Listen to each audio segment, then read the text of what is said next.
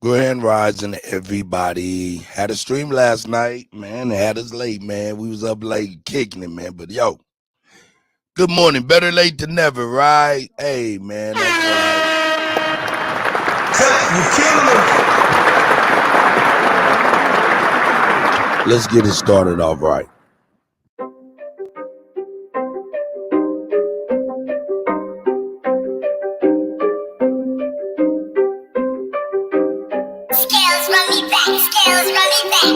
Me and my little niggas, we grew up in the mud.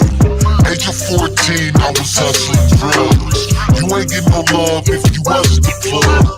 And you can't leave the house without the stick if you was. Welcome to the Central, let me show you around. Keep your head on a swivel, 10 toes to the ground. Eyes and ears open, nigga, you know the sounds.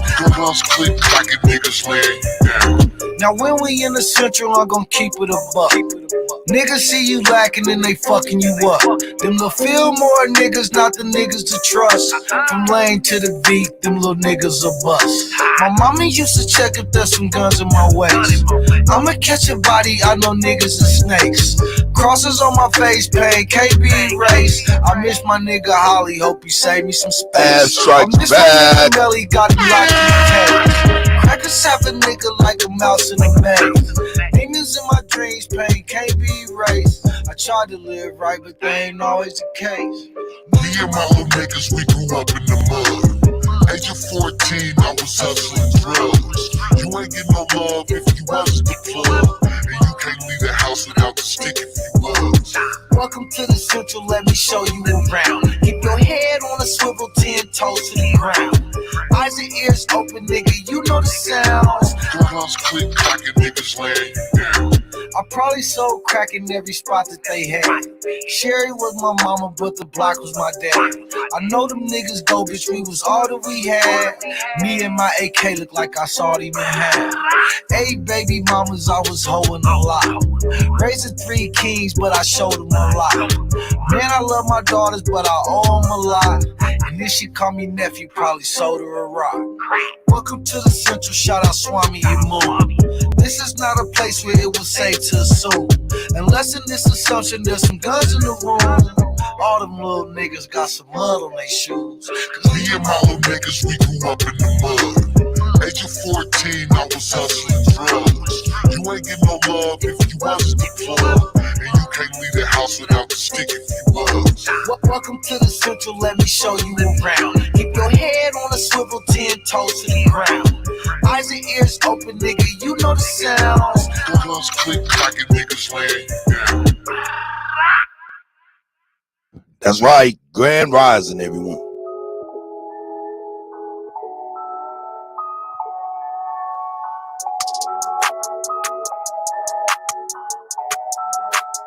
B-A-B-Y, baby. For the money, I stay motivated. I'm down for the shit, I'm dedicated.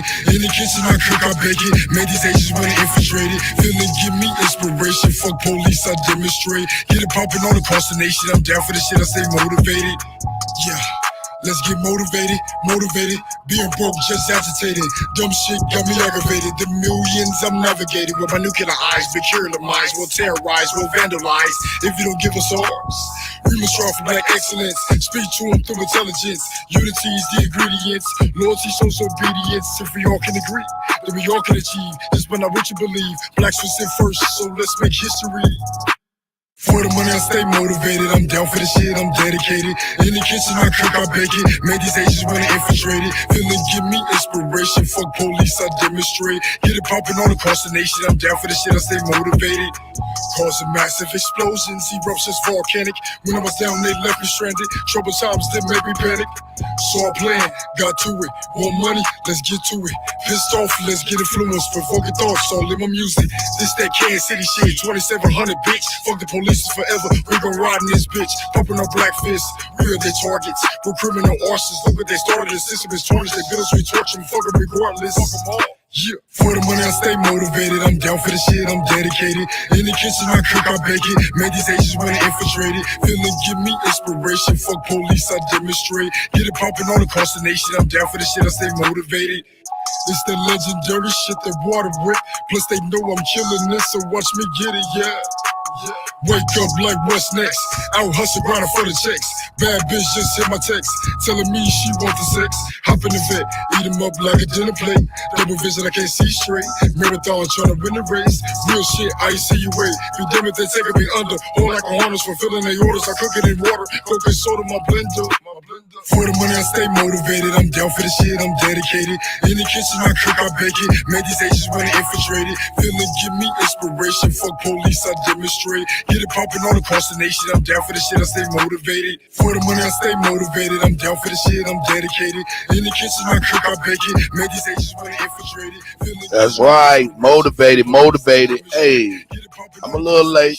Hey, I'm here, family. I'm here, man. Shout out to Bobby and Rap and all that last night war community. Shout out to the guys. Million up in the dark. I was born in it, molded by it. I didn't see the light until I was already a man. By then it was nothing to me but blinded. I will show you where I have made my home whilst preparing to bring justice. Then I will break you. Death before dishonor, the streets seem calmer. But if it's beef, karma might bring it back stronger. Beer smell like goofy rappers draped in gold chains. Soul burning in the street, it left a cold stain. Bobby. Moves get the tool in this riverside. Shorty came back for the bass like the Enterprise. Need a Keisha that'll rock a by at any time. Body twitching, neck moving, being genuine. Soon as I get the nail and shit, they want a fellowship. Contorted, leave them distorted, these heavy metal hits. My cup runneth over with empathy, lack sympathy. So everything meant for you really don't mean shit to me. Life got a price, boy, and that'll be a mean debit. All debt satisfied, and you don't even receive credit. Scene edit, like you was never in that movie, nigga. Gotta search deep up in the credits to find these spooky niggas. Bleeding from the spirit, now he's trying to fight the chiggers. Demons in the mirror, they prefer a righteous victim. Willing testament, gold, oil, and drugs. Boy, the only thing coming back is everything that we've invested in. Snakes shed their skin, what they said about your kin folks. Eggs getting crushed, but then we all begin, yo. Why my rap sound like this is cause the shoes fit. All my monsters became sponsors, now the move's different. Let them know, Bobby. In the jungle, huge man out here.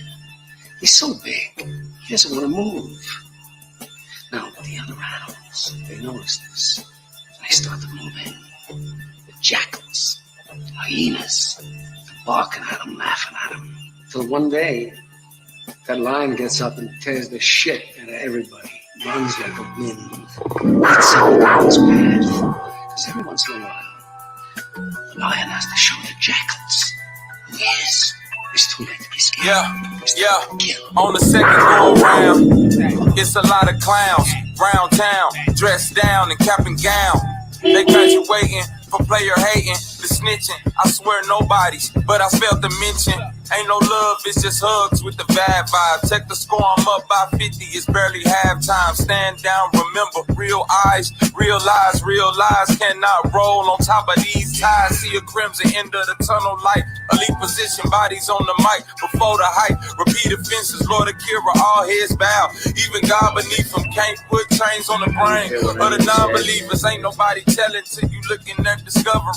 All your favorite rappers, so they publishing from suffering. Can't make a hit, and your bitch control the budget. And your big homie flipped, and he working with the government.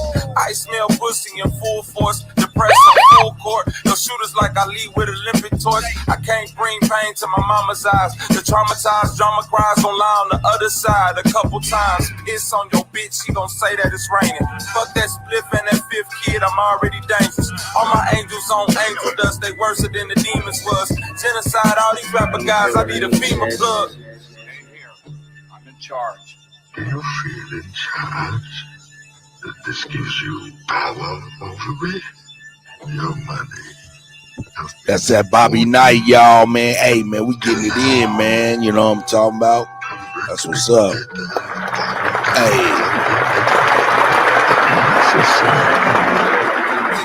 Hey, man, you know we gotta hit y'all with that Drake Cobbs, man. You know what I'm saying? That shit is something that got to be played, man. Shout out to Jerry Collins.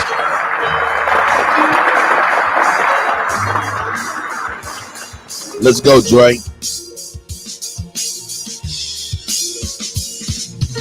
Who they think they better than? Ain't no comparison to the so-called black or African American. You can drop the African, keep the American. When we say Aborigine, it make they world in. I'm going in the same dirt my ancestors buried in. I come from a god and a goddess, so what that make me? Not even Basquiat can trace me. Not even Van Gogh can paint me. The MC in me is the God MC equals the God in me. I'm focused in, let my mind be free.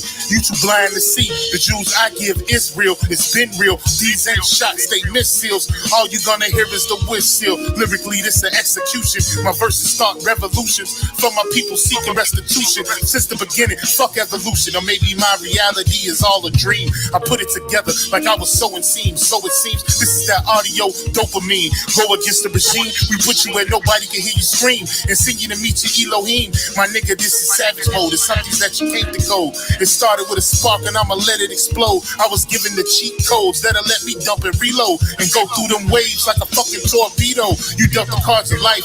I just cut them diamonds with the ace of spades. Y'all scatter like roaches when they facing raid, or vampires when they facing blade. I'm trying to get next to Shireen like I'm getting played. You still stuck as a mental slave. You still stuck in that mental cage. While I'm making easy money, pipping holes in style. This my coming to age. Crowd roaring when I'm coming on stage. And when I'm done, they gonna be cheering my name. Drake Cobbs. And nah, I ain't quit my day job. I spit bars. I really rap on my day off. That's real shit. Just give you some tools you can build with. Aim high even if you still miss. Just keep going. It's a climb to the top. And I'ma keep flowing. Down Lake Shore, I'm Chicagoan. Yeah. That's right. You niggas is playing checkers, we playing chess. And nigga, this is checkmate. Dre be the big dog and you just a little bait. You out of Africa and we ain't got the same traits. I'm a God being and we ain't got the same fate. My granny died February 18th and I was born on the same date. The chosen one, the ancestors' chosen son. They gave me the golden gun. One shot, that's a hole in one. From the pyramid of the sun to Poverty Point. I don't think you niggas is getting the point. We still here. Who said they made the Aboriginals disappear? Your information's lagging in the rear. All you do is teach fear. We copper colored with woolly hair. Am I speaking clear? So fuck the nonsense. When I rap, I touch your consciousness. From within is where you get your self-confidence. Let's bring it back to dominance. Ain't no confining us. Gonna bring that wild Indian out of us. Yeah. Yeah. We still here. We still here.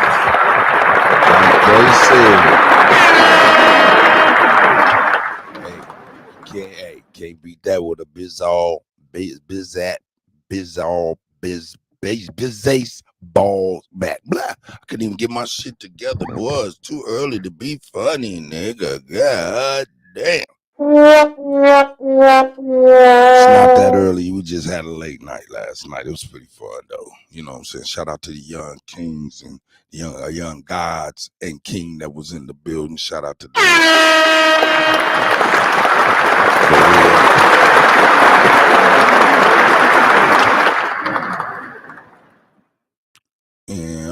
Yep. So that's what that is. Let's get over here. Oh shit, I can do it like that. That's dope.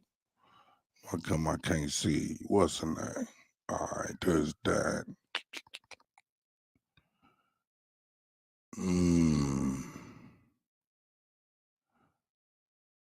Let me cancel that. All right, let me get this started here.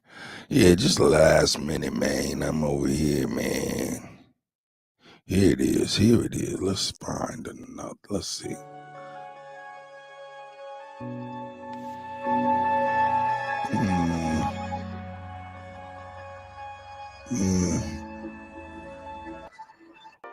Let's see.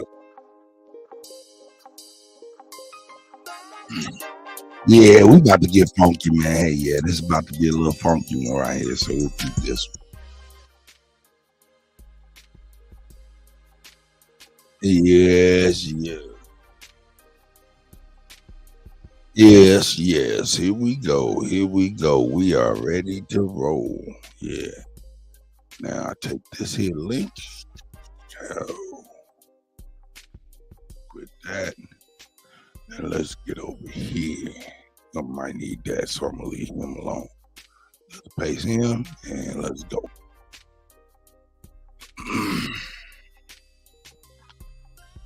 No doubt where I'm at here. Here we go. Bam. Yeah, man. Thank y'all for bearing with me, man. You know the Kutty be on one for real, for real. But you know, of course, niggas don't give a fuck about what the fuck happened to white folks in behind them white folk walls and shit, whether they victimize each other or not. You know, we don't really give a fuck about that shit. So when it comes to like a Tucker Carlson or whatever the fuck Tucker Carlson, when it comes to a Tucker Carlson, don't nobody really give a fuck about him, and give even less of a fuck about him and Don Lemon. We give less of a fuck about Don Lemon and both of them motherfucking losing the goddamn job. That's right. Because neither one of them motherfuckers really was for us in the first place, right? You know, that's a fact. Don Lemon was so shaky, man, he'd start standing on lies and all kind of bullshit behind this bullshit. So, hey, that's Don Lemon. You know, Tucker Carlson, at least he stood up for the, I guess you could say he was more of a patriot than most, you know what I'm saying? So, okay, he stand for the country. Maybe he's stand a little bit more truth than others, but, you know, they all birds of the same feather. You know what I'm saying? But shout out to Jason Whitlock and Royce White, man. Their perspective was just off the chain.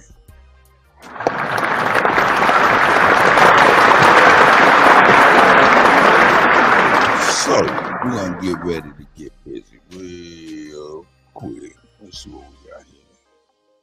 Man, I appreciate y'all, man. Here we go. Let's see what Jason got to say, man. This is weird. Like Royce White, if you've been listening to this show, let's play the clip. Or his silencing at Fox News, but the guy sounded exactly like Royce White. If you've been listening to this show, let's play the clip. Good evening, it's Tucker Carlson. One of the first things you realize when you step outside the noise for a few days is how many genuinely nice people there are in this country, kind and decent people who really care about what's true, and a bunch of hilarious people also, a lot of those. It's got to be the majority of the population, even now. So that's heartening. The other thing you notice when you take a little time off is how unbelievably stupid most of the debates you see on television are. They're completely irrelevant. They mean nothing. In 5 years, we won't even remember that we had them. Trust me, as someone who's participated. And yet at the same time, and this is the amazing thing, the undeniably big topics, the ones that will define our future, get virtually no discussion at all. War, civil liberties, emerging science, demographic change, corporate power, natural resources. When was the last time you heard a legitimate debate about any of those issues? It's been a long time. Debates like that are not permitted in American media. Both political parties and their donors have reached consensus on what benefits them, and they actively collude to shut down any conversation about it. Suddenly, the United States looks very much like a one-party state. That's a depressing realization, but it's not permanent. Our current orthodoxies won't last. They're brain dead. Nobody actually believes them. Hardly anyone's life is improved by them. This moment is too inherently ridiculous to continue, and so it won't. The people in charge. It's the GOAT. I see you. Your text messages woke me up this morning. Shout out to the GOAT, man.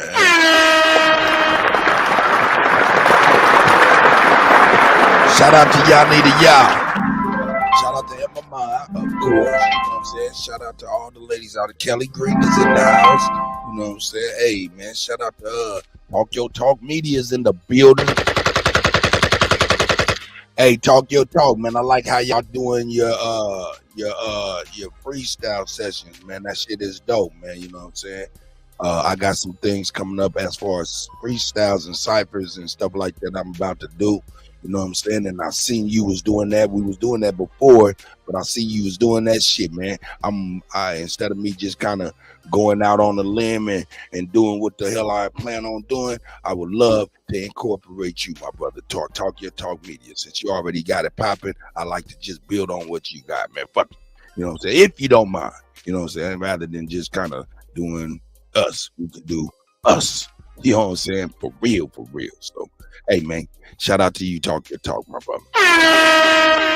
Get up with me. Kuttack@gmail.com. Kuttack@gmail.com. So if we could work, you know what I'm saying, work together, man. I got some technology that I bring that to a fruition in a way that, you know what I'm saying, you can't. I mean, well, we only can imagine up to this time. So shout out to you, my brother. Let me see, man. Oh, yeah, man. Oh, shout out to Ali, my guy, too. You know what I'm saying? Shout out to Ali. Yeah. Kelly. I see you, Kelly. New Rope is in the building. All right, man. Let's go over here and listen to the white cries and shit. Y'all ready?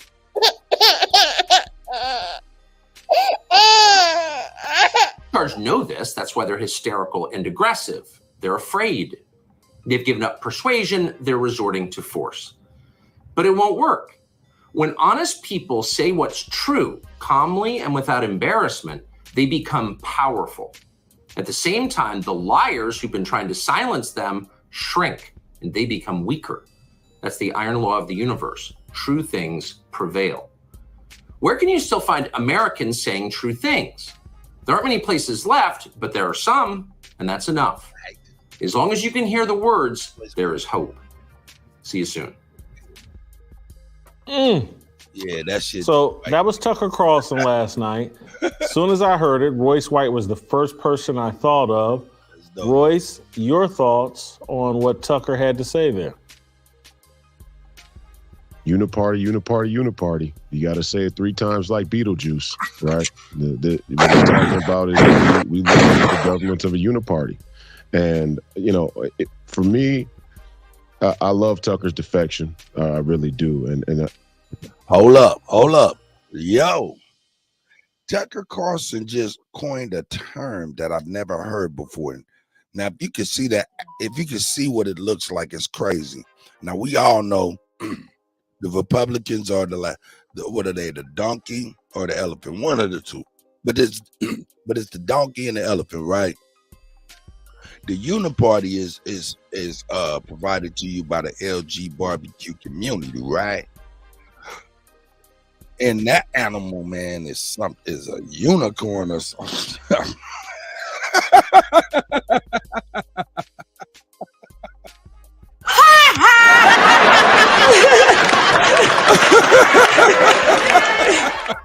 Hey, man, I'm sorry, man. It's too early to be cracking your own self up.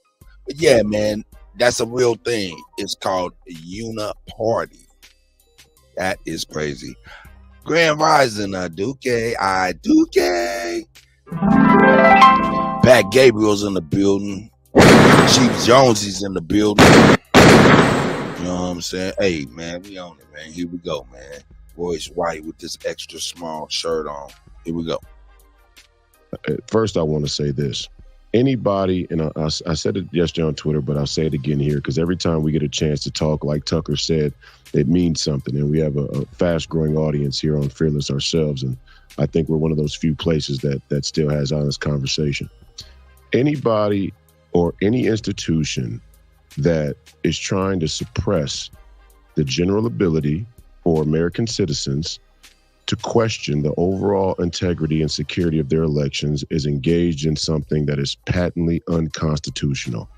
And I don't think there's a bigger example of the power of the uniparty than a company like BlackRock being invested in both Fox and Dominion, and the outcome of what we saw in Fox's lawsuit, and them bending and them folding. And not only did they fold, they folded on one of the most fundamental cornerstones, the cornerstone, you could say, one of the most fundamental pillars of American citizenship, and that's to be able to question the very integrity and legitimacy of our vote, which is most important in a constitutional republic or in a democratic process. So I love Tucker's defection, and I think he's spot on. We live under a uniparty, and it's been going on for some time.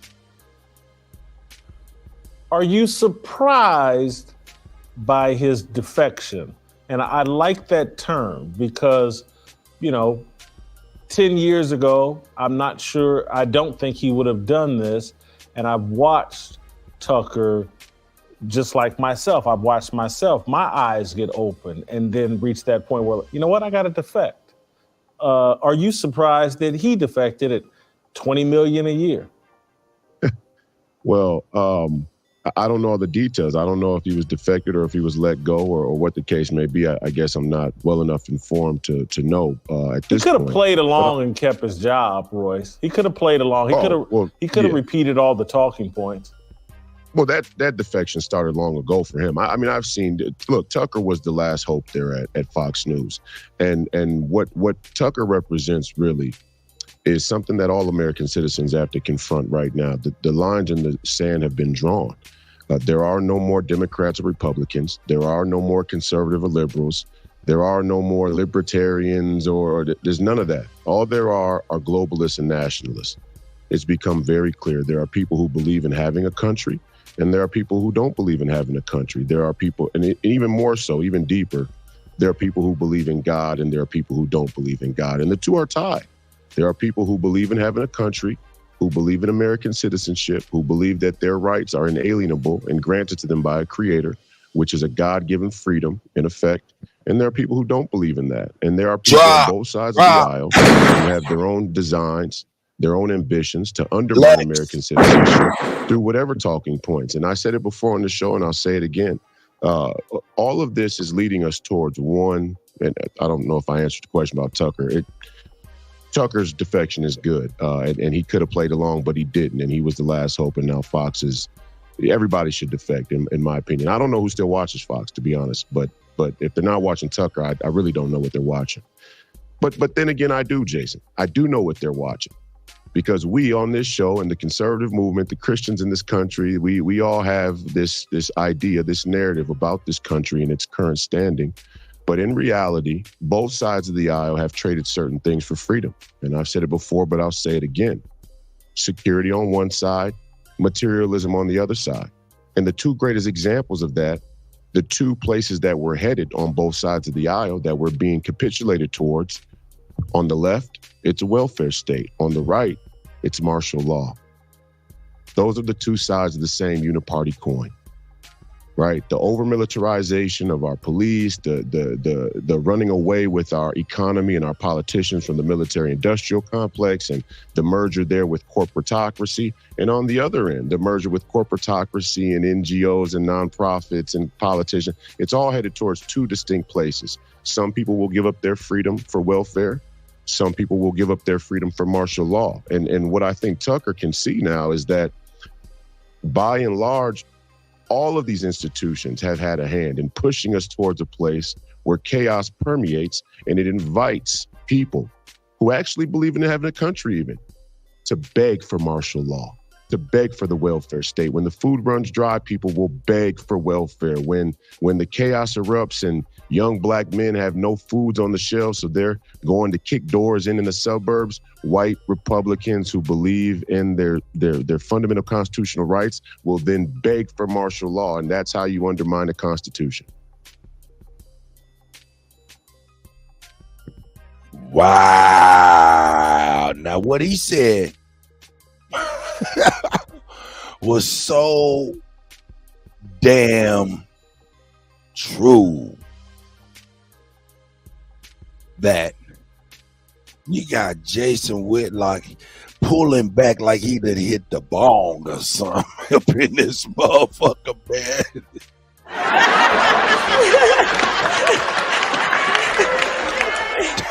that nigga pulled back like, yeah, that's a good kill, man. Shit. He adjusted that shit like you were taking in the kill, man. You know what I'm talking about? Look at it. That's how true that shit is. Picture says 1,000 words. We see this nigga. Look at this. I don't think we ever seen the bottom of that nigga chin. Ever.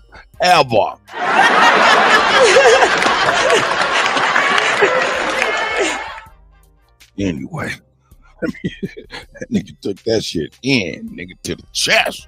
Hold that shit in, boy. You better blow that shit out. Here we go. I that nigga blew that shit out too. Look at that. Hey, this is ridiculous. I am retarded. I love your point. I'm trying to catch up to the point and but I hear you. Out of fear of a lack of safety, you're saying conservative or political conservatives are going to go overboard on the police state and ask for more and more law enforcement and, you know, just martial law, as you say. And the other side is surrendering just their overall freedom. Just, hey, give me a reparations check, give me a stimulus check, provide for all my needs, and I'll just lay down and put up with. Yo, man, shout out to Kevin, man. I appreciate you, my brother. You know what I'm saying, for the Cash App donation, man, and kit tip or whatnot. I appreciate you, my brother, for real. Here we go. Anything. And but yeah, and everybody that hit up the $Kut tag for the tips and donation, everybody that hits $only builders, man. Hey, man, shout out. Oh yeah, that's KG over there. Shout out to KG. I put it up there so I didn't forget. So shit, I don't know what I'm doing. Shit. Here we go, man. Shout out to the brothers, man. Supporting the brothers, man. I appreciate y'all.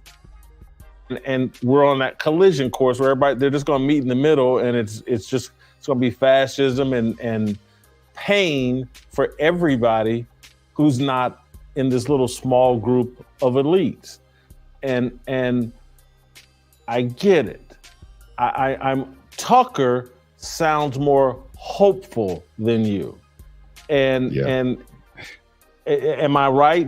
He was sounding like, hey, this will not stand. This is too brain dead. This is too stupid. It won't work.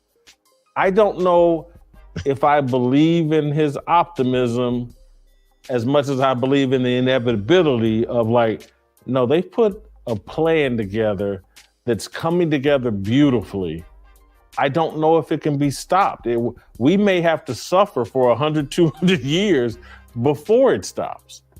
Grand Rising, Miss. You make a fantastic point, and Tucker he's kind of has this optimism and this happy warrior. That's just a part of his persona. That's part of what made him so great on Fox News. Made him enjoyable to listen to over the course of a long period of time. He had to circle back and talk about a number of the same issues over and over because the madness hasn't really changed. So Tucker has that way about him. I'm more of a radical alarmist when it comes to these things, and maybe it's my youth and immaturity, but I see war times and a war path in front of us. And when I was talking about the martial law, I wasn't just talking about the police state in terms of law enforcement. I'm also talking about the war in Ukraine and the overall prospect of chaos and violence and war breaking out that will usher in a martial law.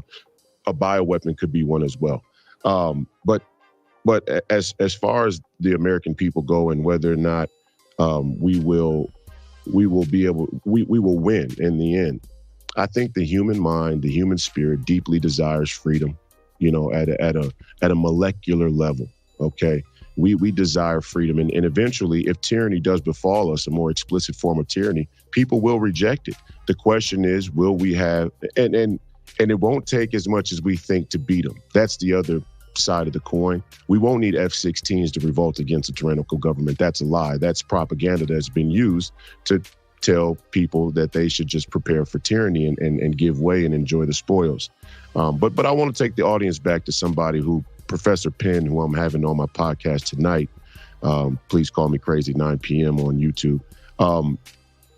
He brought my focus back to a name, Sir Bertrand Russell. Sir Bertrand Russell was an academic thought leader of the 20th century that came out of Cambridge there in the UK. And he predicted that by using technology and other modern means of political and social organization, that people would eventually, our elites and our common folk would become so separate that the very idea of revolution would be an afterthought. And we've come to that place. So Tucker's optimism is warranted, and he's a leader, and he's a voice, and he should provide that hopeful word for the people. But the reality is, none of this could have happened unless we all agreed to it in some form or fashion.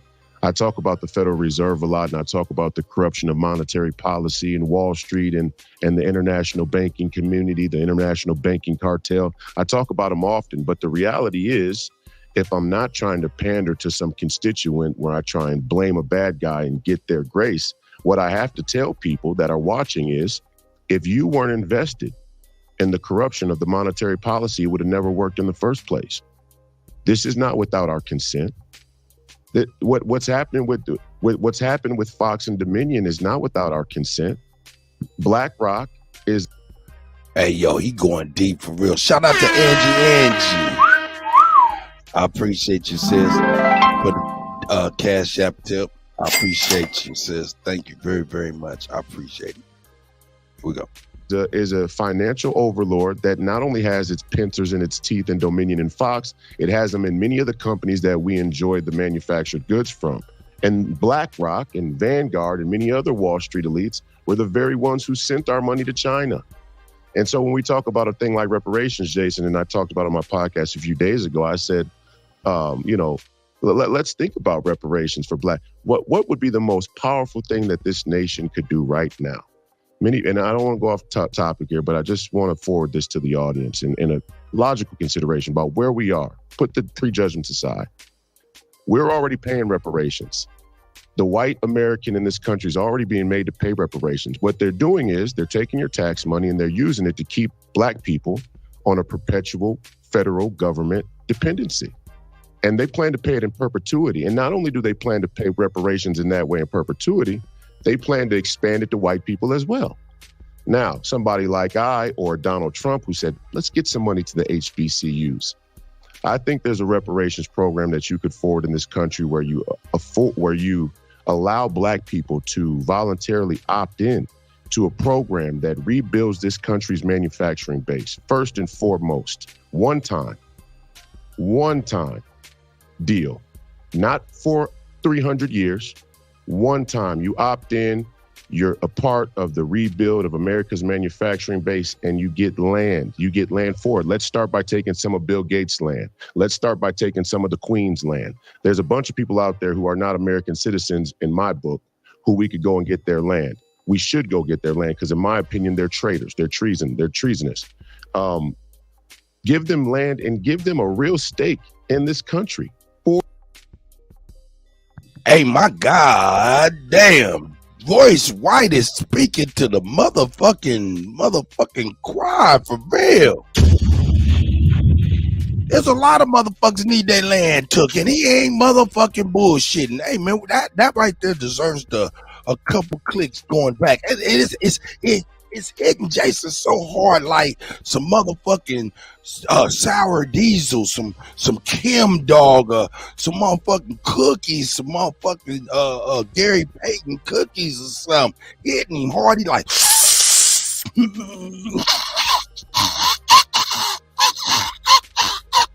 this is some good shit, boys. Oh, this is comedy. Because it's true, man. Look at how, man, a picture, I can stop at any time. And man, these pictures is crazy. Here we go. Their land. We should go get their land because, in my opinion, they're sins. Let's start by taking some of the Queen's land. There's a bunch of, let's start with the rebuild of America's manufacturing base, and you get land. You get land for it. Let's start by taking some of Bill Gates' land. Let's start by taking some of the Queen's land. There's a bunch of people out there who are not American citizens, in my book, who we could go and get their land. Okay, first and foremost, my question is, who is we?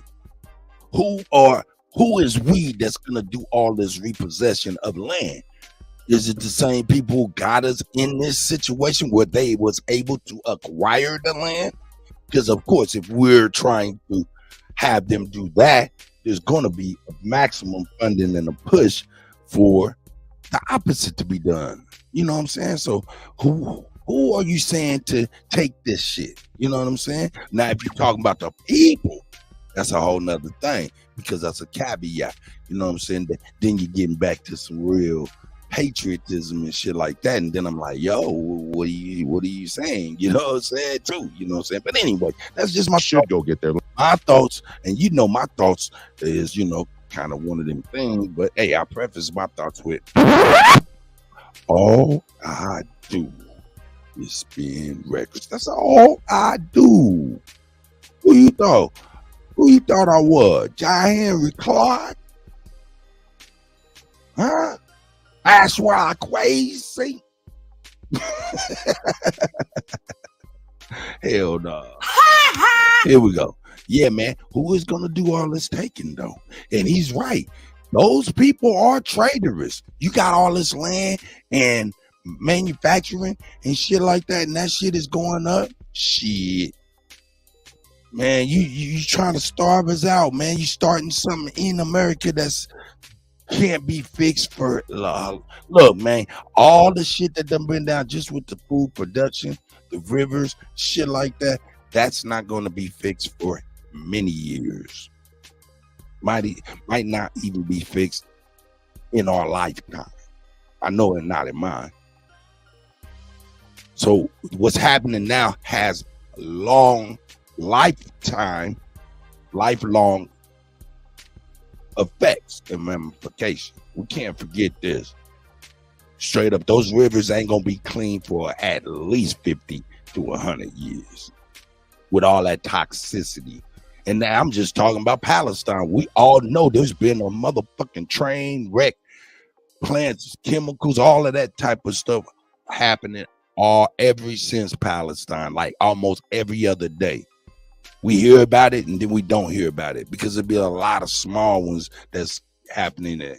You know what I'm saying? Swept under the rug. What rug? The media rug.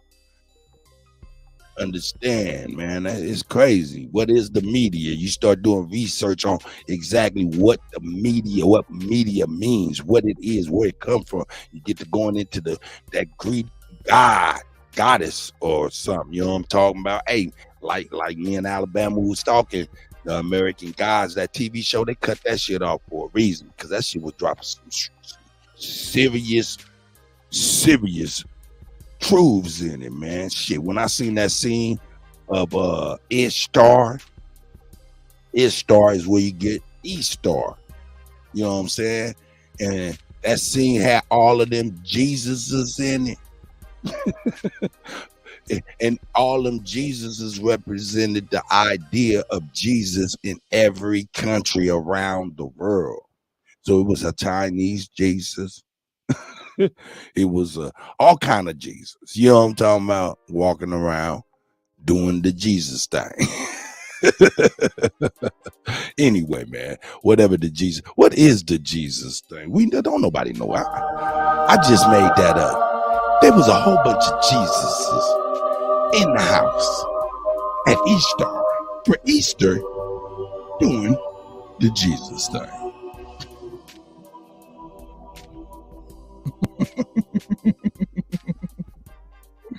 I'm sorry.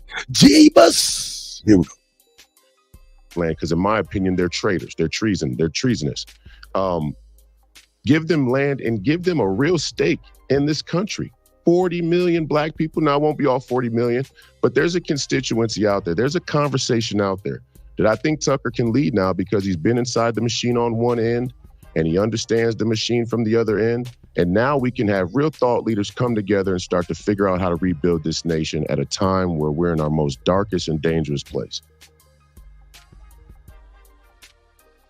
Explain this manufacturing That nigga be leaving Jason Whitlock, because I watched Whitlock. In fact, I'm gonna be honest. When Whitlock was working at the Kansas City Star, I was introduced to Whitlock from my big brother, Big School, from the 57th Street Road Dog Billings. You know what I'm saying? You know, you do the research on him. But anyway, you know what I'm saying? Cool brother, you know what I'm saying? Man, very down to earth. His persona as an asshole and shit like that, you know, on air and shit. That ain't that nigga. I'm just gonna keep it $1,000. A lot of niggas wear different hats. You know what I'm saying? And we get confused between those hats. You know what I'm saying? And that's a fact. And Whitlock one of them. Now he may believe what he be on, but when it comes to interaction with people,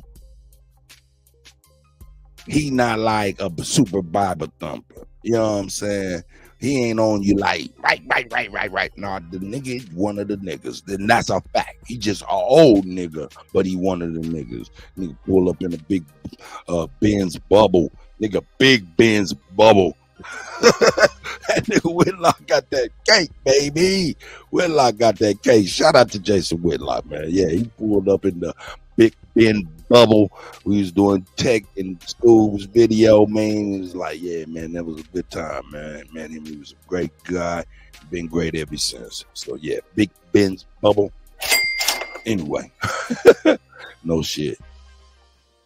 Explain this manufacturing reparations by the granting of land. Unpack that a little more for me. But we got to create manufacturing epicenters. What happened in Detroit? What happened in Pittsburgh? What happened in Ohio? What happened throughout the Bible Belt? What happened to these places? We were sold out to China.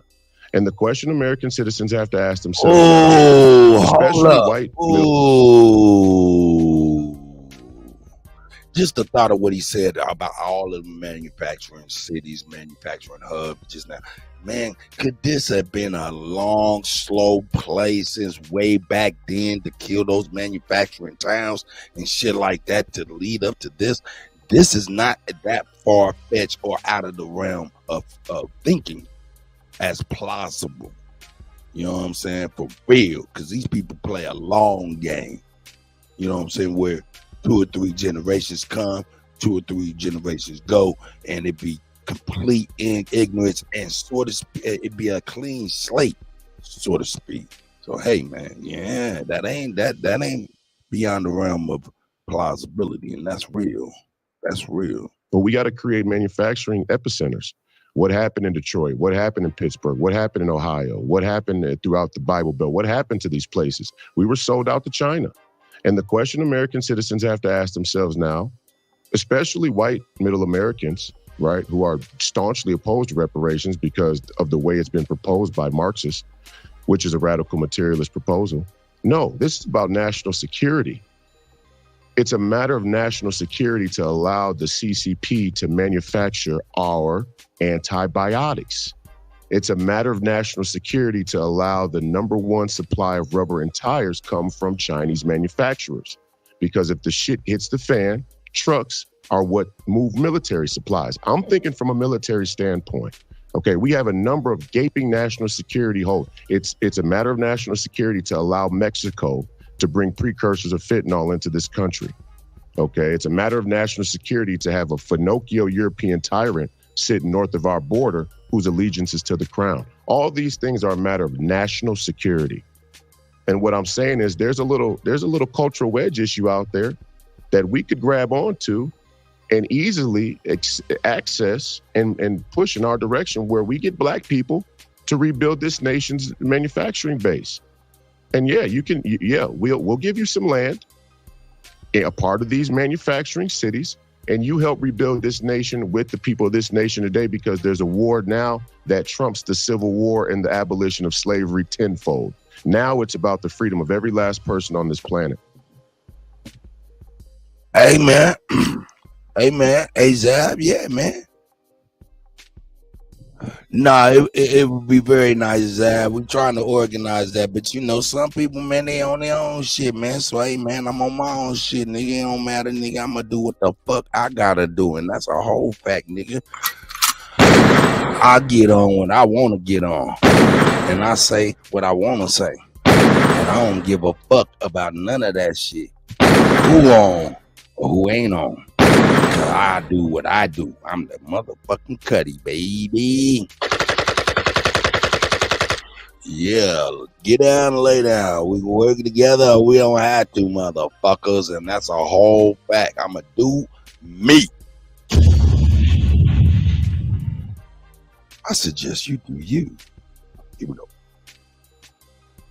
The concern that I have with that is that the left has done such a brilliant mind screwing of black people. And there's a caveat too. You know what I'm saying?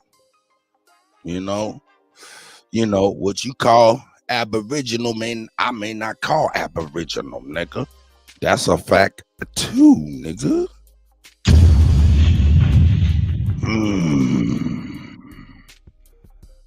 You know what I'm saying? Hey, nigga, real talk. I keep it $1,000. You know what I'm saying? Niggas been ducking this week. Was a fraidy cat. You know what I'm saying? Was a little fraidy cat that I was about to put niggas on the roaster and roast their ass like they over the toaster. You know what I'm saying? For real. A little nervous. Niggas was like, hey, they was like, hey, is Kutty talking about us? He ain't about to do that up there, huh? Then he was like, oh, I think he is. Oh shit. Yeah. And then a couple of the elders, the wise ones, was like, man, hey man, just kind of revamp it, man. Come at it in a different way to where it doesn't leave slime on you, Kutty. Even if you ain't in a position where you're doing wrong to people, you know what I'm saying? There is the ability by way of doing things to where you can be, slime can be applied to you simply by way of your delivery and things of that nature. Your intentions can be perceived as something different than what you really intend. Anyway, I went off on a tangent based on people being alive at the same time as me. I do not care. I appreciate everybody who is here.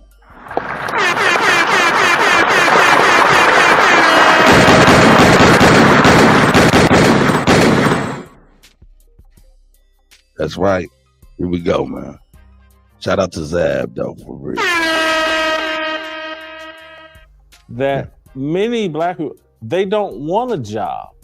They feel like they're owed something.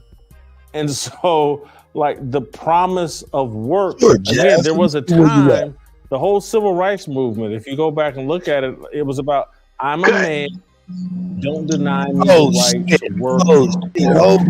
Hold on. Say, man. Cut. What up?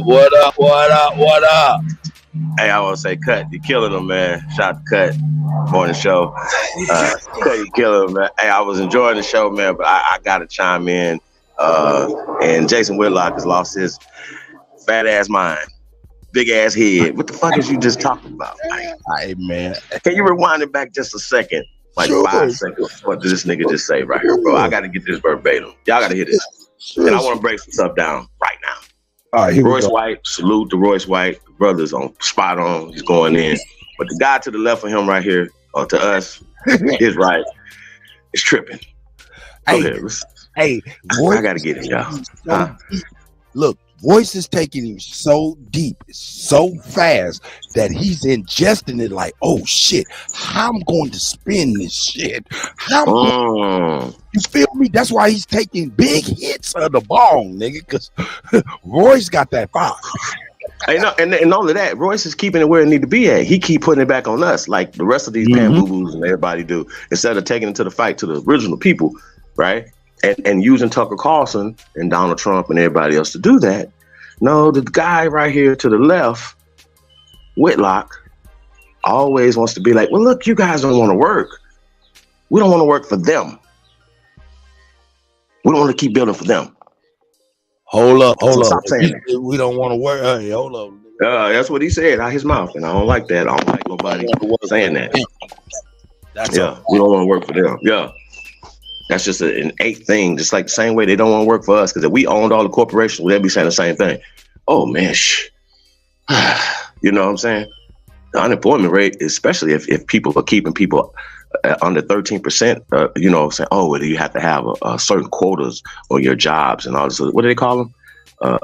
Affirmative action. which hurt still men of color because they still use women as the minority. They even do that with the government contracts where these dudes use their wives to get the goddamn government contracts, the rest of the government contracts for the minority-based stuff. So will y'all please stop playing with us? Now, when we're talking about reparations, once again, Royce is slow. I mean, this brother will have to definitely chop it up, man. This brother's definitely on point. I could just see him and God Alabama chopping it up. You know what I'm saying? Alabama definitely would take him down memory lane, and and being able to give him a historical aspect of a lot of stuff that he's saying. But this brother, man, Jason Whitlock is tripping. Like, he cannot keep the fight on the people who the fight's supposed to be about. Now, if you don't want to be about black and white thing, and you're just like, it's brotherly love, right? That's fine. I'm with that. Then take it to the evil ones. But stop talking about niggas don't want to work, Jason. When we built this bitch.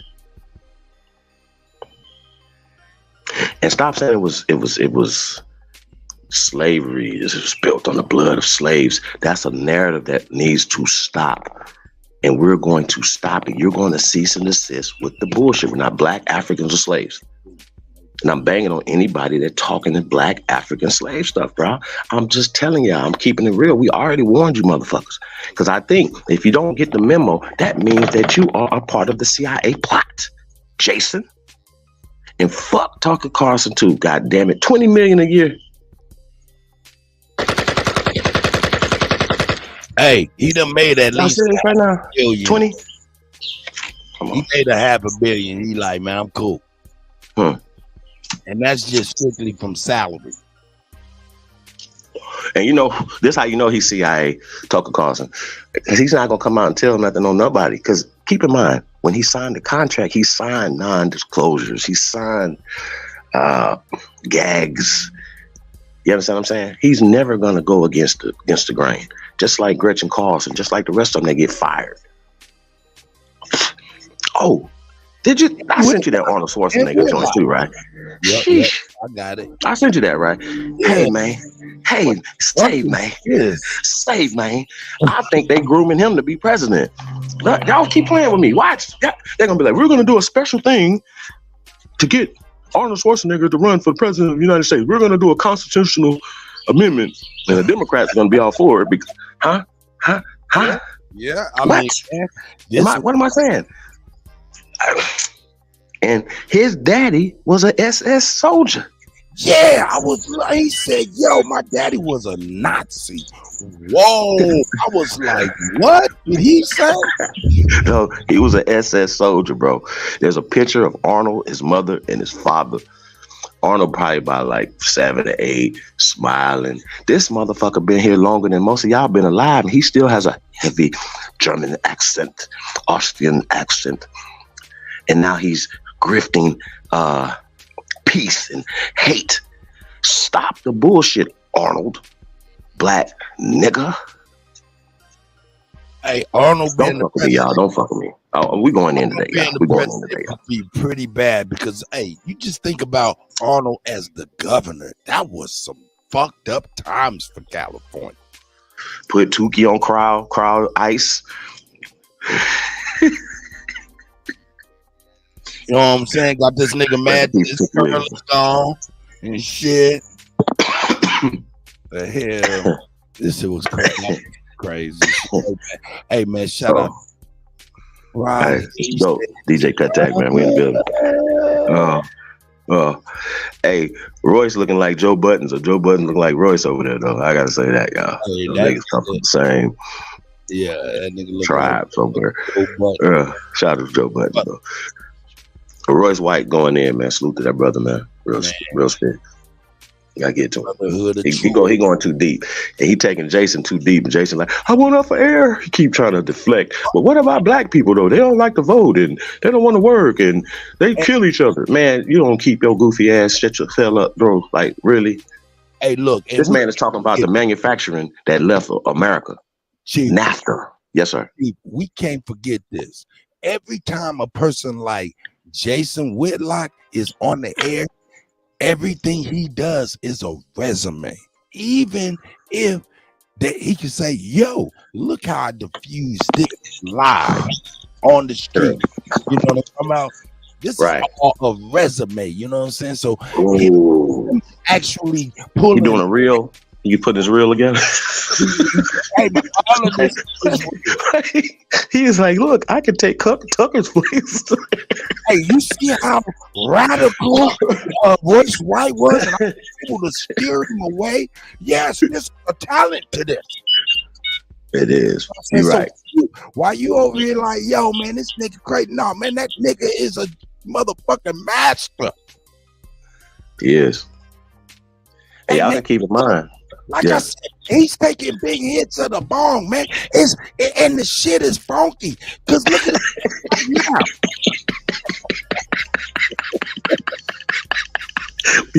When you had him when his head was up, though, you said nobody never seen this nigga's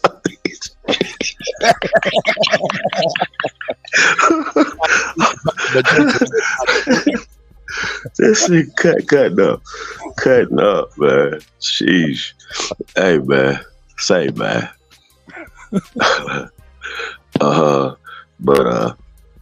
Yeah, man. That's interesting. Hey, man, shout out to everybody, man. Do us a favor, man. Don't be a custer. Like, share, subscribe, man. And shout out to KG. Shout out to Angie. Supporting the channel, supporting brothers endeavors, man. We really appreciate you guys, man. Really lets us know that y'all appreciate the efforts and the things, man. And I just gotta say this, Cut, and I had to think about it, man. And I don't know if you guys really understand what's going on, but the addition of DJ Kuttak to the community has raised the vibrational pitch. Y'all hearing music that you wouldn't have heard. Artists are being broke. I mean, come on, y'all. Love who love you, man. Love who's taking their time out every morning. Come up here. And this brother was working last night late. I fell asleep. And he was still up. So shout out to DJ Kuttak, man. Salute to y'all, man, for being there, man. Real talk. Y'all can be anywhere else in the world. Y'all tuning into the greatest of all time and the best to do it. Let's go, DJ Kuttak, man. Y'all can respect that shit a check. Real talk. Don't be a customer, y'all. Like, man, it's quality over quality. It's the goal. Yeah. Tell them I said it. Tell them tuning into the greatest of all time, man. Tell them. I ain't mad at the new term that I was given by my elder in turn. What was that? Yeah. I ain't mad at squatting. Squatulation. Hey, nigga, this nigga was the best squatter on earth. Arnold Schwarzenegger was that right there. He got like, sheesh, that nigga like 6'5". They said they used to squat till they faint. And if y'all ever worked out, y'all know about leg day, squat day. That's definitely one of the toughest days to work out. And you throwing up, remember, shout out to your nephew, man. Got the record at Alabama, man. Hold on. Let me see?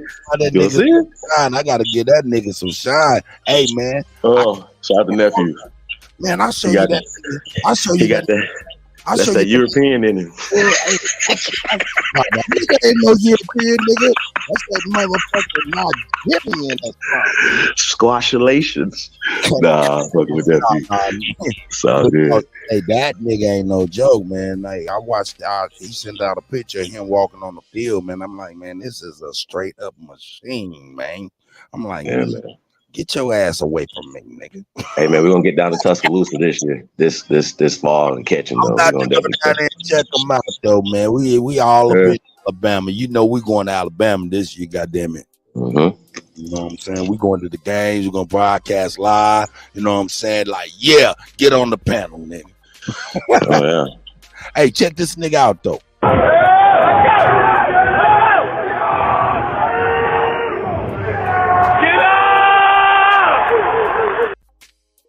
Let me show that again.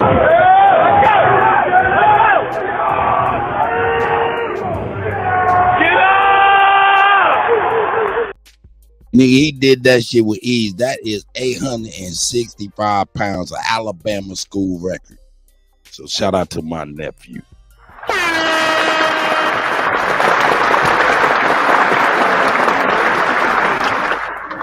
Had the coaches up in there and everything, man. You know what I'm saying? Hey, Nigga, that's 865 pounds. That nigga was motherfucking 135 pounds for my 1,000. For my 1,000. Wow. Man, that's crazy right there, bro. Real shit. Because when you think about it, like, yeah, that's just crazy, man. Like, it's crazy. But man, it's your back, your knee joints, and a lot of stuff, man. When you get older, man. So just be careful out there, y'all. Man, when y'all, you know, reason why I didn't like football, y'all, because I felt like a slave out there. Like, you know, I don't take orders well. I don't like people telling me what to do. No. As a little boy, I didn't understand it. So I never, as a man, I it just didn't feel right. Especially the clan member coaches that I had, y'all. Like, it just didn't feel right. I'm gonna let y'all know. It just feels crazy. Shout out to Deion Sanders, man, what he got going on up in Colorado. Oh, man. Real talk, y'all. It's real shit. Hey, but you know what I don't like, though, about college sports? The portal. When I played college ball, we didn't have that option to be able to go to another school, or you had to sit out a year and all this weird shit. You know what I'm talking about? Lose eligibility. Feel me? You had to stick it out or go pro. This, now they could be like, I'm not playing in Alabama. I got to be second string and I got a third string. I can't compete with the best. Then I'm going to go to Vanderbilt, or I'm going to go to, you know what I'm saying? That's just weak nigga shit to me.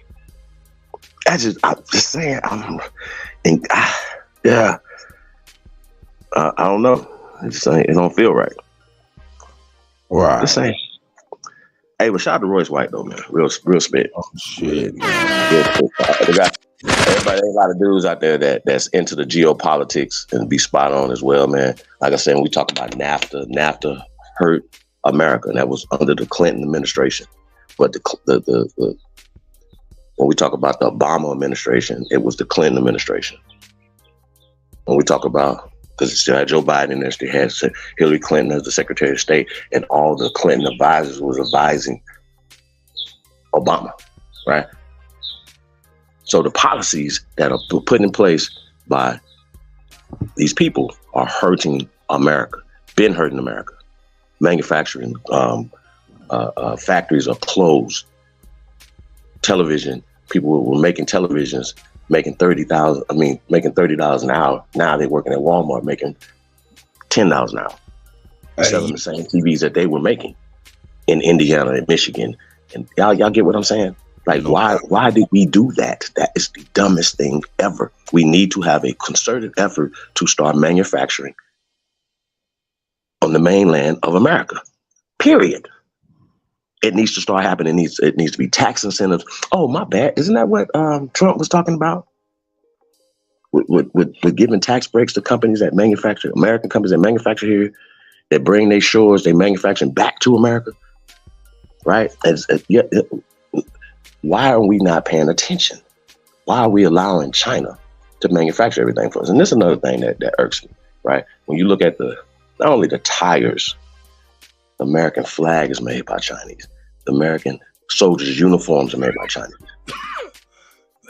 Everything is made by the Chinese people. Fucking mask that we needed during the vid was made by China. Remember the paint, the lead that was coming, the paint that was coming from China that had all the lead in it, that was poisoning people. That's probably still poisoning a lot of us now. And lead, what they say about lead, what that does to your brain and causes violence, so on and so forth, lead poisoning. I mean, I can go on and on and on and on and on of the poisoning and the things that we are owed restitution, reparations for. And this all are acts of war. I'm gonna say this again, acts of war. And I heard Roy say war. This dude on the left would be running away from that too. Soft ass, teddy bear ass little fat nigga. Yeah, that's real. That's real. Hey, like I said, it's on his resume. That's what they're looking at, man. They the stats on journalism, and that's one of the intricacies. They like, man, how did you divert a situation or two? This right here, dealing with Royce White, is the resume reel of all time. Hey, man, Checking out though, Hey, yo, bro. you know it's weird that you look at that like that though, bro. But this is absolutely spot on what you're saying.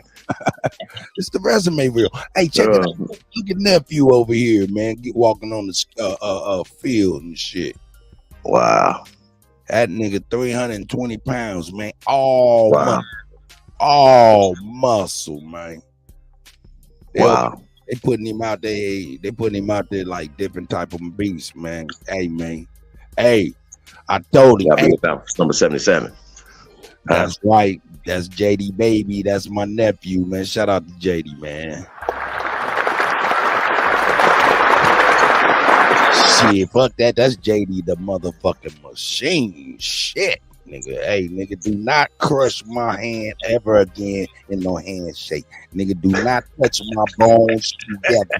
I am a motherfucking man, nigga. Hell nah, nigga. That shit, man. Hell. Give him a fist bump, an elbow bump. So, hey, big guy. Hey. Hey, we out there going with balloons and shit. That man. Nigga come out, nigga walk up my stairs, got a rail and shit. This nigga pour that shit right out the guy. Question. Does he got a mean streak? Is he mean? Hey man, you wanna know? Hey, I'm gonna tell you something. He a big baby for real, but right now, nah, he a monster for real. You know what I'm saying? I'll be feeding his ass lead. I bet. He's still, you know, he's still baby. You know what I'm saying? To the family, but man, he's a monster. He turned a switch on, man. That's crazy. But you know what I'm saying? Check this out though. I got a blooper reel of him though. I told him, hey man, you going to the shit, nigga. You remember? Hey, I got a blooper reel of all time because this nigga about to be a motherfucking Hall of Famer or some shit, nigga. And I'm about to have this blooper reel, nigga, and this shit gonna get me rich too. Hey, I said, JD, man, hey man, you can dunk. Nigga, I'm talking about this nigga was like, what was that, 11, something like that. Hey man, you know what I'm saying? But he was a big boy.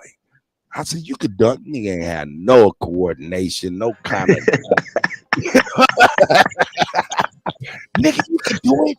You know what I'm saying? I had my his big brother Matt doing it. Then I had my son doing it, you know what I'm saying? So I was like, you could do it.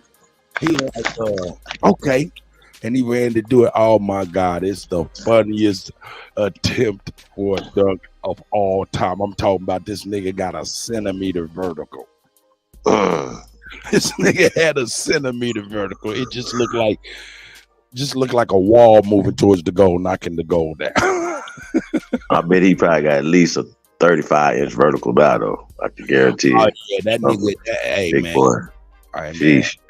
And he don't got no real injuries. He just had a broken hand or some shit, something pulled in his hand. But he ain't got no injuries, none of that shit. That shit. So yeah, man. I ain't even gonna lie, man. I was telling him, hey, man, fuck that shit, man. Go to the league. The league might fuck around and turn around to where niggas can turn around in the post again like Shaq, and you could be one of them. Long term. Keep your faculties too. Are you talking about the NBA? Yeah. No, he balls too? Yeah, he could ball now, nigga. But when he was little, I got the funniest video on earth. Right, but I'm saying though, he could go put like first, second round in the NFL though. The NBA is a different monster, bro. He ain't nobody stop. He can't ball like that. Bro. Just how tall is he? Let's just keep it like this. A nigga could be hacking him. That nigga shorter than Steph Curry, bro. Who is? Who, Jaden? Jaden's 6'6", 6'7". Oh, he's 6'6", 6'7"? I apologize. Okay. I apologize. He's 6'8". He's 6'8"? Yeah. Damn. He's 6'8", man. This is a monster I'm talking. Look at him. He's 6'8", man. Bro, I thought he was like 6'3", bro. God damn. Yeah, no, he's a monster, nigga. Monsters don't look you in the eye. Wow. Nigga, that nigga is a straight up monster. Yeah, I just don't think they're going back to that type of basketball, though, honestly. They got centers shooting 3-pointers now. Yeah. That's right. They ain't going in there. Hey, they got to, I don't like Joel Embiid. Like everybody be like, he's so awesome. He's a transitional player of the world. And I'm like, he's on the floor every 5 seconds, right? And they said that they taught him to be on the floor so he won't get injured. Like when they take hits, to tell him to lay down because he's so big. And I said, it made me think of it about in a different level now because I'm like, oh, so that's why he's falling so he won't get injured. Yeah, nigga, trying to recover and shit. That's when you hurt yourself. Because he used to be hurt all the time, yeah. Like them big boys, them big 22.5 feet get clumped under the ankle, get flipped up, toe get broke. You know what I'm saying? Hey man, shout out to Deion Sanders again, man. He ran out on the field, man, in spring practice, bro. Come on, bro. Like y'all gotta understand, man. Hold up, bro. Come on, bro. Foot now on a half a foot. On a half. Yeah, right. Man, look, that man said he could have died. I mean, like I said, man, when you see greatness, man, you got to salute it and support it. That's all I'm saying. No doubt. And especially somebody doing it the right way, bro. So I wish that brother and his family nothing but success. I wish everybody success, bro. Real talk. And love and peace, prosperity, bro. You know what I mean? Hey, man, I'm going to tell you something. I think the back against the basketball is coming back, and it's going to be coming back quicker than we know it. Why? Oh yeah, man, because you think about high percentage versus low percentage. Yo, out there, even though they shooting threes a lot, that's still a a low percentage shot. Once motherfuckers realize, hold up, man, because this is basketball about strategy, and if you get that key player that's going every time he can snatch that ball and throw it right on in, and odds is, yeah, go ahead. So Shaq was coming out of LSU. Same skill set. Right now, would he dominate the NBA right now? Yes. And they would be throwing it to Shaq and hack Shaq. Let me put it like this. If my nephew Jaden, who is only 6'8", if my nephew Jaden was to dunk and say, for instance, Anthony Davis was to hack him on his shoulder with his whole body on his shoulder, this nigga still can dunk with this nigga on his shoulder. Remember, he just squatted 865 pounds. Nigga could be on his motherfucker, could just be all over his shoulder blades and not do nothing to him. Yeah, Shaq was one of the strongest dudes in sports. Period. Period. Phenomenon. He's never. I don't know if there's ever gonna be that again. Just to keep it real. The coordination, the meanness, Shaq would dominate the NBA today. He would average 45 points a game. Period. That's a fact. And period. There's nobody can stop him. Nobody. And they would demand them niggas get your ass in the paint and do something about that, man. They couldn't. They would all. There's no center in the NBA. Joker's he's the reigning MVP. He would never be able to touch Shaq. Man, how Steve Nash won that MVP over Shaq was absurd. I mean, sometimes stuff is Skip Bayless and sports writers, and not like we voted. It's like niggas that be voting for the Grammys. Like, you feel me? Like, niggas would be complaining about certain things, but we're not even in the voting category. You see what I'm saying? To be voting for it. So, and then we be mad when we don't get those awards. Well, guess what? That's why we have to create our own awards that are for us and by us. Real talk. Shout out to Fubu, man. Yeah, man. I'm gonna get the link cracking, man. You know what I'm saying? I'm about to let people come on in. I'm gonna finish Royce on that real quick. You know what I'm saying? Yeah, man. Shout out to Royce White once again, man. Salute. That's real. Hey, I'm gonna have to check out his lives and stuff too, man. I'm gonna check him out, man. No doubt. I just shit like that. I'm gonna reach out too. He got his information up in there. Yeah, man, that'd be an epic bill, man. We do something with that brother. And got that nigga. I think we might have to talk offline though, man. Sheesh. But you see this nigga Jason Witt, like I'm trying to tell you, he in his mind is like, how am I gonna spend this? Yeah, for real. How am I gonna deflect this? How am I gonna defuse this? That's what he did with the Hebrew Israelite thing. That's what he did. He got him there and he was like, hey, they're crazy. You feel me? Like, I go so hard, but I still believe that Jesus is a Jew and all that. Well, look, let me say, man. Look, Holy Grail. I'm looking for the Holy Grail, yeah. Mantra. Jason Whitlock's mantra was fair and balanced journalism.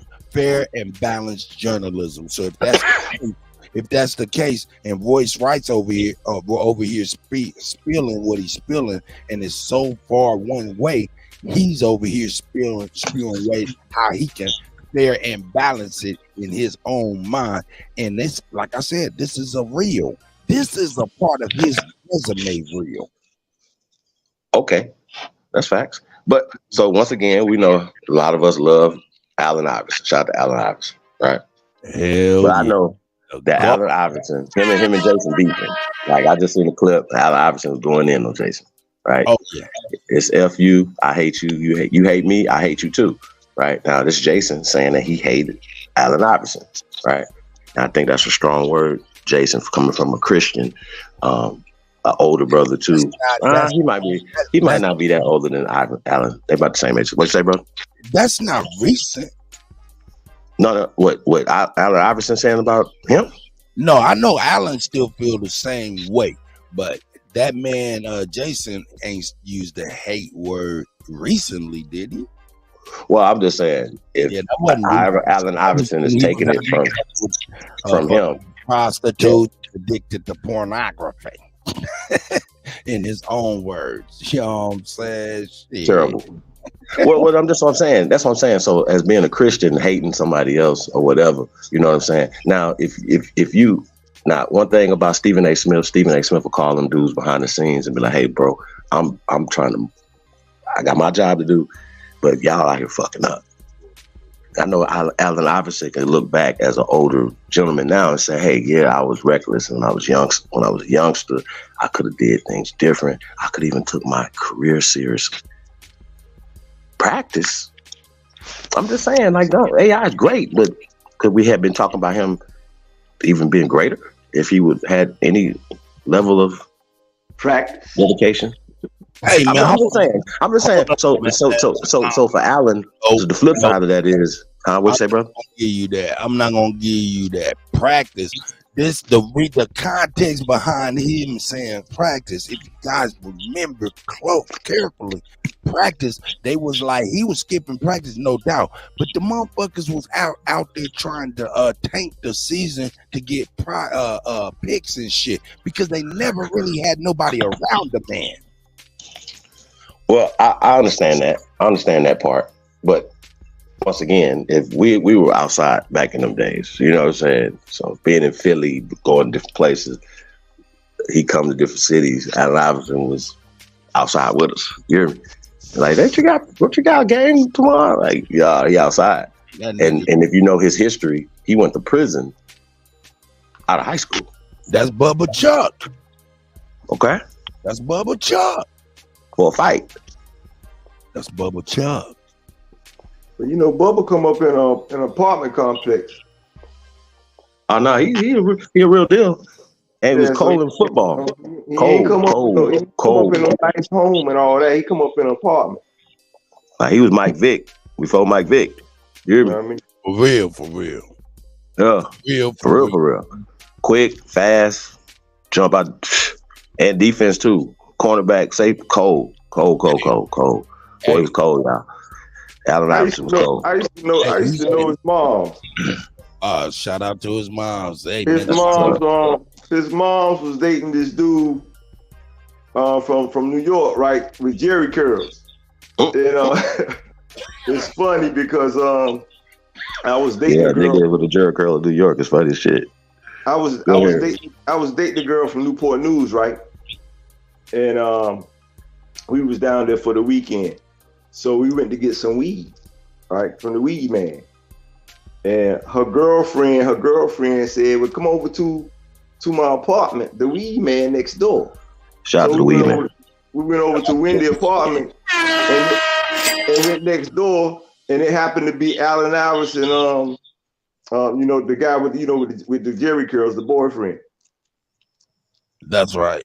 And I learned that it might have been like I think I saw her on TV or something when he was coming to Georgetown, and then that's when I realized who he was. I said, "Oh, that's her son." Look how the world work. You know what I'm saying? Hey, that nigga Allen Iverson went to John Thompson and said, you know, he had a great high school football career. So he goes to John Thompson. He should have played football, man. Nah, man. Hey, hold on. Let me finish. I'll let you get it, Ollie. Hey, that nigga said he went to John Thompson, went into his motherfucking office, said, hey, man, I'm thinking about playing football too.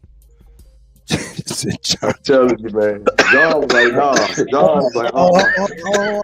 God damn. Hold on. You know what I'm saying, Cuddy? John was trying to have no part of that, Cuddy.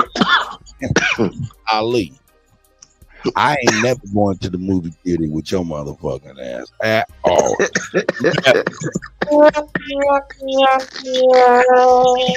Never, nigga. Never. Nigga, watch this. Hey, look. You know, all high school, all basketball coaches, right? With a lot of players, they went through that conflict, and they let you, if you like that off the breakaway, they let you know, nah, nigga, you put them pads down, you gonna get killed out there. Well, that's what, the man said, hey, John Thompson sat in the office and cussed his ass out. That was the last time he even. He said, motherfucker, get out of my face or something. Yeah, cussed his ass out. Shout out to John Thompson. Hey, great coach. Shout out to your nephew one more time. Nephew! Hey, man. Hey, you see that nigga? Hey, man. Hey, what's his name again? Cut. So we could everybody be looking out for him. What's his name? Jaden Roberts right there. That's Jaden Roberts. JD Baby right there. JD Baby. You know what I'm saying? Like, big baby. Yeah, monster. That's awesome, man. That's scary. You know, sports talk. That's scary. Yeah, man. Yeah, be looking out for number 77, man. Hey, the draft was last night too. I don't know who got drafted though. Huh? Yeah, I seen that, but it didn't have no fanfare. I was just gonna say, hey man, watching the nigga play high school football was crazy, man. I mean, it was crazy. I mean, he was out there his whole football career, no less than 250 pounds, 6'2" on. They played him both ways, Cuddy. And that nigga was, man. It looked like the motherfucking coaches or somebody was out there playing with the babies, dog. It was ridiculous, dog. I'm saying, they had him playing offense. High school is crazy, dog. He was busting the line, dog, snatching. Man, he bust the line so quick. The running back had the ball. The running back got scared and started running the other way, nigga. All of that shit. Man, he throw motherfuckers 4 or 5 yards back. 10 yards back. It was ridiculous. It was like, and some of the people was like, man, who in the fuck is that out there with my baby? All right, they be looking for birth certificates. Like, show us birth certificates. It was ridiculous. He's an African. I didn't have to say that. I didn't have to say, yo, man, where's baby? I think it's from Africa. I didn't never from Africa, nigga. His daddy is though. That's what they try to pull. Hey, but that's a little nigga, man. His mama a big. She from motherfucking Pine Bluff, Arkansas. You know what I'm That's saying? right. Shout out to Pine Bluff, Arkansas. That's my sister Juanita, you know what I'm saying? Hey, shout out to my brother Jay, man. You know what I'm saying? They raised country grown. Yeah, man. So I mean, yes, sir. Boy, them niggas put sugar in their greens. I'm like, girl, you better not put no sugar in my pot of greens on that stove. Greens. Nigga. Yeah, that's some country. Like putting greens, like sugar in your greens. Man, look. See that? Chief. Now you know where that come from. That come from those people. No. That's you remember the sugar toast, the sugar toast crew. That shit is some extreme country shit. That shit go down. That's extreme country. Hold up. Look, ATF, my brother, Chief Copperfoot. Shout out to Copperfoot, man. He said, delicious. Hell no. That boy country right there. That's like fried green tomatoes. That's country. Hey, man. You know your country eat fried green tomatoes. Kelly. You know what I'm talking about? No doubt. Yeah. No doubt. Man, they said, y'all don't know about no persimmons. I'm gonna open up the link. I'll be right back, Chief. I'll be right back. All right. Ali Baba. What up, brother? How you feeling, man? Today? How you feeling, man? Yeah, I see y'all Man, was all up well, all night last beautiful night. day. Huh? Y'all was up all night last night, huh? Not me. You crashed on.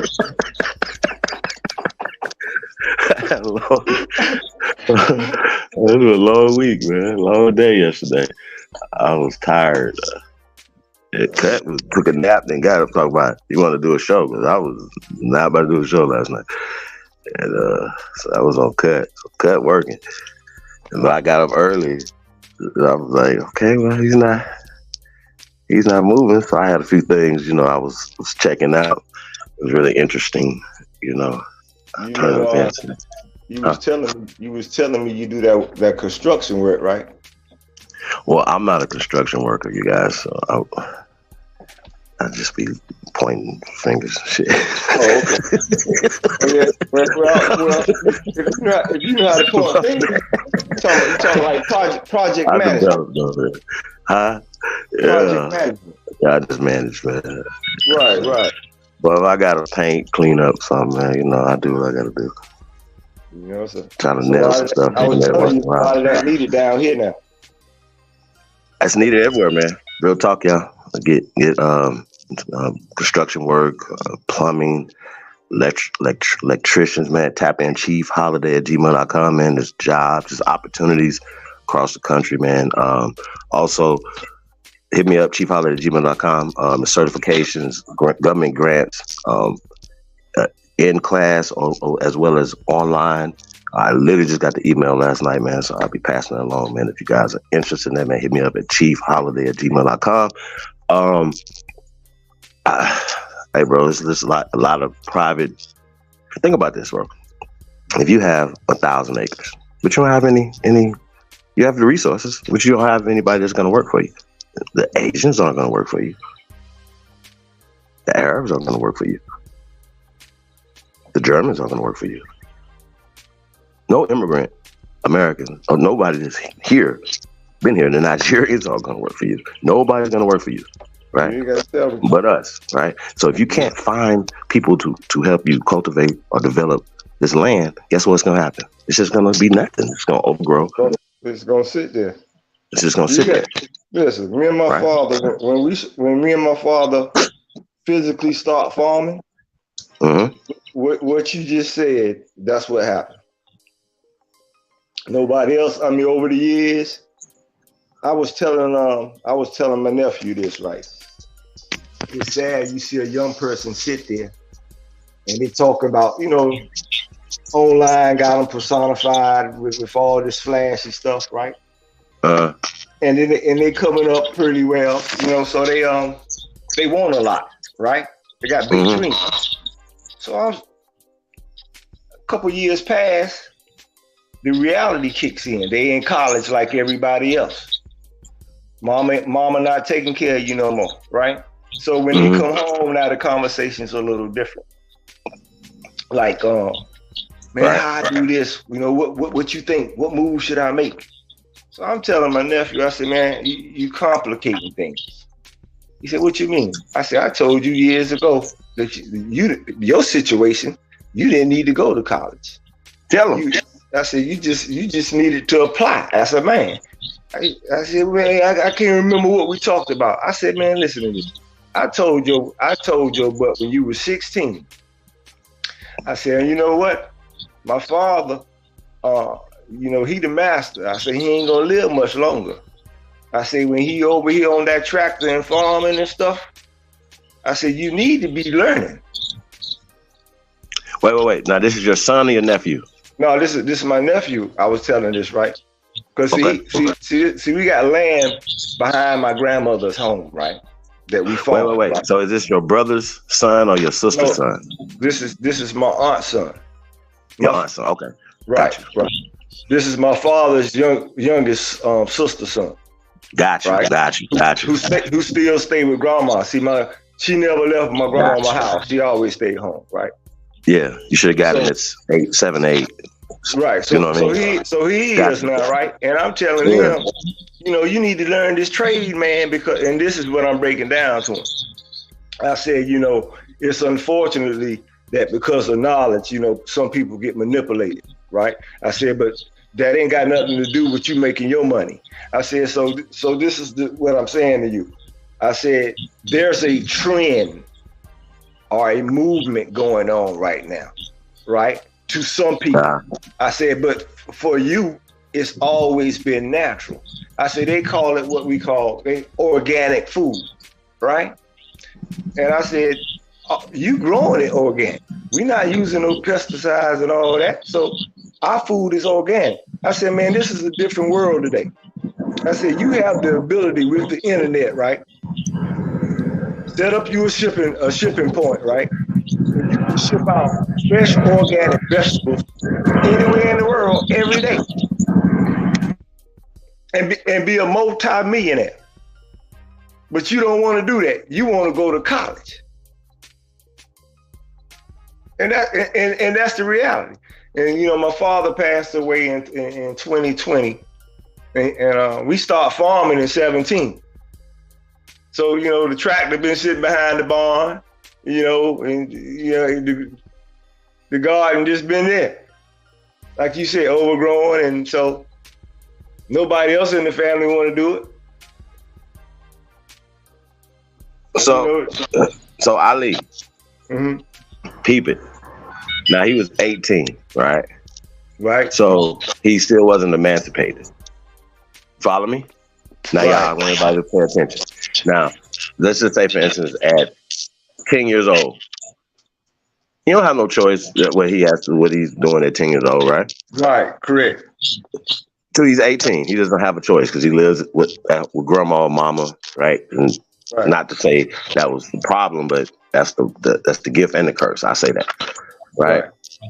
And I don't know the dad side of it, but his dad ain't connected to your father's bloodline. If that makes sense, right? So that's why I asked that question, right? And that usually causes these type of situations. If he's not doing that man shit on that side, he should be doing that man shit on your side based off you being an uncle.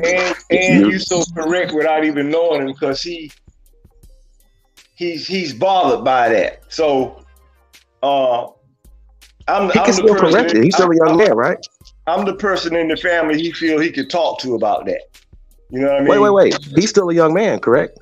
Yeah. He's like Duran is like 26 right now.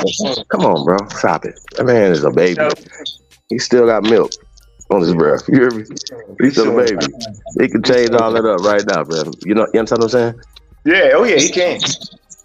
Hey, so listen, I tell young men I talk to, call me, I see him, young children are a blessing though, you guys.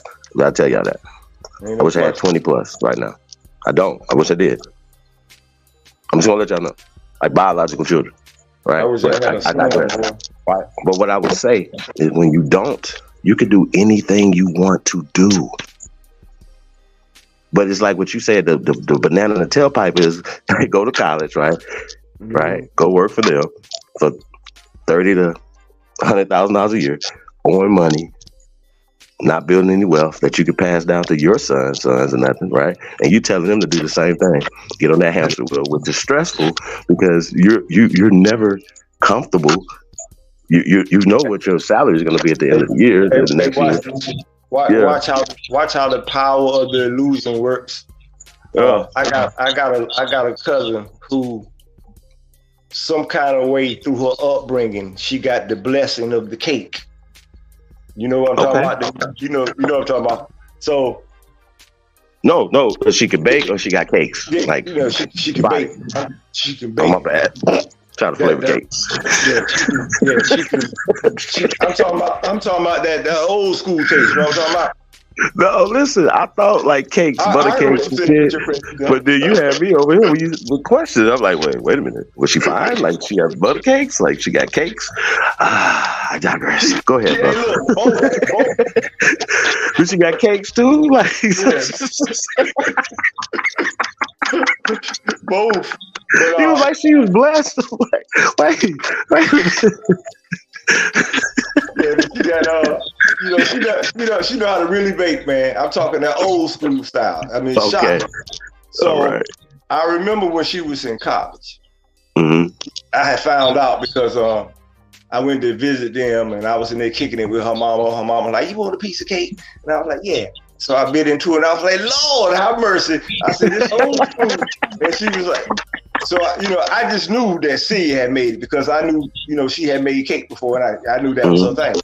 So I was like, girl, you put your foot in that. She said, well, you know what? I ain't even make that one. I said, well, who made it? She said, Chrissy. I said, Chrissy? Man, stop playing. So Chrissy was in college at the University of South Carolina. And I recall talking to her after, when she came out from the back. I was telling her, girl, do you sell cakes? And she said, not like that, but I have. She said, but I have had a couple people ask me to make them a cake after they taste it, and they gave me $25. I said, $25.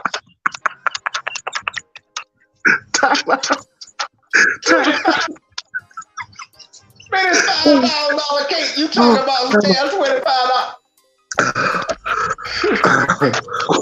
Oh God! So they don't understand supply and demand, scarcity, and all that type of stuff. It is supply and demand. Jesus. Right. Okay. All right. So let me get back to this. Okay. Cakes. All right. So she gonna go to college, just like the brothers gonna go to college. So I was telling her when she was in college, right? Yeah. That you don't understand. That's your business right there. Okay. Selling the cakes. And she never, she in the medical field. She's in the medical field. That's dope. That's dope. So shout out to that, being in the medical field and things like that, bro. That's dope. Hopefully, she can help with the infant mortality rate along with everybody else. I think that's something that needs to be talked about a little bit more. Because remember I said I wanted 20 children? I'm terrified. For the kids. You'd be terrified for your wife, your you know what I mean? People that you love, you don't want to put them in that situation, bro. You know what I'm saying? And it's traumatizing not only for you, for the ladies, but it's as fathers, as men, as protectors, it hurts us more than think you. Y'all don't understand. John Q is one of my favorite movies. What would you do for yours? About yours? I've always viewed the kids a little differently from everybody else. On most talking points, most arenas, I really very seldom do I see the people that really need to be talking about it, talk about it, which is the women.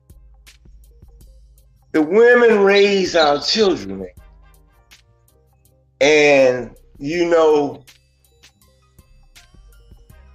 when you however it's done, when you remove discipline from around children, which in a lot of forms is the man himself, which man is guilty of playing his role in that also. But still though, as like in the past, if a woman was strong on her standards of morals and raised the kid, then the man didn't necessarily have to be around.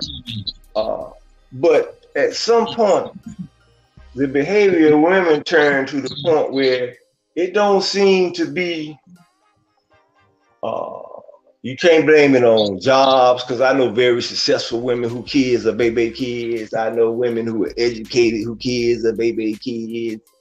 You know what I mean? It's you're talking about just a single family. I'm saying one time, I'm just using that as an analogy. The baby kids were stereotyped from being from a certain area, a certain situation. You know what I mean? Got you.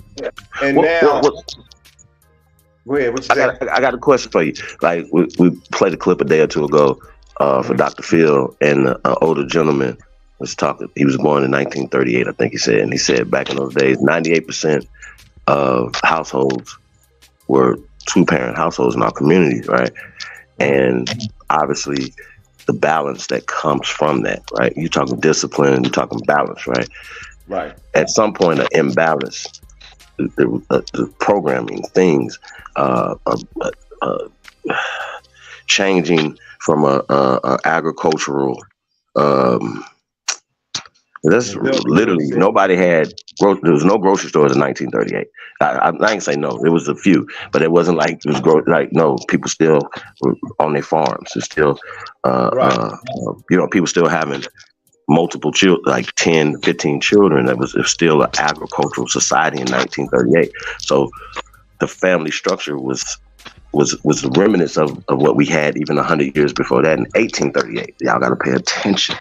We have the actual documentation of damn near everybody that's listening right now. It's an easy look right now. I swear to God, it's not that hard. And then if you even go to counties and places that you actually come from, there's even older records and other things that you'll be able to find about your particular family. You're going to find that nobody owned you. Your family dynasty. You know what you're saying about the two families? It's kind of like an understatement when you go back in that era, because if you recall, not only do we have the two families, right? A lot of times, who stayed with us? Grandma, auntie, uncle, big cuz. You know what I mean? So you even that's a militia, a city. You know what I mean? You had the next door neighbor who was like mama. Bro, you know, the wealth in your family. Neighbor whoop that ass too, and then bring you home to mama. Ali, this is what I'm saying. From your story, my story, a lot of our stories, if we connect to our own family to have a family business, not just in your immediate family, but then your extended family, your cousins, your aunties, but buttercakes,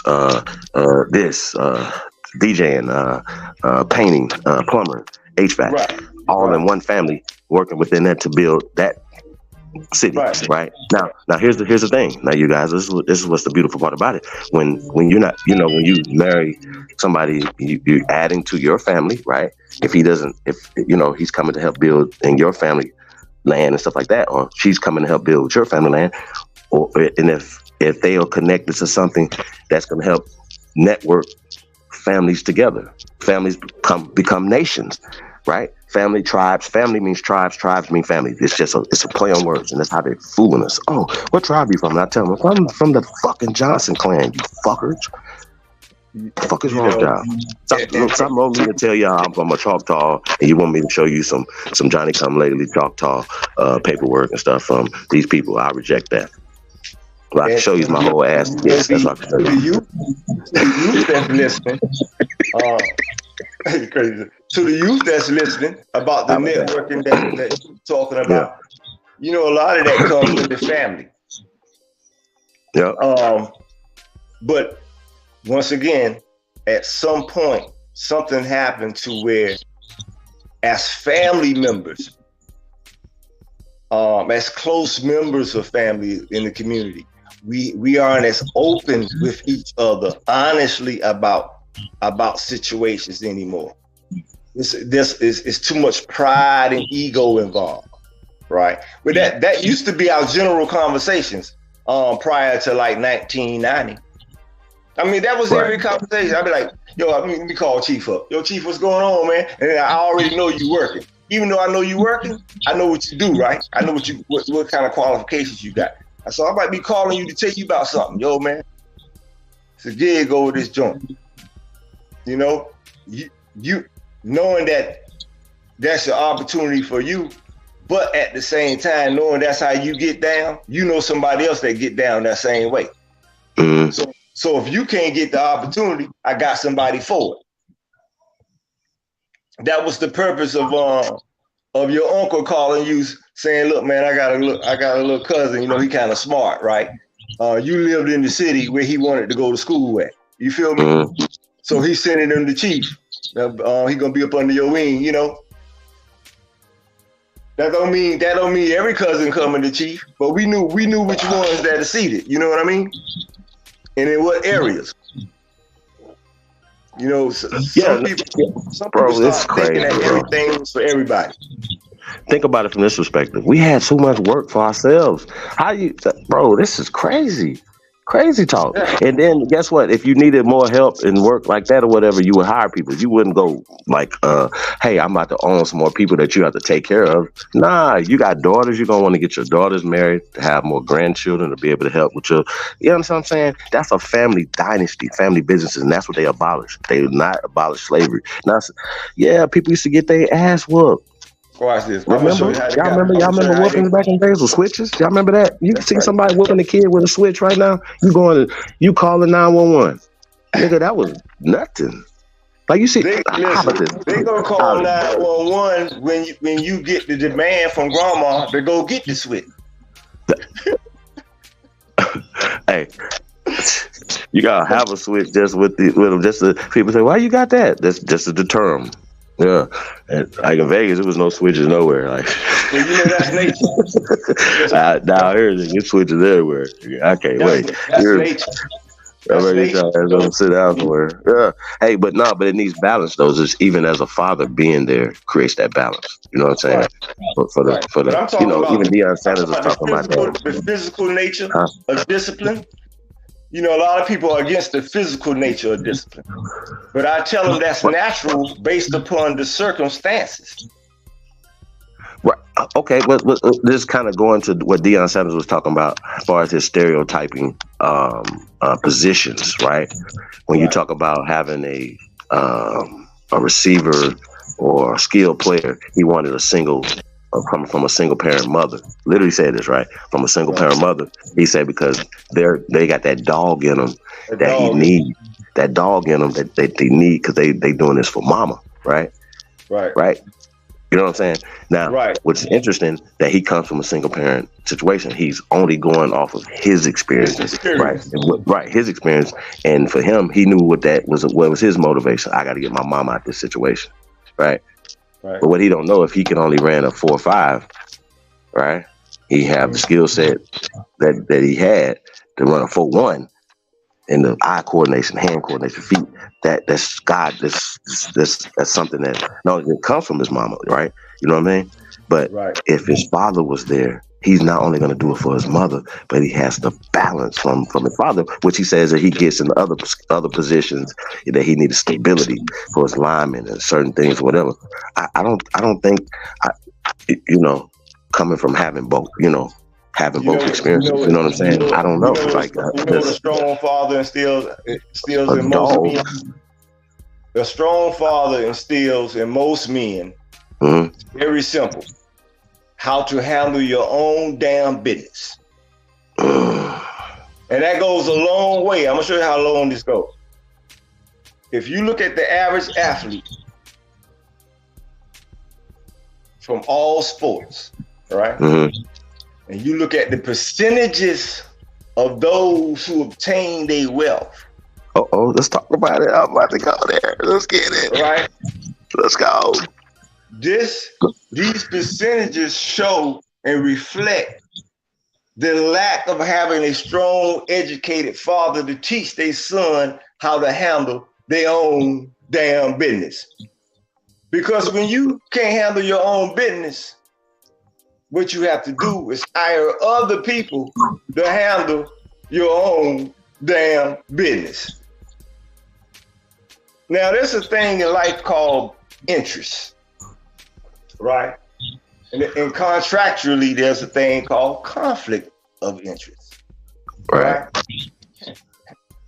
Factually, when you hire somebody else to handle your own damn business, that's a conflict of interest right there. Because their interest personally is not yours, and they're handling your personal business. And then years later, their family, watch this, Chief, watch this. Those same players that we talking about, right? Who squandered whatever it is that they got. If you look at the people that they hired, most of them are filthy rich today. Their kids went to colleges and went on cruises and overseas and everything. off of the people they work for. Well, that's crazy. So listen, I want to get off the subject you brought up. Right now, you have athletes, right, that made millions of dollars. Correct? That's right. They were taxed.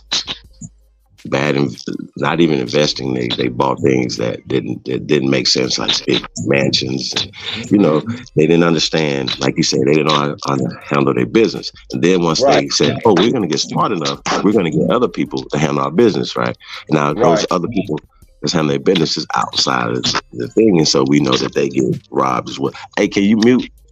Hey, you know what? At the bottom of your screen, right? It's settings for it says settings, right? Click that and then click audio. Right? When you go to audio, click audio, and then it'll come up, a screen will come up, and then it's like echo cancellations. I don't know if you got that on there. Click that if it's not clicked, and then change the settings from default to, whatever, you know what I'm saying? If you're on the Bluetooth or something, it's just something that's just giving you feedback. Because I do it a lot. So I'll be having to switch my mic out. But shout out to Haru, man. We definitely appreciate your wisdom, man, your experiences, man, be able to share them with us. So when we're talking about these players, right, that make these millions of dollars and then we end up being broke, you know what I'm saying? A lot of them go to college. A lot of them, they just now starting to make money in college. You know what I mean? A lot of these people know that they're not going to make it in pro, so they might as well play college ball. You know what I mean? So now they're getting some revenue for the revenue that the universities and things are making. So, of course, there's even more incentive now for high school players to go to college, right? Which, once again, benefits who? Right? Now, if a person says, you know what, you got to go to high school, right? As soon as you turn 18, you say, well, instead of going to college for 4 years, 6 years, 10 years, whatever, right, to get certain degrees, to get certain jobs, to make a certain amount of money, you say you're going to go into business or developing things for yourself. Now, say if you started at 13, 14, even better, right? But let's just say you started at 18. And the same guys that have a 3, 4, 5, 6, 10-year career in any professional sport, by the time they finish their career and they're done, if they haven't invested in some of the things that you have been building on, right, for yourself and your family and whatever, for yourself, building for your family, right? At the end of that 10 years, 20 years, right? Because a lot of us don't look further down the road. And I didn't. I got to go do this. I got to go do this. I didn't need to go to college. A professor told me that, it got you out the job market. Not you, but just a lot of our people taking us out the job market, which wasn't a lot of us. It's still not a lot of us at these universities. Percentage-wise, whatever, you know what I'm saying? So still not a lot of us in these universities being indoctrinated, and taught to capitulate, you know what I'm saying? And I could never do that. I've always had issues with that. You got it, bro. How does that sound, Chief? Sounds much better. No echo. That's what's up. Yeah. I had to put it on speakerphone. Check. Okay. There we go. Guess we all right. Yeah. So that's what's up, man. When we were talking about what you were talking about as far as universities or people going pro and right versus a person, let's say, that invests in their family, invest their time and energy, whatever, whether it's from a farm, like you said, selling tomatoes, you know what I'm saying? Even in the street stuff, a lot of times you say, well, damn, it's just only about marketing products, right? Right. You see what I'm saying? So if there's a product that you can actually grow yourself and then sell. But the problem is, though, Haru, is that these people have had so many regulations and doing things to put us out of business. That's the problem, especially with the brother John Boy Jr. is talking about with the Black Farmers Association and stuff like that and the stuff they're doing. Now, we're not against the Black Farmers Association. We're against black. So you understand what I'm saying? And so say, hey, look, just be the American Farmers Association, the first American Farmers Association. You know what I'm saying? So you can't get sued for going for what's rightfully theirs, ours. We all were farmers. All of us. I'm gonna say this again. All of us were farmers and planters.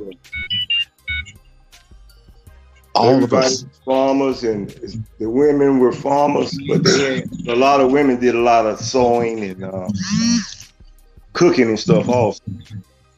And I mean, bro, we needed clothes, we needed food. That's life. Oh yeah. You see what I'm saying? To sustain life, you need food. Boy, go get a pattern. Well, I'm just saying though, like just the whole notion of even if after you turn 18, that don't mean that you have to kick your child out because they're emancipated now. And don't mean as a child of your father that you have to be. Okay, I'll give you a perfect example. Here's an analogy. Hey, yeah, you might have to mute again, bro. Here's the perfect analogy, Haru. The lion is the king of the jungle, right?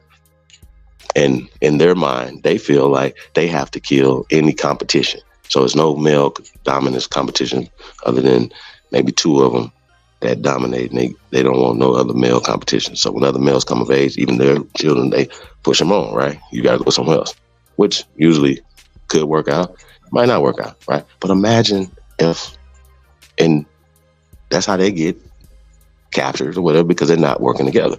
So could you imagine if the lion say, hey, you know what? Instead of doing that, we're going to work together. All my sons, my grandsons, and Simba Jr., Simbas, and little Simbas and baby Simba and blah, blah, blah, work together. But there's a hierarchy. Even if this older Simba Supreme, right, is older, but the young ones respect this thing. You understand what I'm saying? Well, to go somewhere. And we supposed to be smarter than the goddamn lions. And we're doing the same thing because somebody told us to do it. Think about that. Try to teach people that it's strength in numbers. And now in your house first. Yeah, with using your your analogy, right? Using your analogy, right? Yeah. When we study lions, we see the strongest coalition always come from like when there's a set of brothers. They be like 4 deep. Yep. Right? And instead of fighting, they stay together. Yep. And before you know it, they got a pride. They might be 30 deep. Yep. And nobody can touch them. Facts. Hyenas don't even come close. They like, nah, that's a death trap.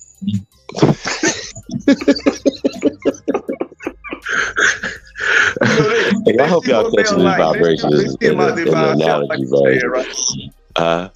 They see him out there like you were saying, right, by himself, right? They gonna bite him in his ass. Yeah.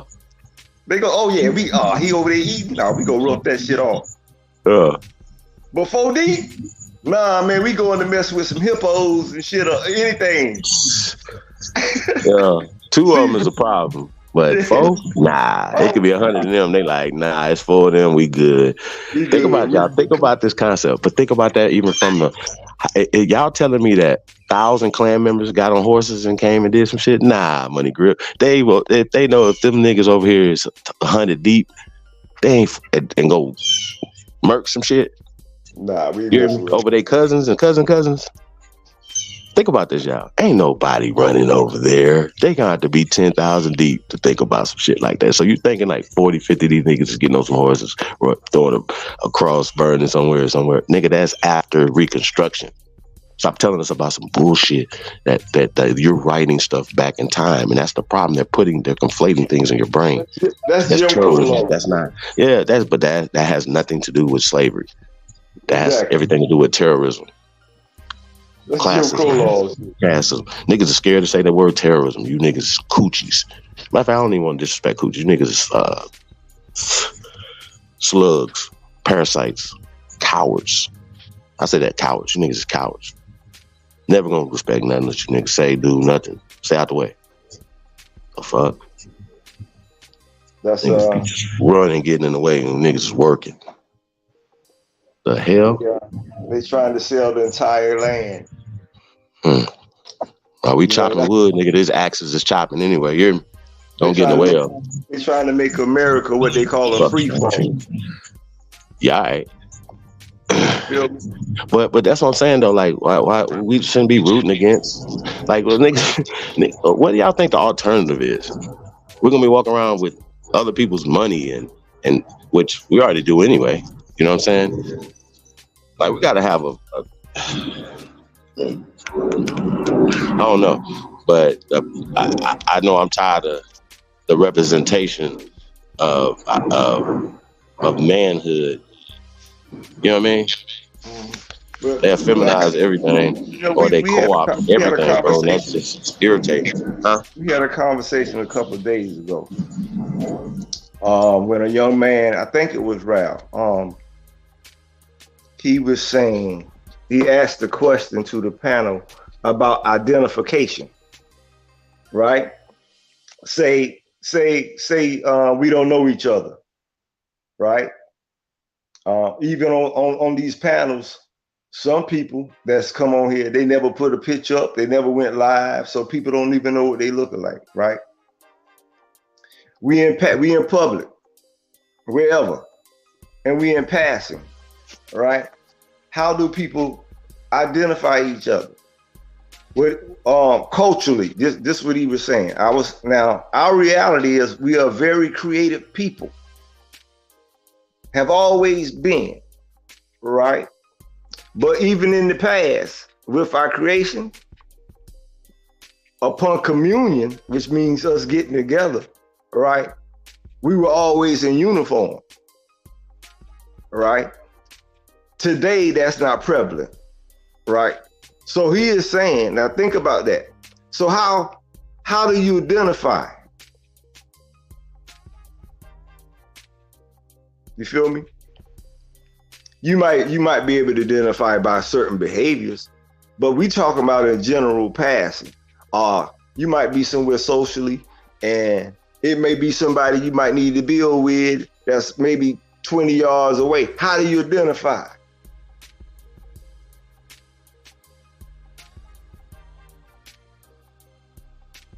You feel me? A lot of us have done a lot of mixing. So the prototype of the East Asian is not prevalent or as prevalent in all of our genes, right? So how do we identify? What are the common traits that are going to bring us together? Beyond what we call human communications. The word must become flesh. It must manifest. Right.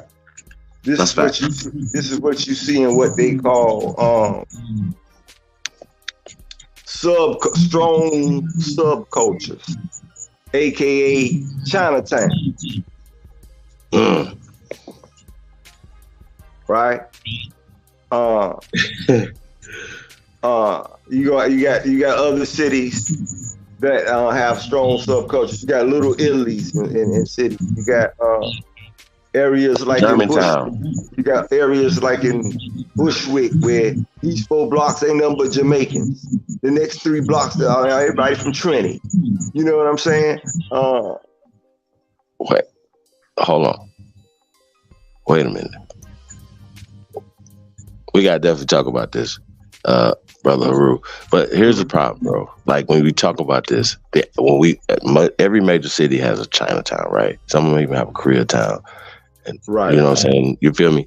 And, right. And a lot of times, a lot of us remember when these places started. So there's a clear history of where their stuff came up during the same time period as our stuff went down. There has to be no, what are we talking about? We have a 50-year window right here to look at and say, okay, this happened within this 50 years. That's still happening today. Now, if we don't know what happened, we can't change it. We can't get past it. We got Sister Bethy, aka Chief Morning Thunder, is tapped in. How you doing, sis? I'm waiting for Bobby to get up here. Hey, I Oh, you got some smoke for Bobby. Good morning, Wolf. What's up? Hey, Cut. Good morning, everybody. How y'all doing? I love y'all's bill this morning. I'm just listening. I'm waiting for Bobby ass to get up here. Well, we definitely want to chop it up with you and some of the stuff that we're talking about, as far as family building. Now, as a sister that's worked, for just about your whole life, adult life, you know what I'm saying?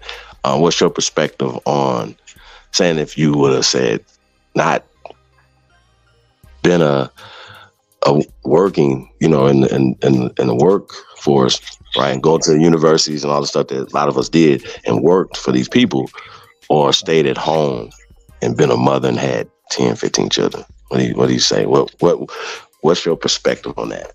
Which I think is really interesting. After, like you said, after working so many years in these private corporations and public sector, I think in my heart that I would rather been the mother to stay home the old-fashioned way and let the man work for the family. I think that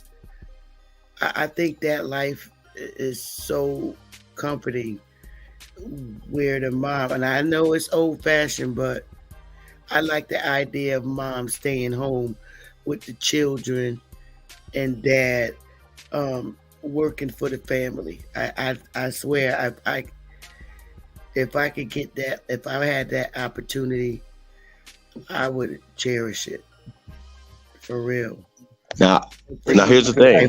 Hey, Chief, I'm about to jump on this highway. Keep the show going, man. I'm on this highway, but I'm about to catch it on my phone. Gotcha. Keep your eyes on that road, guy. Go ahead. Be safe on that road, DJ Cut. Salute everybody. No That's doubt. right. I'm about Bobby, peace, guys. and everything. Peace, Chief. Peace. Can you tell the young women that's listening, right?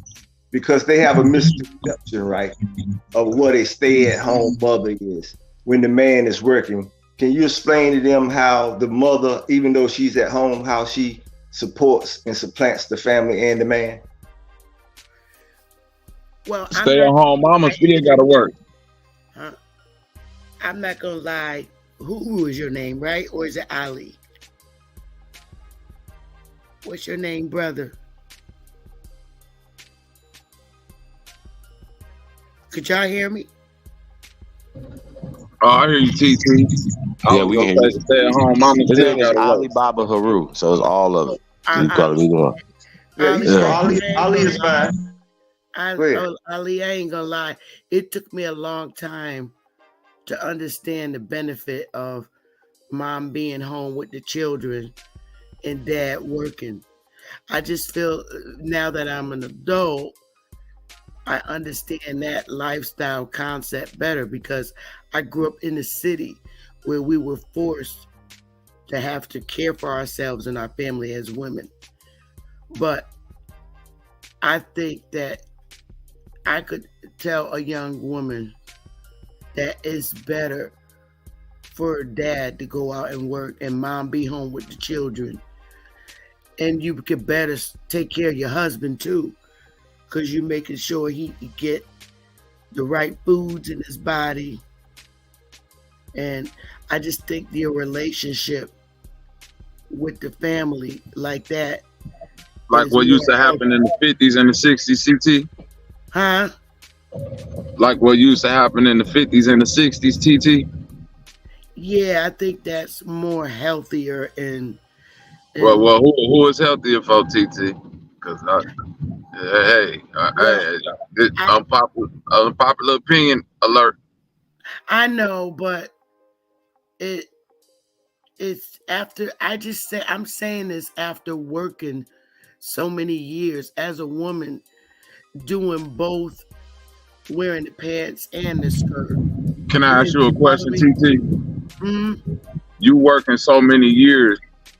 Was it you working by yourself, like as a single, or was it you working and you had a partner with you that was working also, and y'all was kind of like splitting the time between each other?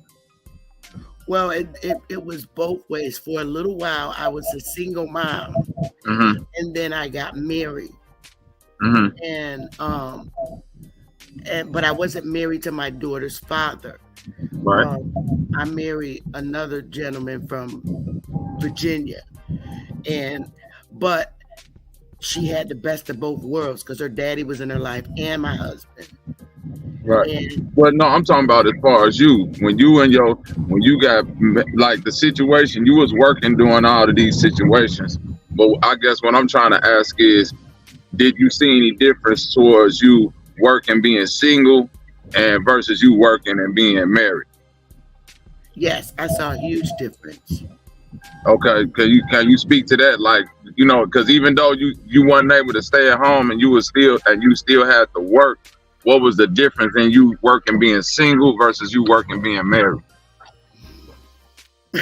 Well, the difference was in finances and having a man in the house. But the downside was it was very tough because I felt that I got my education, but my daughter didn't like what I like, but it wasn't all about me. She didn't like the college lifestyle. And I just felt that I should have been more home with her rather than be at work and in school, college. You know what I mean? Yeah, I can understand that. I feel like I should have been more into my daughter's educational lifestyle. I guess what I'm trying to ask also, TT, is like to kind of bring it home, understanding where we've been and where we at right now today. Because, even myself, I would love to be in a situation where I can make 150,000 plus and my wife could just stay home all the time, right? Which she don't have to work, but when she want to work, she works. And the point being is that in 2023, with the way that the system is set up, it's not a lot of black people that could survive or even be, you know what I'm saying, somewhat in a competition in order to move forward if they not putting two incomes together. You see what I'm saying? Now, something may suffer. It may take a generation or two to where it's like, hey, I can't be home with you all the time, but nigga, I come from that, the latchkey kids and all of that. We ain't turned out the best, but we won the worst. But what I'm starting to see nowadays is that we trying to be like the 50s, when back then, yeah, granddaddy could be the only one working because his income was able to take care of 5 and 6 kids. Right. In the 1950s. Nowadays, if you got two children today, and you only one person working in the house, your ass is in poverty. So hold on. So you just got me,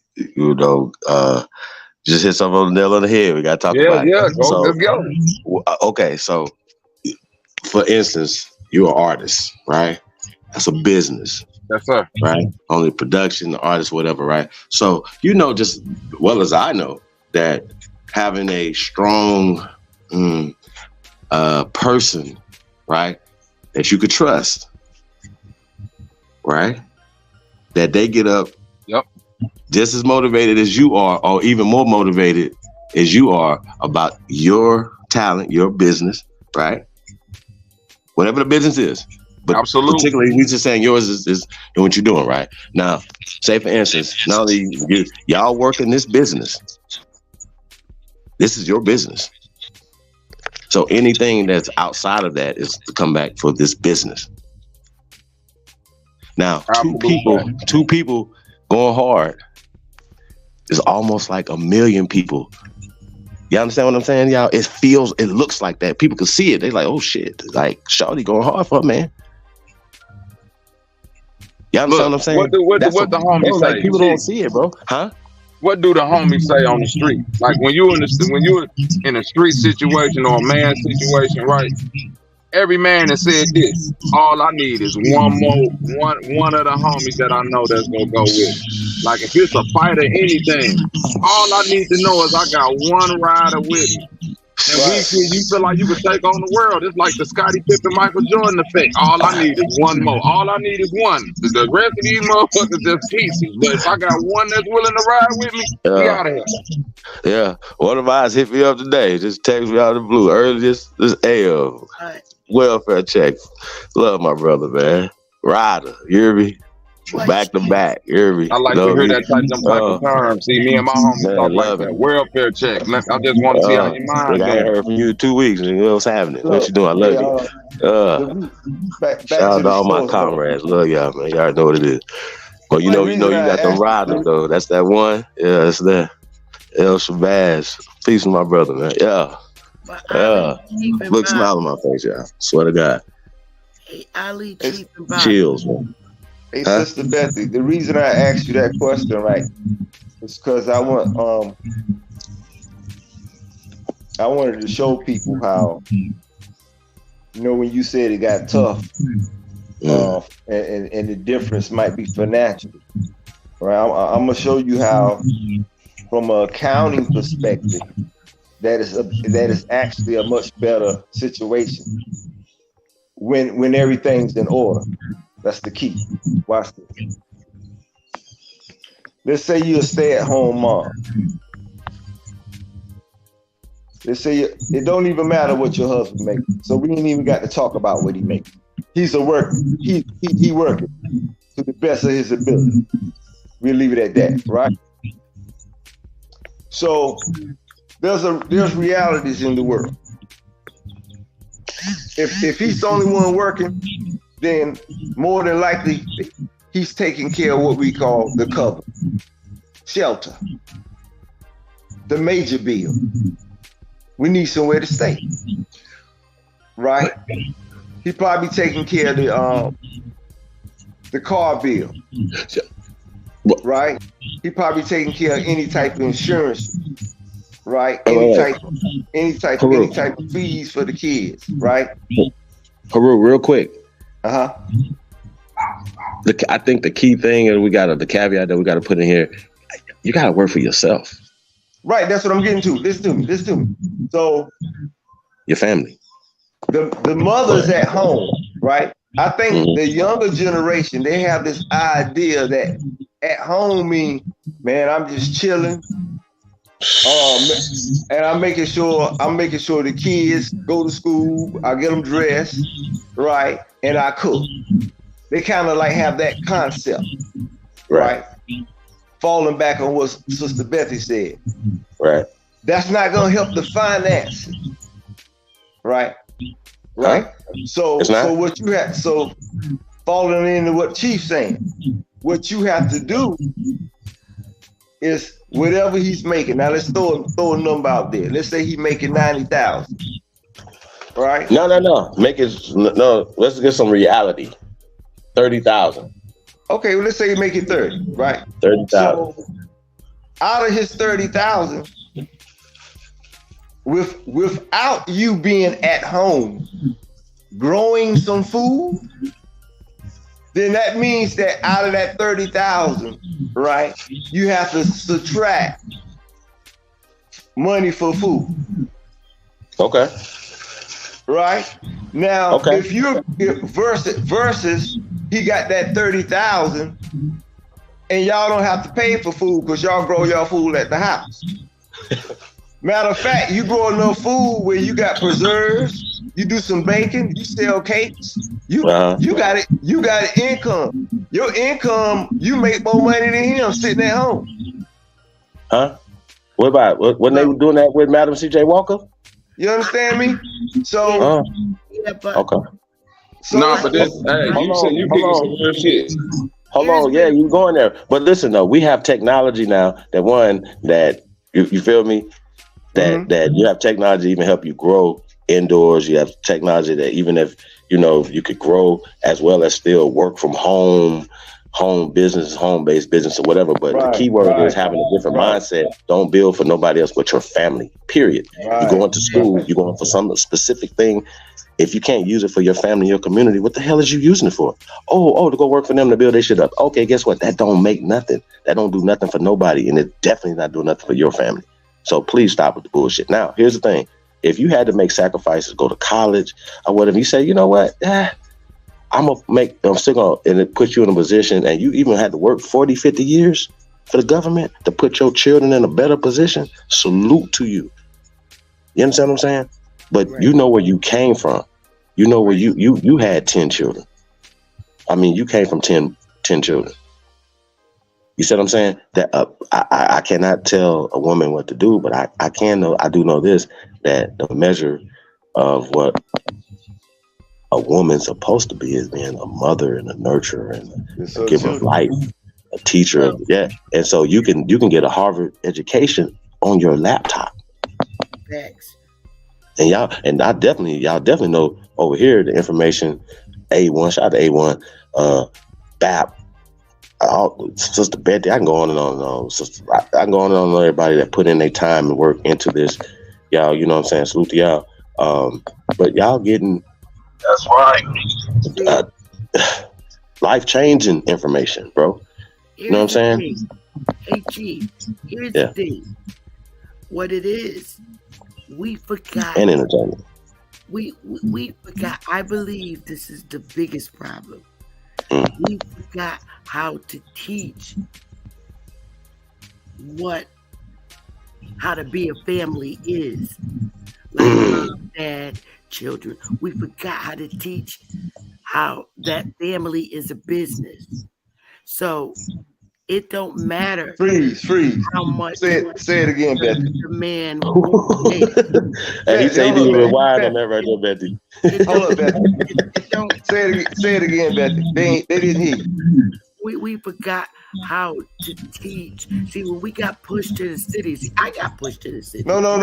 Use those specific words again, Betty. I'm just saying, let me get there, bro. Please say it again. We forgot how to teach the family. How to be a family business. A family business. That's right. So, say, for instance, it doesn't matter how much dad is out there busting his ass and making money. We forgot how to make it a business. We needed to learn how to support dad as women and increase his abilities as dad and help. Salute to the sisters, TT. Well, but I think. Go ahead. I'm sorry. I feel that if we invest in each other as a unit, as a family, things would go a lot smoother in our families. But we're put in a situation where mom is fucking competing with dad. So that really fucks up the family business. Mom is competing with salaries with dad instead of looking at it as it's not about. It's not a competition. It's a cooperation. Right. It's right. And that's where we mess up at. Say for instance, like we don't understand the family dynamics, and that's what screws it up. That right now, a lot of dads or husbands, a lot of them feel bad because a lot of the women are making more of the money. But as a family unit, we can fix that so dad doesn't feel that way. Society made dad feel that way. And that's not the way it's supposed to be. Now, if you're in a relationship, right, and you're in a marriage relationship, and y'all say like we have 3 kids, and dad makes $40,000, where mom makes $70,000. Okay, cool. The only thing that would fuck that financial situation up is if dad is doing something stupid with the money where it's fucking up the way the family finances is supposed to flow. Like investing his money in some dumb shit where he's supposed to be investing it in the family. And a lot of men do That come to knowing what type of dad you got. Right. See, we keep trying to umbrella manhood and what it is to be this so-called black aboriginal. We keep trying to umbrella these terms into like a general thing when there's so many. Like it's layers to this shit, Sister Betty. So even as you say, like the man need to, you know, step up to the plate or understand, and the women need to understand. We don't really, I don't think we still understand that each man operates differently. You know what I'm saying? Like I done ran into, say for instance, you got street niggas, you got blue collar niggas, then you got white collar niggas. You see what I'm saying? That's just like a general term of like 3 different type of men that's operating in the world. But what happened as far as that family business that you was talking about, Sister Betty, other so-called races or cultures of people learn how to merge those 3 worlds together and operate as family. When we went to the cities or whatever happened, we got on some bougie, boule, family division shit where the street niggas was just over there doing street nigga shit. The blue collar niggas is y'all in the gut of the hood or whatever the fuck y'all doing. And the white collar rich niggas is where they at, next to the white people. The whole time not knowing that these other groups, they work within the trifecta of each other. Even if they don't fully respect each other, the blue collar white man got it. I mean, even if they don't fully like each other, the blue collar white man respect the street white man, respect the white collar white man, and they work together because they family. Y'all got it. Right. So going back to dad makes 40,000, mom makes 70,000, right? Instead of when you get your paychecks, you sit down with each other at the table and say, okay, babe, you brought home 1,000 and I got 2,000. I'm just throwing this in the air. What do we do? Okay, babe, let's put together. Let's put $1,500 in the bank. And what we're gonna do with the rest? Well, we're gonna pay the mortgage, the light, the gas, and get the food. We don't look at life that way. It's all like, well, the cable bill's in there, you got it. It's not, you got to do it together. The cable bill's in there, the light bill, that's your job. And I got this. No, it's you sit down together as a unit and say, well, babe, we got paid. Let's put $1,500 in the bank and set that aside to save.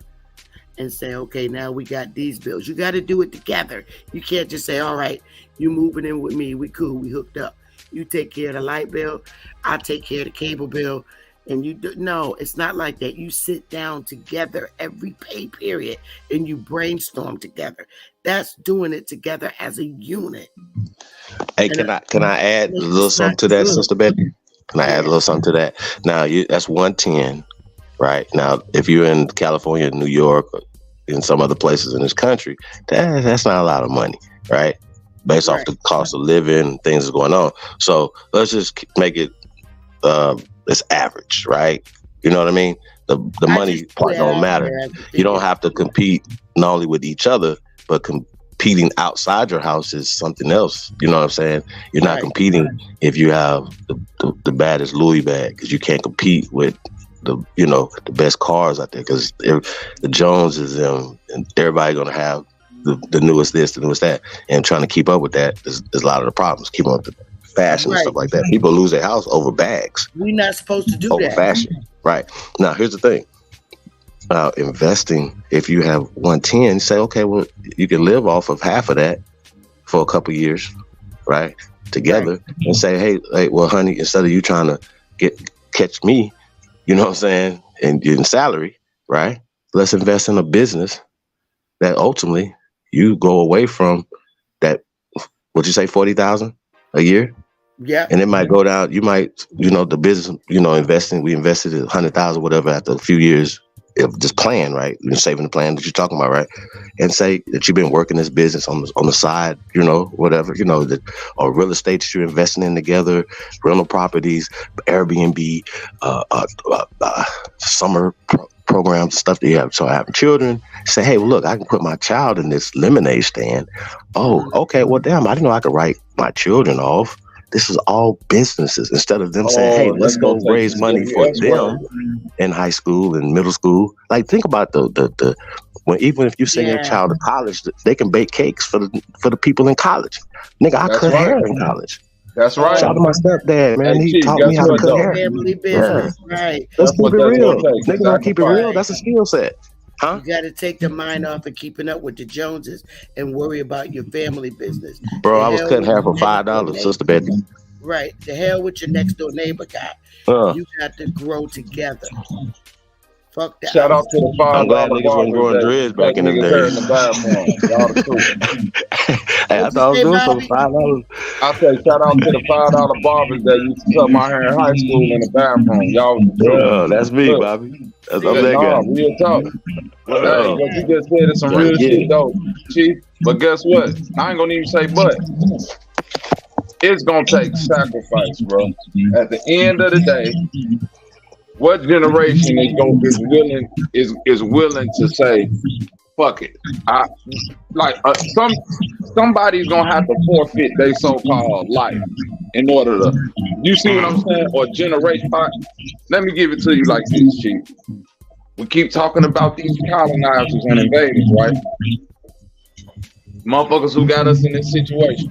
You want to know why you got to put respect on their name? Because when they came over here on the Santa Maria and the Mayflower and all that bullshit, bro, was it a good situation for them?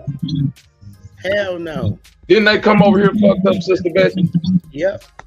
One they ultimate mission, we don't give a fuck how fucked up it is. We willing to sacrifice however many generations it's gonna take for us to get to our goal. Yep. Them niggas came over here and died, starved, caught diseases, murdered, maimed, kidnapped. Like, they sacrificed a couple generations in order to get to this point. Do you get what I'm saying, Chief? Yeah. Facts. Yep. Niggas literally woke like patriotism.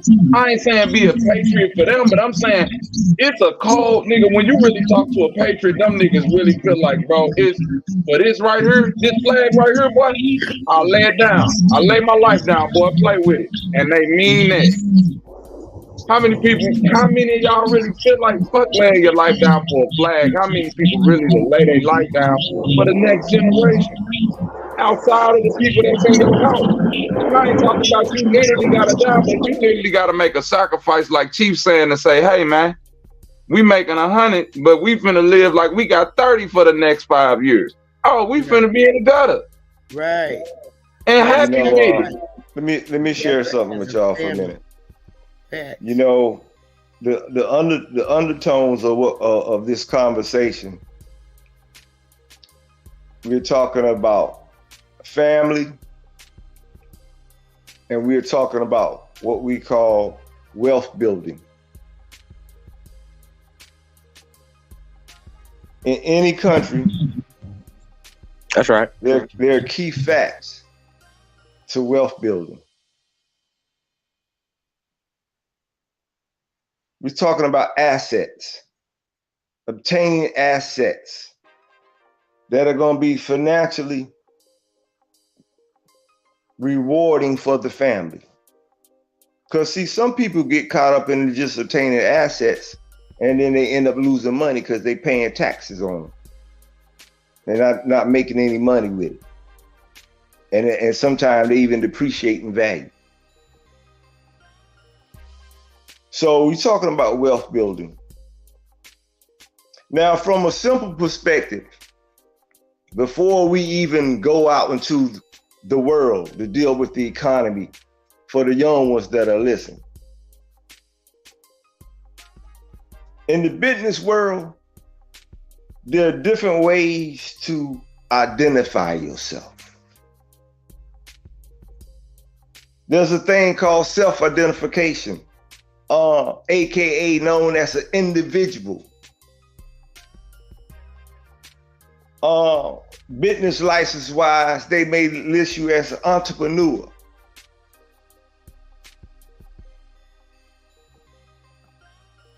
Then we have things called unions, where people join together, partnerships.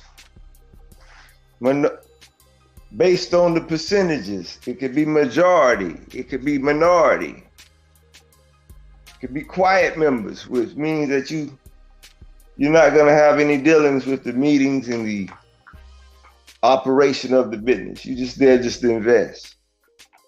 As the young man said, there's different levels to everything. But on that basic level,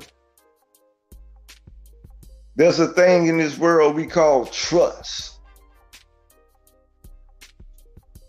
Now, you know what trust is. Trust is what we call faith, honor, loyalty. This is something that defines what we call love, caring. No one is to love and care for you in this world more than your own blood. So if you young people have that trust, then that trust must not be in God, not in the money, but the trust must be among themselves. So we must listen to what grandma say and remember that the trust is not in, per se, Tammy Gardner or Robert Gardner, LaShalle Gardner. It's in the name Gardner. So a trust must be set up called the Gardner Trust. For in Gardner we trust. So as those kids move forward in life, you are now one entity. Right? So you got 4 brothers. And they need, as Chief was saying, people have been taught at 18. Another male line, look at here, man. You eating a little too much from the table. You got to go get another little jurisdiction. So you can do that, but you have to do it as the discussion goes. From a trusted, handling your own business perspective by attaining these assets. So conceptually, as we were speaking earlier about throwing numbers out there as examples, let me give you a model from a trust perspective. Those 4 brothers were raised comfortably by Mr. Gardner, for example, along with their mother. They big boys now. Other than their size, it's the same. They enjoy life, enjoying their parents, all the bills paid, they eating good, mama cooking every day. So they embark upon that age where in this society we say it's time for them to move forward. Not necessarily move out, but move forward. Trusting in the Gardner name. So they're still staying at home. They pay no rent at home. So why? Because the day changed there's a new morning, a new situation.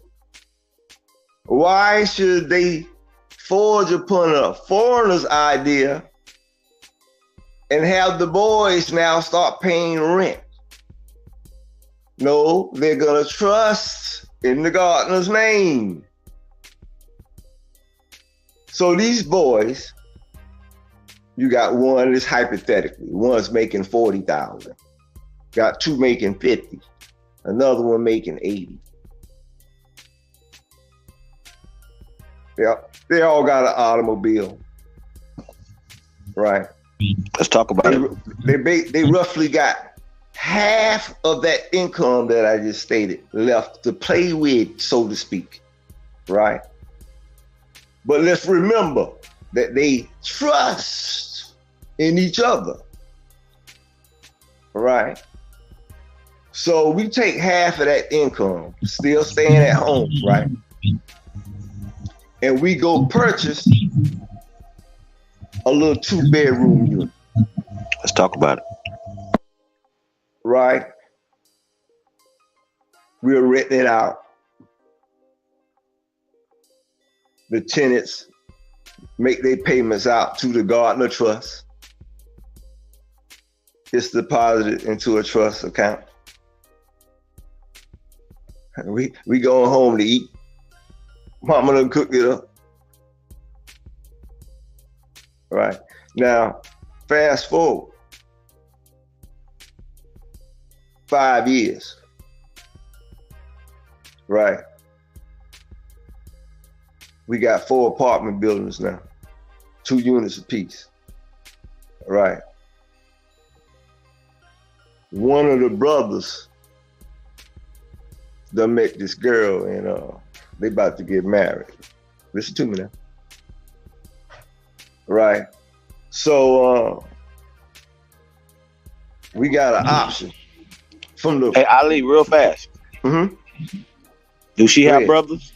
Does the wife that she's marrying, does she have brothers on a strong father side? If you wanted to be, my fantasy. Okay, yo, in this stage, she got brothers that can join with those other brothers. Got you. Right. She got 5 brothers. Right. Got you. I'm sticking with the trust here. I'm showing you how trust is important here. So wait, but strategically though, because I think always strategically, you guys, militaristically, business, families, all the same shit. Wars, all the same shit. We're fighting. Okay. Right. Y'all, it's just dropping today right now. Y'all, this is a heavy, super heavyweight. Right now, this brother's dropping, and we got Epic in here, man. So I definitely want you to keep doing what you're doing. We got some brothers, Bobby in here, Sister Betty. I know they can add a lot of layers. Cuts in the building, back in the building too. Add a lot of layers to this because we all going through this in our real time, real life right now. All of us, everybody's listening is going through this in your family. I know that we can get something from each other. So I'm definitely learning, brother. So thank you, and thank you guys for tapping in. Epic. Peace. Haru, just want to say peace to Epic, and I just want you to get back to it, brother. Okay. Now, like I was saying, you fast forward 5 years, right? You obtain more assets for the trust, right? Now, I'm giving y'all this example to show you how, as Chief just said, people are going through things at different stages of their lives, right? I'm showing you how your dreams that you have, those burning desires that you have, for whatever it is, those situations, right? They could be attained a lot easier when you trust in each other. Now, we just established through this conversation what trust is. You got to be loyal. You can't be a part-time friend. Watch this. This is getting personal now with everybody that's listening and on this panel. How many times have y'all butt called somebody?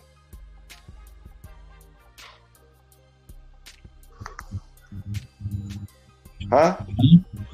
Y'all ever butt call somebody by mistake? Yeah. Hey, yo, Chick. Now stay with me. Watch this.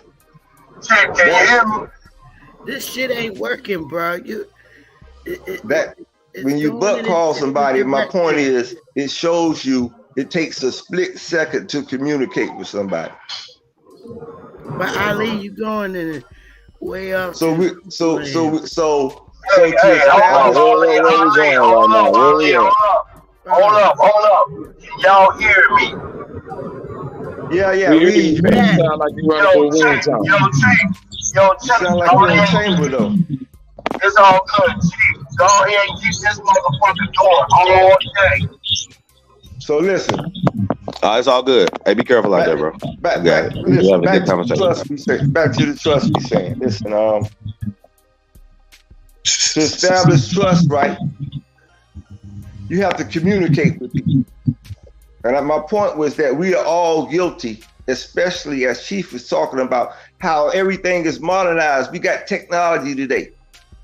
So it shouldn't be an excuse why we don't communicate more often with the correct people as well as our loved ones. Because you can butt call somebody by mistake. And it don't take but a split second. This is consistent behavior builds loyalty. Loyalty builds trust. Trust builds love.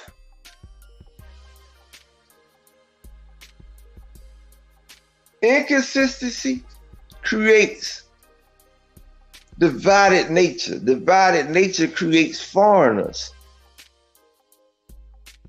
Foreigners create strangers to you. You got family members that are strangers to each other because they don't communicate. It's simple. This is how you build strong alliances. From the ground up.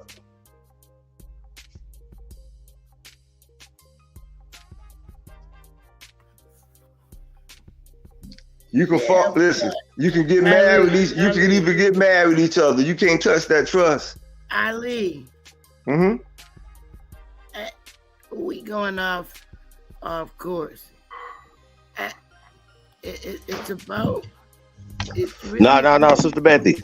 He's definitely going in on something that, like, even, I want you to touch on it, but I definitely want Epic to chime in because he hasn't had a chance to chime in yet. Go ahead. But no, you got it, because I want you to chime in on what he was talking about as far as the trust aspect of it. Setting up trust and things like that or whatever. I'm sorry. Let Epic go, Chief. I'm listening. Okay. Appreciate you. Come on, Epic, you got it. Haru, you went in on some shit, man. We're going to have to definitely touch on. But that's when we talk about generational wealth, you know what I'm saying? It definitely has to start with the trust, but we're going to get into the trust and things like that. So we're going to definitely get back to Only Builders Group to you guys, man. It's really building right now. So shout out to everybody, man. Appreciate you guys for tapping in. Epic, you got it, brother. Indeed. Peace to everybody on the panel, everybody in the chat. Yeah, I just wanted to say, bro, hey, you're dropping those jewels right now. The principle of establishing trust with people and ultimately going into business with other people. But that does stem from communication and the establishment of that trust. And I must say, I'm in 100% agreement with you on that. I'll let you continue because it's something that I do want to hit on, but I don't want to seem like I'm, you know what I mean, when I'm not playing devil's advocate. There's this flip side to the coin, but I just wanted to make sure you're headed in the direction that I'm assuming, because right now I'm just assuming. And I don't want to do that. So I want to continue listening before I respond. No. This is we got to cover all blind spots too, brother. But Yeah, but if we know, all we aspects. do know that we were never perfect. I don't think that we is never perfect. And when we're talking about our, even our families and stuff like that, nothing's never perfect, especially when you're dealing with human emotions and stuff. But when it comes to the poisoning, the actual disfranchising of the American Negro, it was destroying the destruction of our families. You know what I'm saying? We're trying to put it back together. So yeah, we could focus on the negative stuff and not be blind to a lot of stuff. But what the brother's talking about is about trust. Trust. Indeed. If you don't trust your wife and your wife don't trust you, the kids is hopeless, and then they're not gonna trust each other, and they cousins, they children not gonna trust each other. Nothing's gonna build in that family, and a lot of people don't even have family trust when we talking real time, and to pass down generational wealth without losing stuff in litigations, in court, back and forth. You know what I'm saying? Paying these people when stuff that y'all could do work out together, because it's 10 brothers and sisters who are 80 years old fighting over an acre of land, or 10 acres, or 100 acres, or 1,000 acres. Y'all get the point. The point is that y'all disgracing your ancestors. Over pennies, over shit that's tools to build something that you're not building shit with. Right. So yeah, trust. Hey, but at some point though, the order has to be, some straightening has to be established, Epic, and that's what we're here to do. You know what I'm saying? They even sparked that idea to some of these men, to get some straightening in your motherfucking family tree. God damn it. You're real talk. That's real shit, bro. Like, don't be on the internet all day talking about what you doing on the internet. And I don't want to even disgrace or say anything about any other people, but it's people that raise millions of dollars, right, for kids shit on the internet, but they real family, they real kids is fucked up. Niggas paying child support or not paying child support, all type of shit. But not y'all. Shout out to y'all. These motherfuckers support the debauchery, the bullshit, just because a motherfucker got on the Breakfast Club or see them on Vlad TV. That's like if you ain't over here, where you at? Internet. If you ain't in the Aboriginal community, where you at? Huh? What you know how Chichi said earlier, if you just had one more, you know how many people I seen on the internet, and I was like, they just had one talk with me, they'd be all right. They flashing all their money and blowing it, but I'm like, man, listen, you can do the same thing, but just do it this way. Say, man, if y'all real, I'm real. So I'm gonna tell y'all, man, I'm really a real person. We all have emotions. I know y'all real. They'll be like, it's just the internet. Nah, it's not. We on the phone right now, communicating.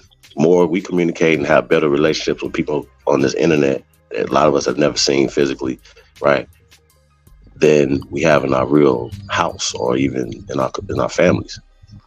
Now, why not take this information and then put it back into your real family? Yeah, what, brother? We are guilty of giving the kids grown people problems. Now, I'm gonna tell you what I mean by this about when it comes to asset building. Kids have been taught that for some reason they think that, man, look, I need to wait till I'm about 35 or 40 years old before I build some shit. Well, let me tell you the reality of the world. May not apply to a lot of people, but it applies to many of them. By the time you're 35, 40, you done went through many financial burdens of some sort. Credit line done played ping pong, up and down, up and down, up and down, up and down, up and down. See, when you're young, that's when your credit line is at its best. It's the concept of your business plan versus the other concept is the choice. Don't buy a house looking to live in it when you already got shelter when you're young. You could buy a house to make money with. You know what you're doing, and it'll pay for itself and pay for where you living at. You got to have a business mind. That's what we've been discussing. You got to handle your business, right? You got to understand as family. Let's stop forgetting that we are family. And if you're gonna trust each other, for example, Sister Betty, when I'm checking you and you know I'm correct, don't tell me to mind my business. You understand what I'm saying? You understand what I'm saying? Because you are my business, sister. You feel what I'm saying? So that's real trust. And that's one thing how they divided us. You know, a lot of that was said. You need to mind your business. Whether they was talking about the siblings, or it could have been there once was a time when the next door neighbor gonna whoop your ass, take you home to mama, and you're gonna get another whooping, right? But now, what do they say about the next door neighbor? Yeah, shit, you better mind your damn business. You know what I'm talking about? So they done broke us all the way down where they removed all the trust. And like we said, if you remove the trust, then people stop communicating, right? We stop communicating, right? There's no loyalty, there's no love. Then what you got? You got whatever you want to call yourself on whatever you want to call yourself crime. White on white crime, Asian on Asian crime, Puerto Rican on Puerto Rican crime, right? Black on black crime, Indian on Indian, you know what I mean? Well, you ain't got to go outside your family. I can't put my pocketbook down around cuz he is stealing ass. Your sister always stealing your credit card. You know what I mean? May I intervene? You know what I mean? May I intervene? Go ahead. You got it. Well, I just want to go back to,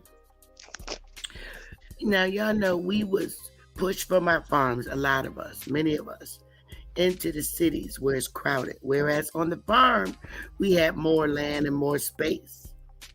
And by being pushed in these inner cities like this, it caused us to lose a lot. It caused our family dynamics to change horribly. For instance, we don't remember how families did business, how our families did business. We used to have family meetings, remember?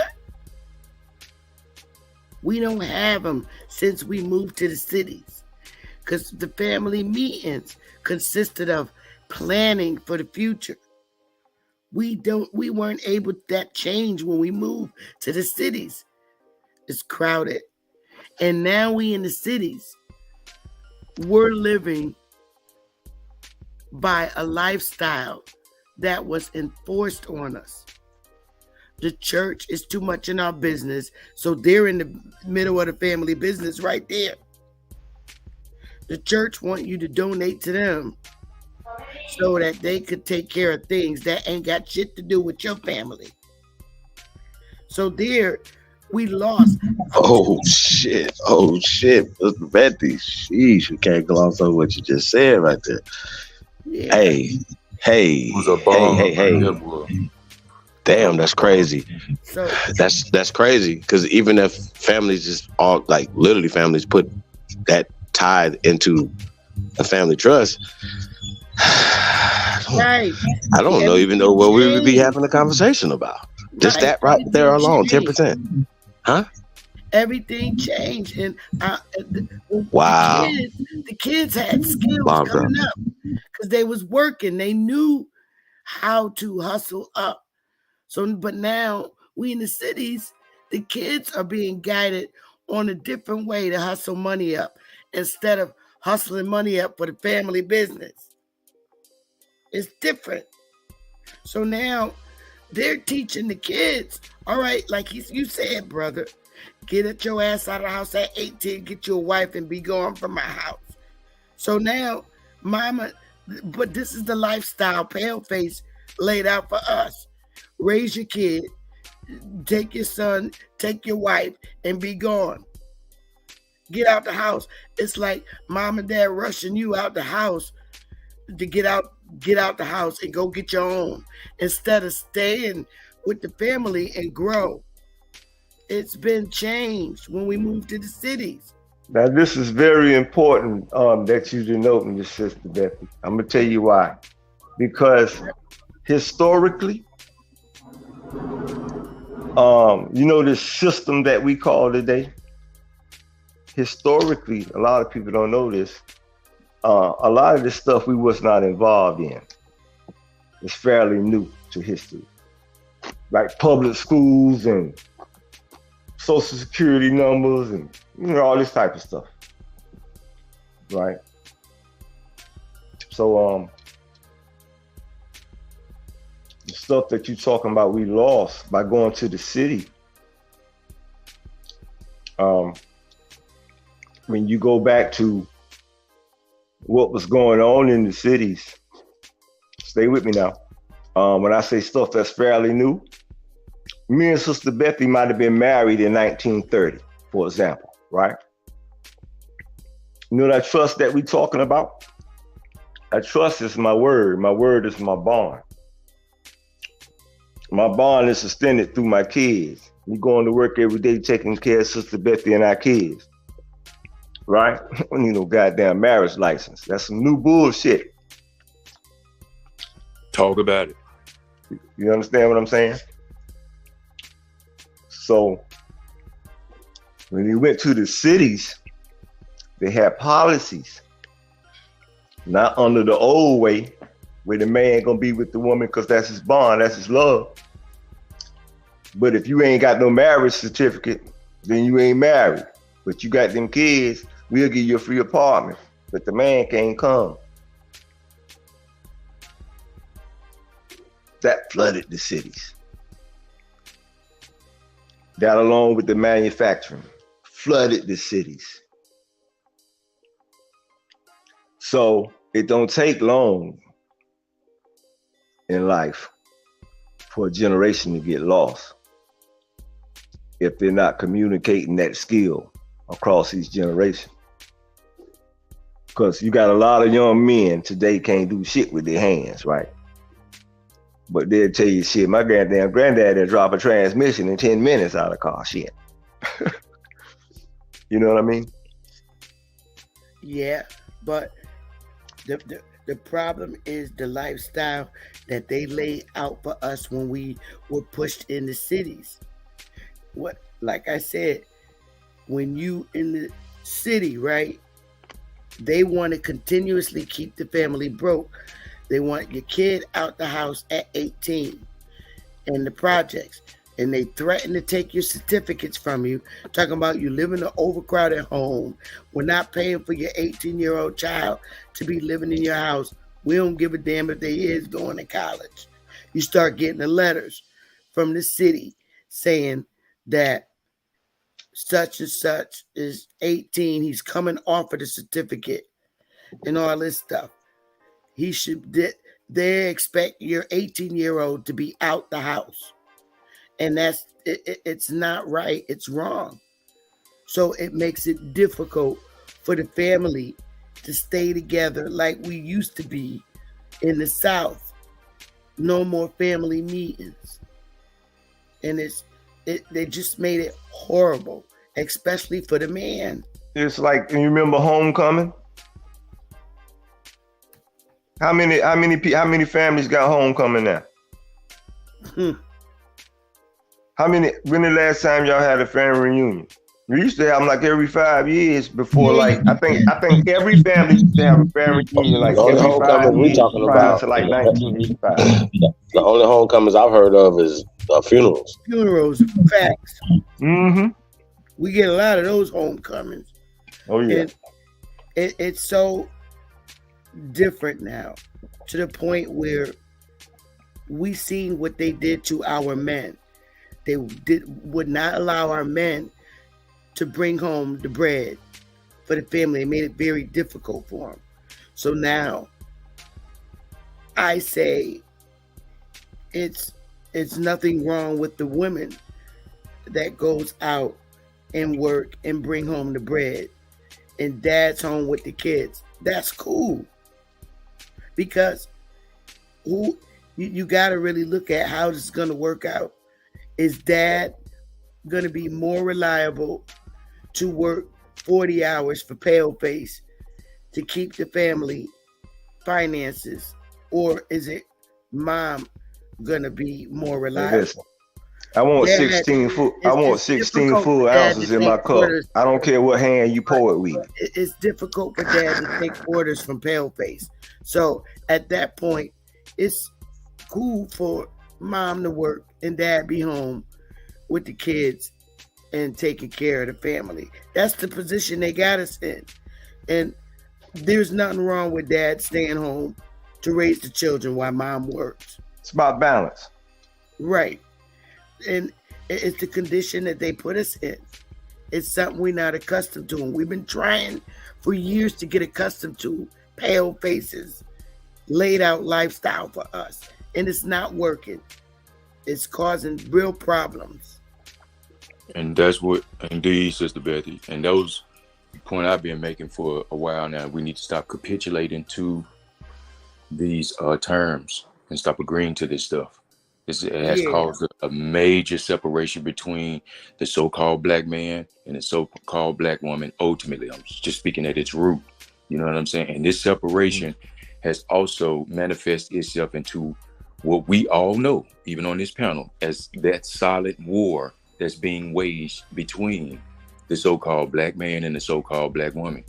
And it has caused the family structure to be diminished. And it all goes back to the benefits that we capitulate to, and the rules and regulations that we choose to live under, because we haven't taken on this responsibility that we hear Sister Betty and the brother, I think it was Ali, talking about, when establishing trust within the family and building from there at its root. See, there's a great responsibility that comes with that, because the first and foremost responsibility is dumping the bullshit that we were formerly taught to live by. You see what I'm saying? And go back to that ancient mindset of our foremothers and our forefathers. I think that's key for us. But yeah, I just want to chime in and say that, Sister Beth, you on point. Right with that one. That's what's up.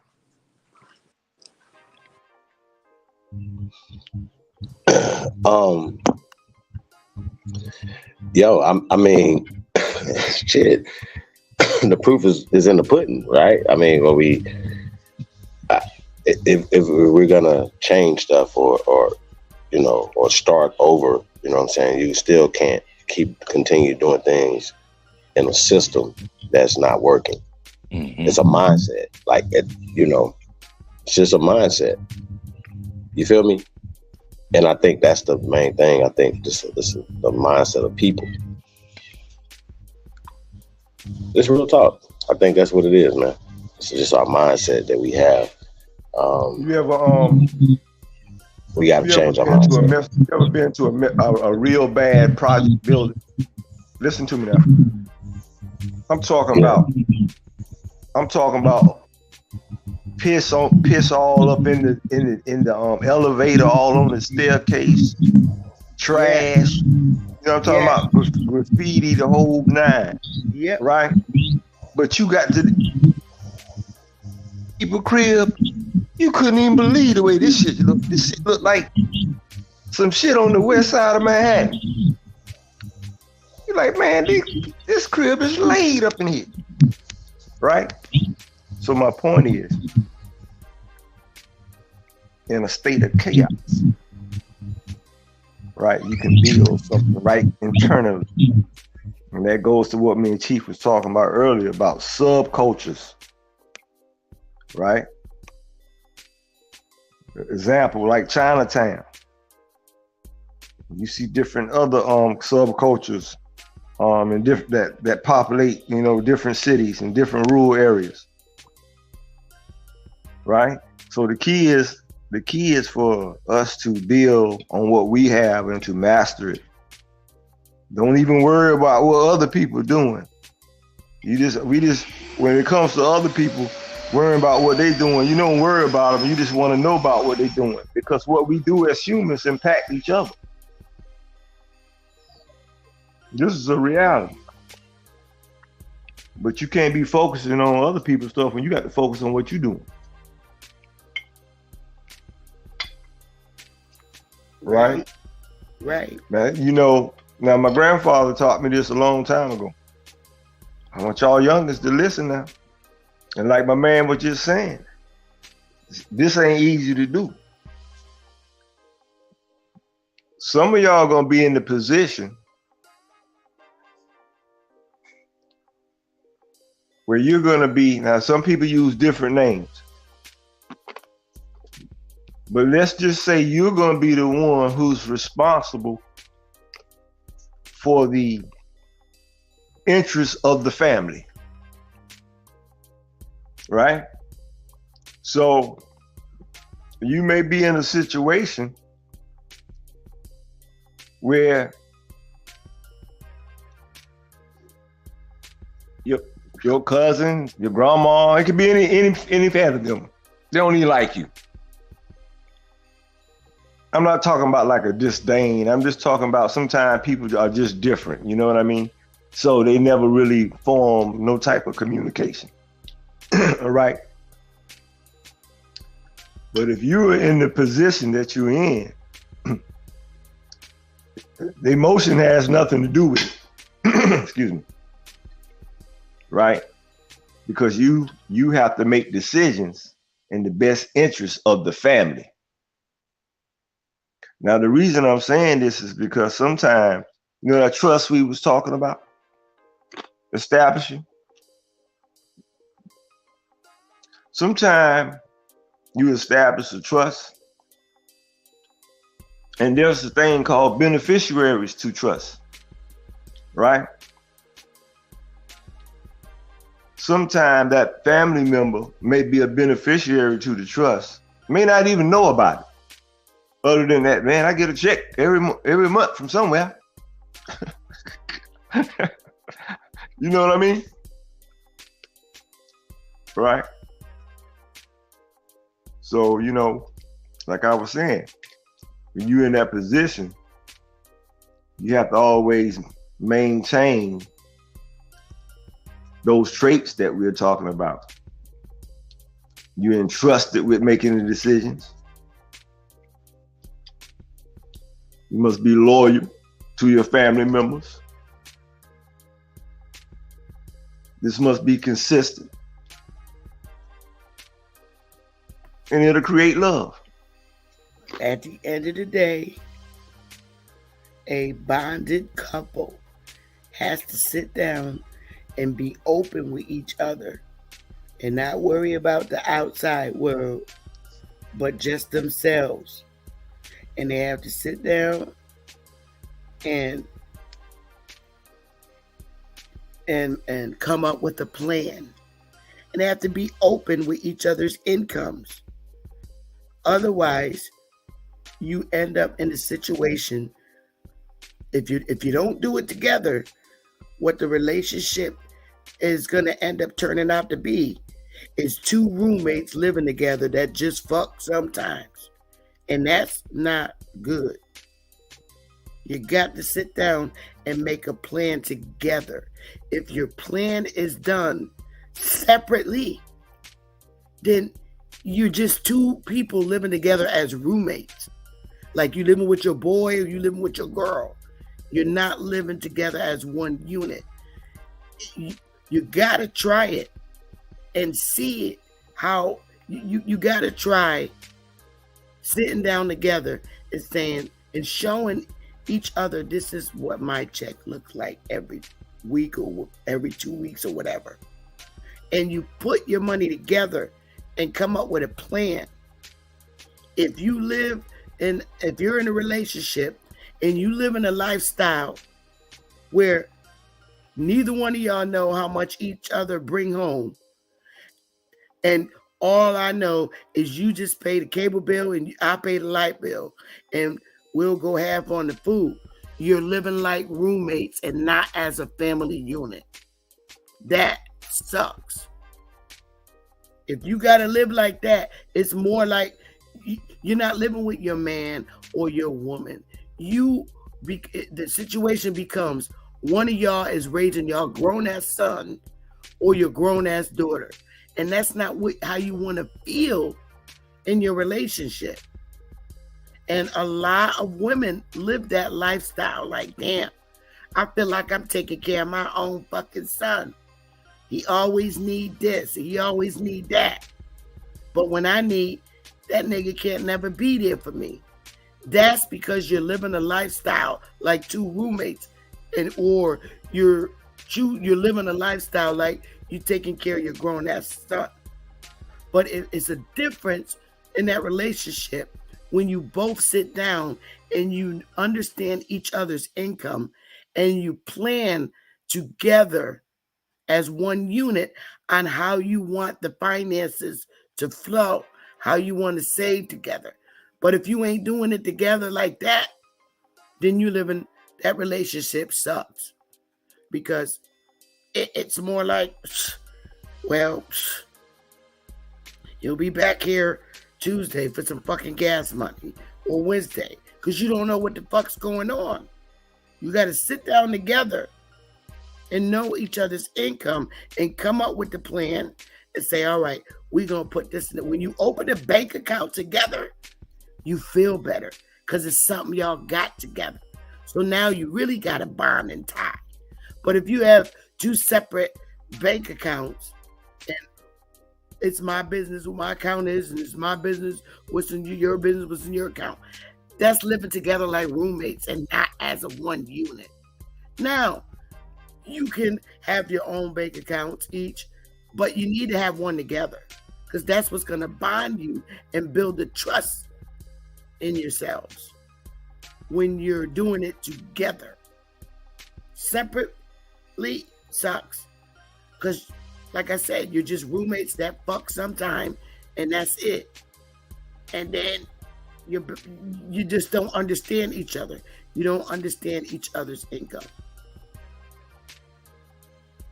All right, we're going to put this in your bank account so we can save. You want to choose to fuck up the rest of the money that you got left, that's your business. But we got this one bank account together that neither one of us is going to touch. You either, whatever's left over of your money after we put our money in this account together, that's on you if you fuck up what you got left over. But this account is ours together. Ain't neither one of us gonna fuck it up. That's where your bond is right there. Until you get mature and say, you know what? I put my money in this account with my baby. But I sure be fucking up the rest of the money I got left over. I think I want to invest more money in our account that we got together. Because I'm just fucking it up. My remaining money. I'm dropping jewels, Sister Bethy dropping jewels. Hey, shout out to Kutty nephew.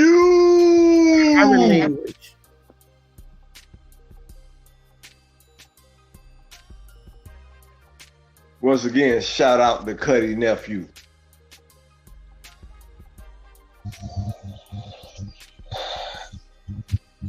So we got Bobby in here.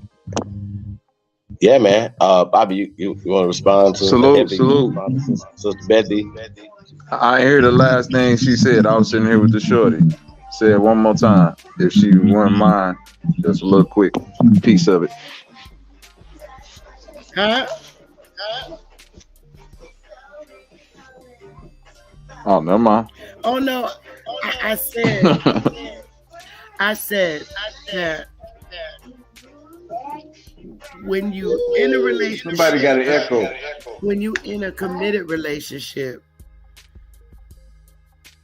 the object of understanding family and the way it works is if you do it together. You have to sit down together as a unit. And this is what my paycheck looks like every week or however you get paid. And the woman shows what she get paid. And then you come up with a plan together as a unit. What I'm saying is, it makes no sense to be in a relationship if you're going to live like roommates. You want to live as one unit. Oh, yeah, that's an absolute fact. If y'all hiding shit from each other, if y'all on that, I got a bank account, she got a bank account and it's not gonna work. Y'all might there's no trust there to begin with. I see what you're saying, Sister Betty. Right, you go to the way to establish the bond and to strengthen your relationship is you open up the bank account together. Okay, you can still have your separate bank accounts, but you open up that one thing that you got together is what's going to bond you, and it's going to mature both of your minds. And you're both going to sit down and agree to a plan. Okay, we're going to put this money in every time we get paid, because we know how much each other get paid. This is how much money needs to go in this bonded account we got together. We don't give a shit what happened. And whatever money you have left over, you have a choice to fuck it up or do what you want, because you done already kept your obligation to putting this money in this bonded account that we have as a couple.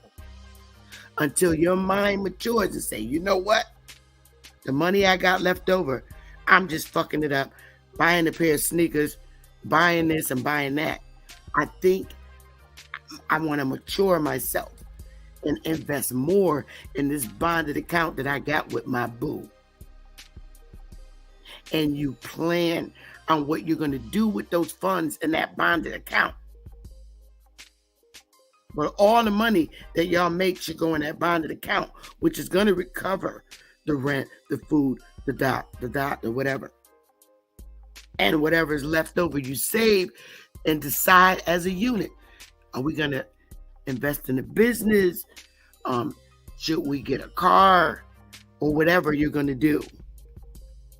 Otherwise, if you keep living a lifestyle where you got your bank account, I got my bank account, here's my money for the rent, here's yours.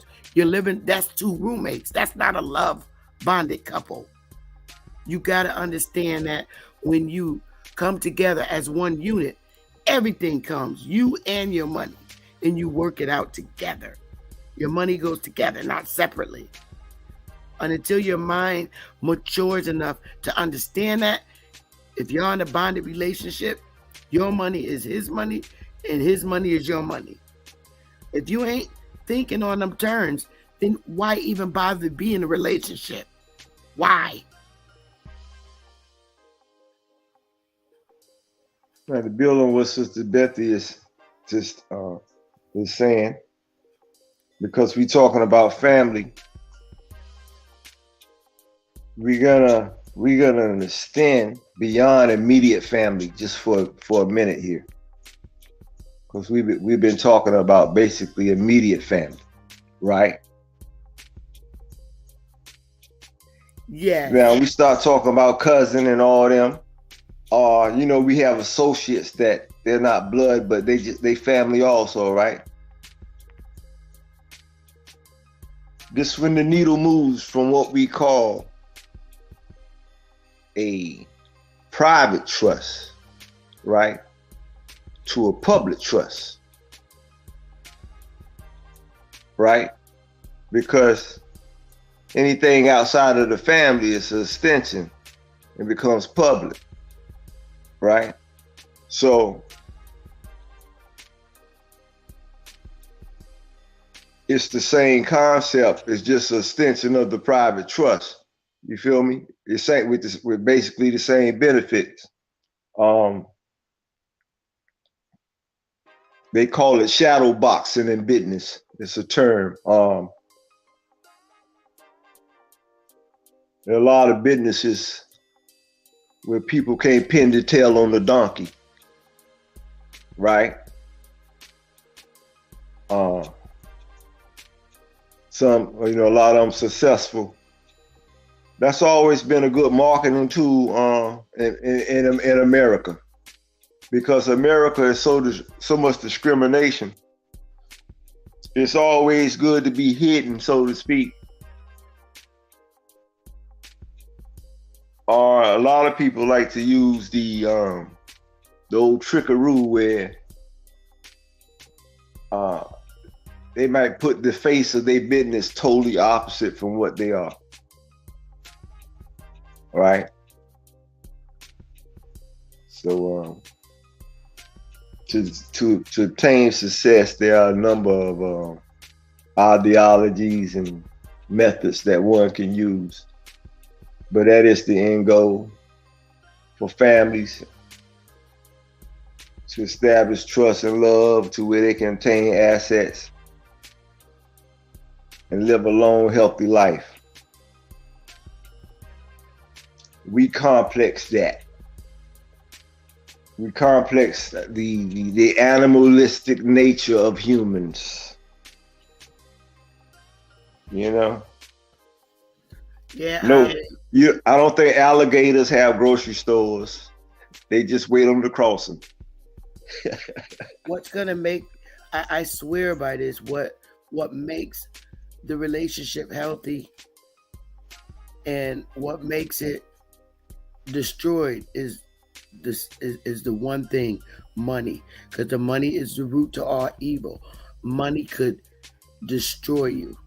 Chasing. But you got to know how, as a couple, as a family, to deal with the money. Especially if you're a couple, building your relationship and making it strong. And y'all want to see the trick? You want to see the trick about money? This is the trick about money. You got to get away from, oh, I got paid today. No, it's we got paid today. Right. When you look at it like that, this is the trick about money. You appreciate your relationship more. You really do. You appreciate your relationship more. That first point you made. Me and anybody up here was married, and I get paid 1 week. 1 week is my pay period, and then the opposite week is my lover's pay period. It's not about I got paid this week. It's we got paid this week. And then next week, he gets paid. No, we got paid. Because you're both going to sit down. Ain't nobody from the outside's business but yours to sit down as a family unit and plan how you're going to save and how you're going to distribute your funds. You got to do it together. Doing it separately. Build on that first point you made again about the money being the root to all evil. It is the root to all evil unless you take the evil away. And the taking the evil away is looking at the income differently.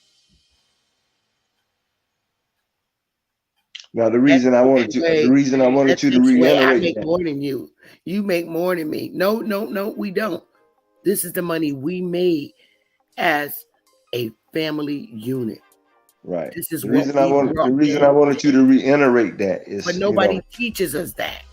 We talking different levels here. So, like we said, we talking personal family as well as extension, as well as the public. Right. So, when you look at there's no trust in the public. So this is why you see a lot of businesses dissolving also. It makes it harder for that man or woman to go fuck with somebody else. When you look at life and your finances as a couple, it really, when you live a separate life, living in the same household, that man finds interest in other women, or that woman finds interest in another man, because you're living like roommates. You have to fix it where y'all understand that when the income come in, it's y'all's income. Mm-hmm. So now, it's harder for anything to tempt the bond that you created to demolish. Not saying that it can't happen, but that comes to the weaker minded person in the relationship. If you allow another woman to cause you to fuck up the bond that you and your woman got going, that means you're a weak brother. Same thing with a sister. You got to keep the bond strong. Y'all got a bond that in a plan in life that you're living by, and you can't let nobody in that 360. The bond used to mean something back in the day. It don't mean nothing to them no more. No, it don't. You got to do it together. If you don't do it together, and you ain't open with each other in the beginning, this is what I bring. This, and then you like, this is what I bring. How we gonna make this work together? You gotta do it together. If not, just fuck it. You living like roommates. That's when you're in a relationship and you don't have this bond that she's talking about, you know what they call that today? That's them swingers, open relationships. Yep. All that old crazy type of stuff. That sucks. I would never want that. But a lot of women in my era have found it hard to do that with a man. I think it's great to do that. And you look for that man that has that type of interest. Do you really want to do it together? Or you just gonna live right like roommates? That sucks. Oh, it sucks. Some women are not good with money, and it be the other shoe on the foot, but the man is good. Some women be like, oh God, I suck when it comes to money, saving and planning. But the man, you got men that's just real good. Like, nope, we ain't buying that. Nope. We ain't wasting it. I got a question. You getting a new wig? Nope. $500 for a wig? Girl, bye. You better get some plaits. I got a question for the panel. Does anybody on the panel, this is kind of specific, so listen to me closely. Does anybody on the panel own land to where it has access to where cars could park? Our tribe owns land, but I don't call the shots. Everybody does together. Okay, I'm gonna tell you why I'm asking you this. I mean, I own land, but it's not that type of land that I need, right? I say yeah, though. Go ahead, brother. I'm telling you why I'm saying this because I wanna set up a reunion. I want that little red house you got, Chief Holiday. I want to have a reunion. You know what I mean? And we need somewhere to have it. And we need to collectively. We would love to host. We would love to host your family gathering, brother. I want that red house with those. You know, we need listen. Chief, you got. We need the whole family. Check one, check two. Doing their thing. Diggle cut. Y'all can hear me? Kutty could be live when we do it. You know what I mean? Kutty could be live DJing when we doing it.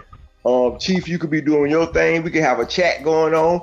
Everybody from around the nation can have their merchandise. You could be networking. You know what I mean? We can have a real family reunion. We can get them girls, the few that's left that know how to do them cakes. We can have them cakes out there. You know what I'm talking about? We can have them biscuits out there. You know what I'm talking about? You know the biscuits I'm talking about? We can have them out there. You know, we can have them greens out there. You know, some people put their foot in the green now. You know what I'm talking about? We're gonna have that out there. I'm talking about a real family reunion. That's right. Because I tell you what, I'm at my uncle's funeral right now. And best believe it is not a family reunion. These motherfuckers is scoundrels out there.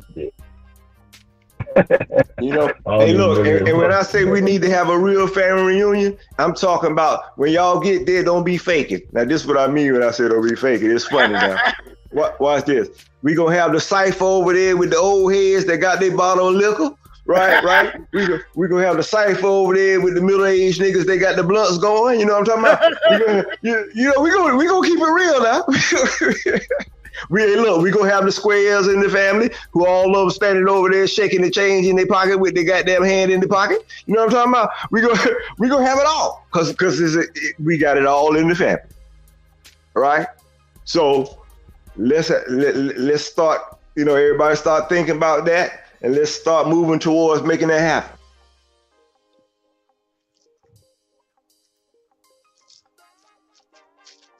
Chief.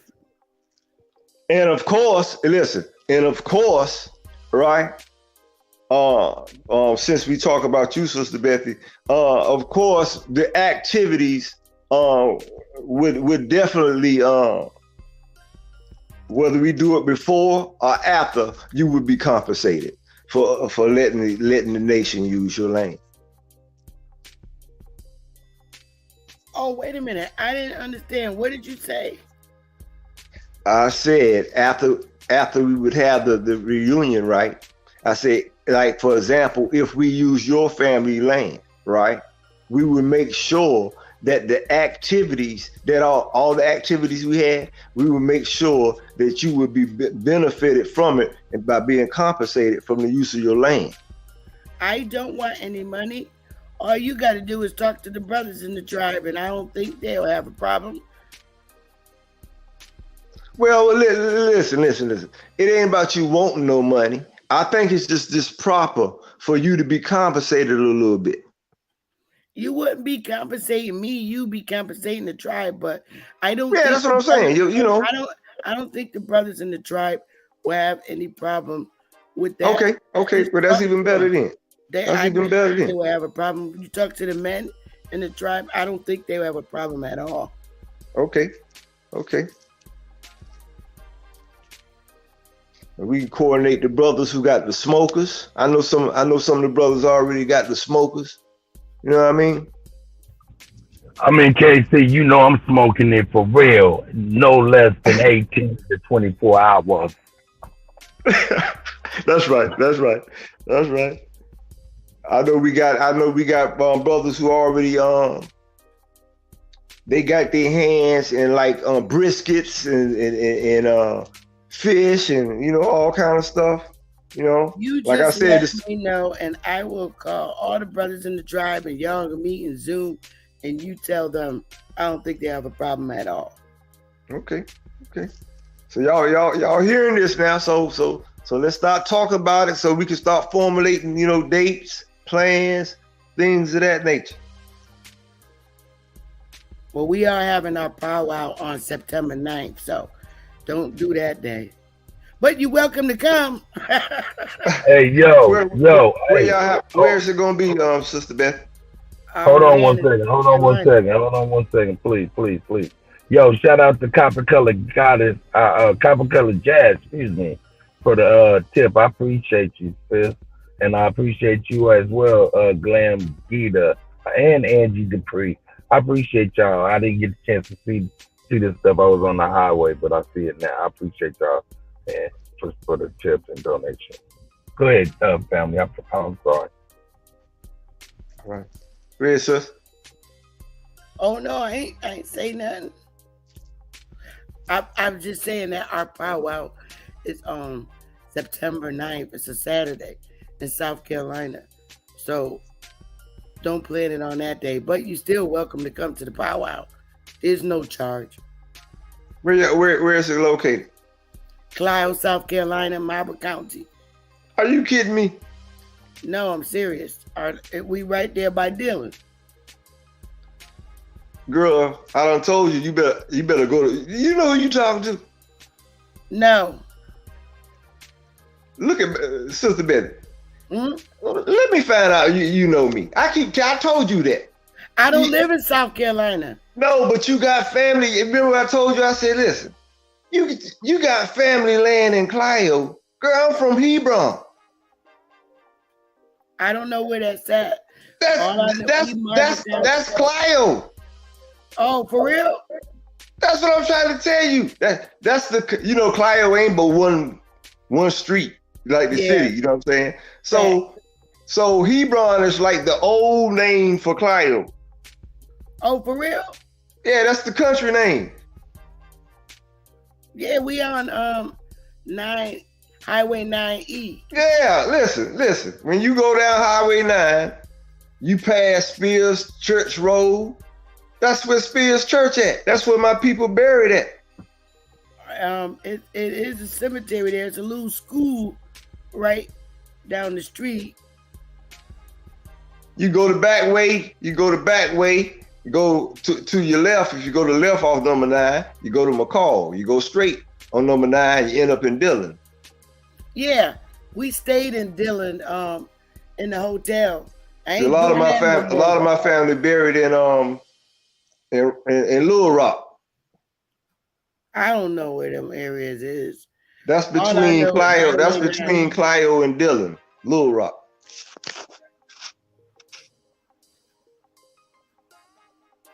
Yeah, Thomas, you got land in Clio. I know somebody. I guarantee you, somebody in your family know me. No, my brother live in Columbia. Where he live in Columbia? My mom live in Columbia. My sister live in Columbia. I got about 50 cousins in Columbia. They live near that restaurant that everybody go to. It's called, oh, I forget the name. I only went one time to my brother's house. Where the restaurant at? Downtown or midtown or uptown? Like in the northeast? They live kind of like in the boonies, but oh, I forget the name of that damn. Where they live in Hopkins? Oh. They live down there by what we call Starlight. I'm trying to think of the name of that restaurant because it's popular. And he lived down the street from it. It had something to do with an alligator or something. I don't know. I forgot. I don't go there. I just quit. Clio. We ain't Clio though. I know that. When you were younger, you ever went to the you remember they used to have the picnic? No, I never. They used to have what they call the mental picnic. I never been to South Carolina when I was little. Okay. I lived in Connecticut all my life. Wait a minute. I started going to South Carolina in 2000. You got any Dudleys in your family? And Hamers? No. Huh? How about Hamer? No. That's strange. You know what? Our family's been living side by side and we don't know each other. That's strange. I got family in Connecticut. In Bridgeport. That's where I was born and raised, Bridgeport. Now a lot of them listen. You ever seen any black men drive around Bridgeport in Rolls Royces? Oh God, you talking about pimp daddies from when I was a little kid. I live in Bridgeport. Now look, it's a few of them still there, right? Otha and his family still up there, but what is their last name? They Dudleys. Only Dudley I know live in Hartford. But see, a lot of them in Dillon, South Carolina now, got older and moved back down south. I don't know. Or either now some of them named Garner, Johnny Garner. Now Johnny used to be a gangster. Ain't no secret about him. What was his street nickname? They used to call him Johnny. He went by his name. I got an uncle named Johnny. His name John. His name John, but he called him Johnny. I got an uncle named Johnny and a cousin named Johnny, and he was doing karate with Michael White before Michael White became famous. Michael J. White is from Bridgeport. And like I was saying, then you got the other line of my family up there. They Hamers. Nope. I don't know what side of town of Bridgeport. I lived on the north end. I don't know what side, but they lived in the I guess you would call it kind of like upper middle class. Stone Ridge. Cause he owned he used to have a lot of apartment buildings up there. He used to rent out. Oh, then maybe he lived on the east end or they got in that town they got them 8 units. My apartment building's got 8 units to it. 8 units. That could be the South End or the East End. Yeah, but you know what I'm talking about, right? The one got like the 8 units in them. Yeah, he invested in them joints for years. You could be talking about South End or East End. You know, liquidated a lot of them, and you know, to see like the stuff we talking about. That's why it's so important, man, for families to understand that you have to remove your ego, because in an ideal world, from an ego perspective, a man wants to come up with a great idea, and the idea works where the family can eat. And idealistically, he wants to pass it on to his son. That's in an ideal world. But sometimes it might be your third cousin. Sometimes it might be your uncle. Sometimes you got to pass something on to somebody beyond the ego for the best of the family. You know? I will not say my family's name in Bridgeport. They're crazy, and And my point is, you know, sometimes when you running a business successfully for the family, it becomes real dangerous when you don't have nobody in the family showing interest in how they eat. Boy, you know what I mean? And they start taking on these taking on these other ideas. Where you at, Cut? Hey, this is my little cousin fella right here. Yes, sir. Yes, sir. Yes, sir. Hi.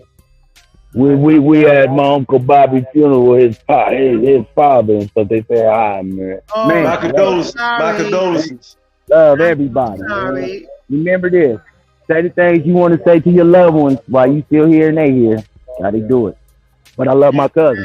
I ain't one, baby. My condolences to your family, man.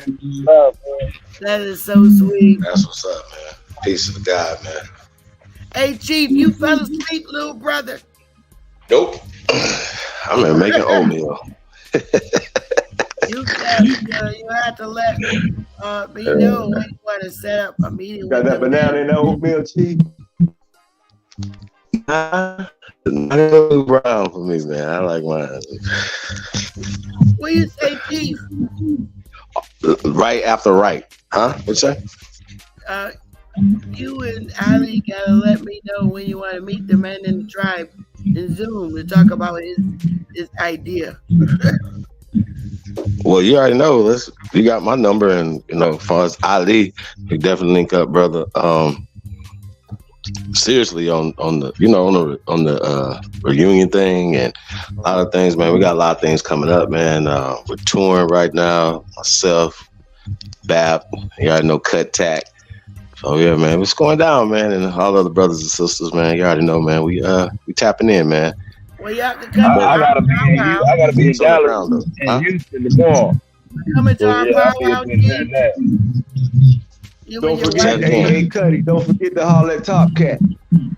I said you coming to our powwow. Ain't nobody talking to no Top Cat, man. Hey, you over here playing games.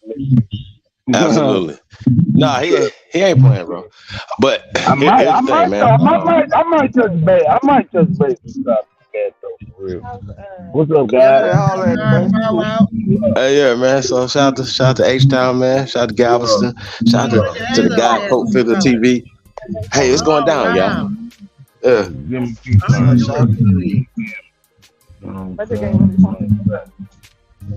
a cutie patootie. I'm not talking about the bald head guy. I'm talking about the little boy. Yeah, I know. Thank you very much. I am a cutie. Thank you. I'm talking about the little baby boy. Nah, you wasn't talking about the baby. You talking about me, playing. Well, I'm not. Hey, I see Mr. Brooklyn in the building. You be a woman. What's up, BK? Absolutely. I would love for y'all to come. I know Bap coming. Him and Rocky. Hey, Smoke, you gonna come? Hey, Chief. Yes, sir. Check your DMs on IG. Yeah, man, I can't get. I'm not have access to none of my social media right now, yeah. So you gotta hit me up, cheapholliday@gmail.com. If I can put my number in the back chat. I had sent you. Text me right now. Remember you had asked me about my man in Vegas? I had sent you his profile. Okay, no, I'm saying we're gonna link up Cut, you after gotta the show. come to the powwow. Okay. What'd you say, Mr. Best? You gotta come and bring your family to the powwow. Hold up. Hey, Chief, send a screen me real quick. Huh? Send a screen me. You know Hold what I'm on. saying? My little Oh, cousin. look at there. I can't see him. Oh, I know. is You know that what your I'm baby saying? girl? Hi. This is my baby cousin's cousin. But this is my second cousin. My cousin's daughter's baby. Oh. And I'm showing her how we working this. How we working this. Hi. How you? They said, how are you? Good. She said she's good. That's what's up. You know what I'm saying? See that? That's tight, huh? You see how many people on there?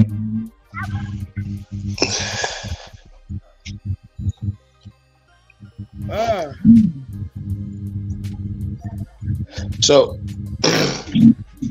yeah, man. Hey, man. You guys been dropping some jewels this. I think giving a big what do you call it? Flea market on the land will be good. Oh shit. What you say, Bessie? I think giving a big flea market on the land will be good. Everybody bring their goods and sell it. Yeah, that's what I was saying. You can bring your All merch that when damn we have the traffic that reunion. go down Highway 9. You know Highway 9 is busy. Oh yeah. They'll stop and buy something with their greedy butts.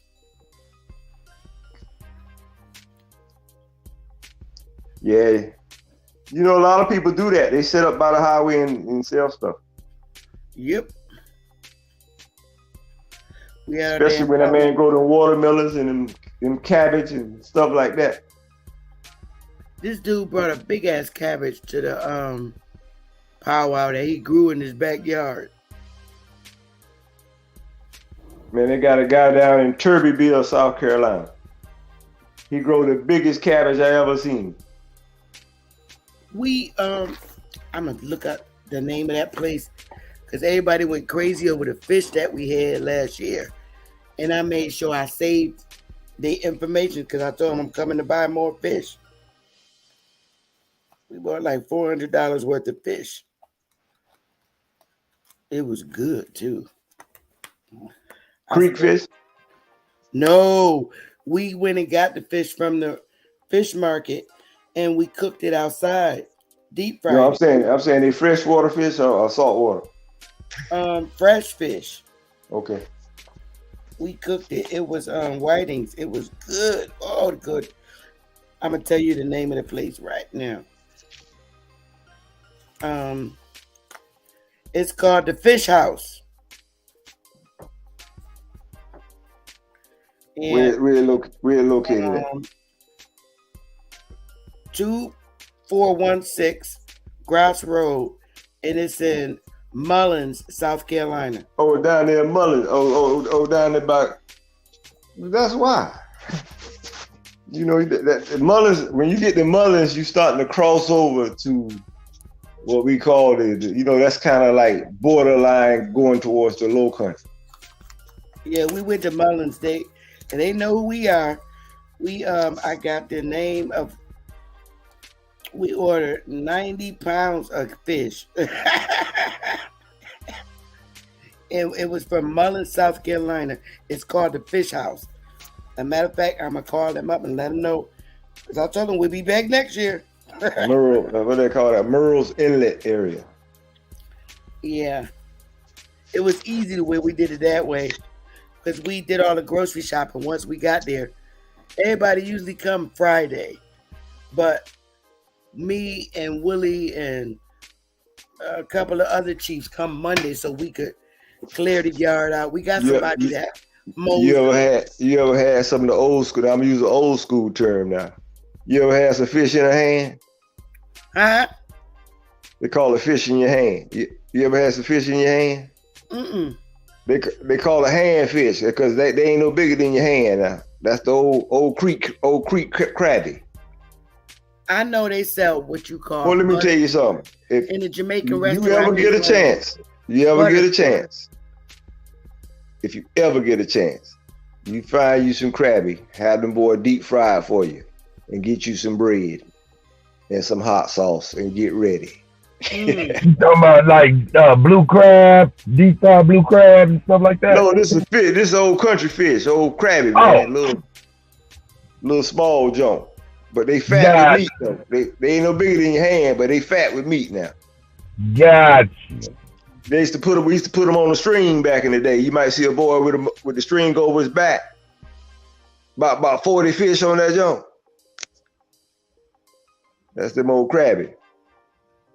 Yes, sir. That's that yes, sir eating. Yes, sir. We got a pond in the back, and a sister in the tribe said she was gonna throw some fish in there so they can mate. I don't know. What's she gonna throw in there? Some brim, bass? I don't know. I don't know. She know how to breed fish, so she said she was gonna throw some in the pond back there. Hey, look, I got a cousin, right? He be searching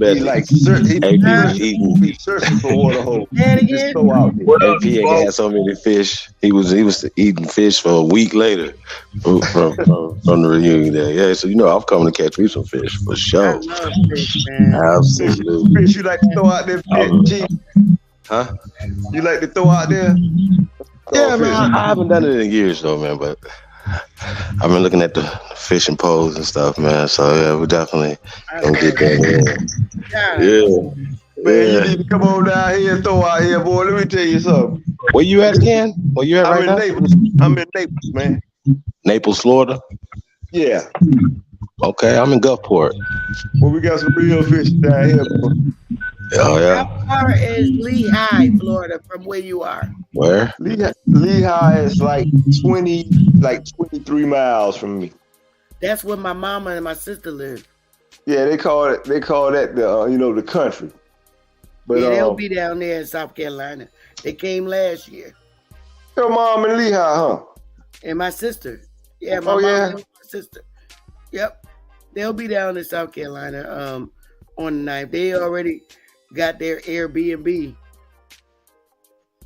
It's funny you say that, right? Because unfortunately, we all got Airbnbs. I reserved the storm created a geographical shift in the area. They formulated new policies on the rebuild, right? To where economically a lot of people can't afford to rebuild, right? So some of the people that lived in the city are relocating the Lehigh. That's where my sister and mama is. I know we have brothers and sisters in California that's flying out, that flew out last year, and Texas, they flying out. They did last year. We had so much fun. They said they got to fly out this year. It was fun. But this time it won't be as hot. Last year it was fucking hot. Oh my God, it was so hot. It's been unseasonably warm in South Florida. Yeah, that's why we planned it for September 9th this year, to make sure we don't be in that heat wave weather. I can imagine what July is going to be like, because we already been in the 90s. We know better now. We planned it for September, so we'll have better weather, because August and July is too hot to be on that land.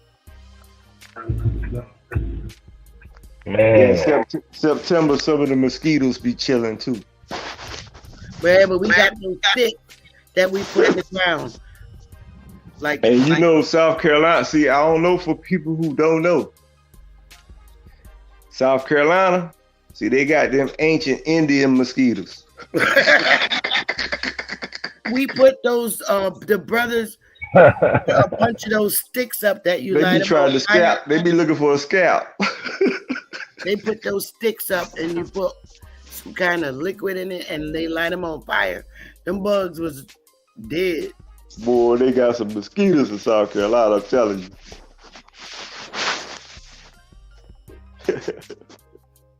Especially out, you talking about Clio? Oh my God. You talking about mosquitoes. Oh. We had the outhouse delivered, the porta potty delivered. Man, every time I went to the bathroom, this one little green frog kept coming into the porta. I throw it in the woods and it come back. Every time I go in the bathroom, it's sitting there scared the crap out of me. A green frog. Hey, look, I'm gonna tell you a funny story about Clio that's true. And since we talked about mosquitoes, watch this. When I was young, right? Me and this girl went on a date. So I was like, look, man, after the date, I'm like, I'm gonna play around a little bit. So you know how country boy, we found us a dirt road, right? I done drove out to Clio and found me a dirt road, went down that dirt road, me and the girl started messing around. We finished up, we going back to the crib. She was like kind of quiet. Then she was like, what got into you tonight? I was like, what you mean what got into me? She said, you ain't never been like that. I said, shit, you got a train ran on you. She said, what? What you mean I got a train ran on me? Don't be saying that crazy shit. I said, shit, the only reason you liked it because them 20 mosquitoes was on my ass pushing like shit. Oh, God. Okay. TMI. Oh, my God. The mosquitoes was tearing my ass up. TMI, sir. Oh, boy. Yeah, they got some mosquitoes in the country, boy. Yeah, it'd be nice for us to have a nice reunion, man. The nation needs that. I just like food. Just give me food. Some people need that. Some people just need a day of eating good. You know what I'm talking about? Well, you need to put your contact information in the back so I could. I will do. So I can, Yeah, well, I'll put mine back there too. Chief Urban. And right quick, are y'all? I don't know if Sister Soul forwarded, that handbook to everybody or not. Back when I sent it to her, but are you guys familiar with the trust handbook? No, I'm familiar. It's teaching about the principles of creating and establishing a trust, step by step. If you're not familiar with it, I did send it to Sister Soul. I think it's been over a year ago, but if you like it, just drop your email either in the chat or in the back chat, and I'll email it to you. But I say use the principles of establishing a trust to do so within your own family. I don't ever recommend anybody, set up anything within the jurisdiction of any other entity outside of your own family. That's why I say use the principles to establish it amongst yourselves. So, like I said, just drop your email either in the chat, and because I can't see the chat, but if you put it in the back chat, I'll have it and I can forward it over to you. I think I sent a few people that handbook over a year ago. I think Copper Empress. I think she got. Hey, Chief, what happened to your IG? You said what, bro? I was asking Chief what happened to your IG. Hey, yo, hold up one second. Hold up. Let me get my advertisement on. Man, shout out to everybody on the panel holding it down for the Kutty. I appreciate y'all. But don't forget, hit up DJ Kuttak 1 on YouTube. Hit the like button, subscribe. You ain't gotta stay in purgatory. Just hit the like button and subscribe. All right. The rotation, the 24-hour mix rotation is coming soon. Number 2, don't forget, I do work for food. I repeat, I do work for food. So you can hit me up at $Kuttak@gmail.com. Shout out to the new cash apps that done came in too, who done hit me up. Shout out to Glam Readers. Shout out to Angela Dupree. Shout out to Copper Colored Jazz. I appreciate y'all. man, you know what I'm saying, on this most prime day. So you guys, I love y'all very much, and it's in my very action. Talk to y'all in a bit.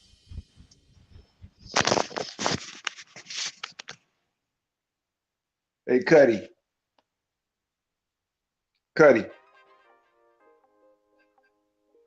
He dropped off, bro. Hey, Chief. I gave Kutty some information because you do the music too, right? Yep. Yeah, I gave Kutty some information.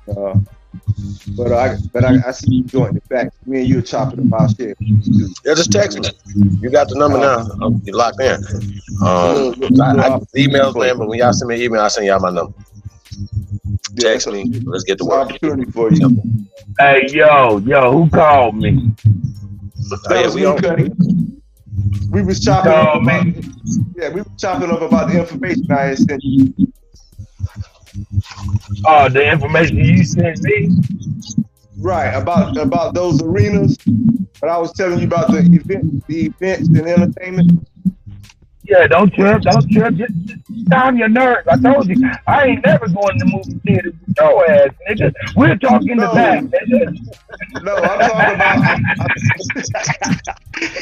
Crazy. No, I'm saying I'm telling Chief that I'm gonna share that with him also because he in music also. We partners. Crazy. Man, I love y'all, man. I love y'all. What's up, sister?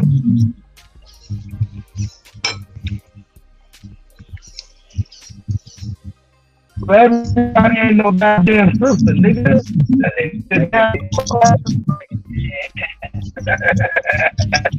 That's my Holiday. What you do with music? You produce? I mean, talk to. Yeah, I do everything. Okay. That's what I was gonna say. Pretty much. Well, most of it's producing, managing, writing, thinking, the grunt work. You know what I'm talking about? Right.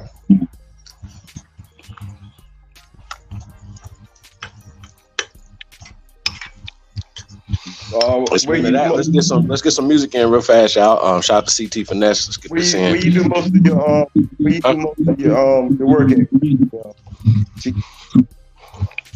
Well, right now,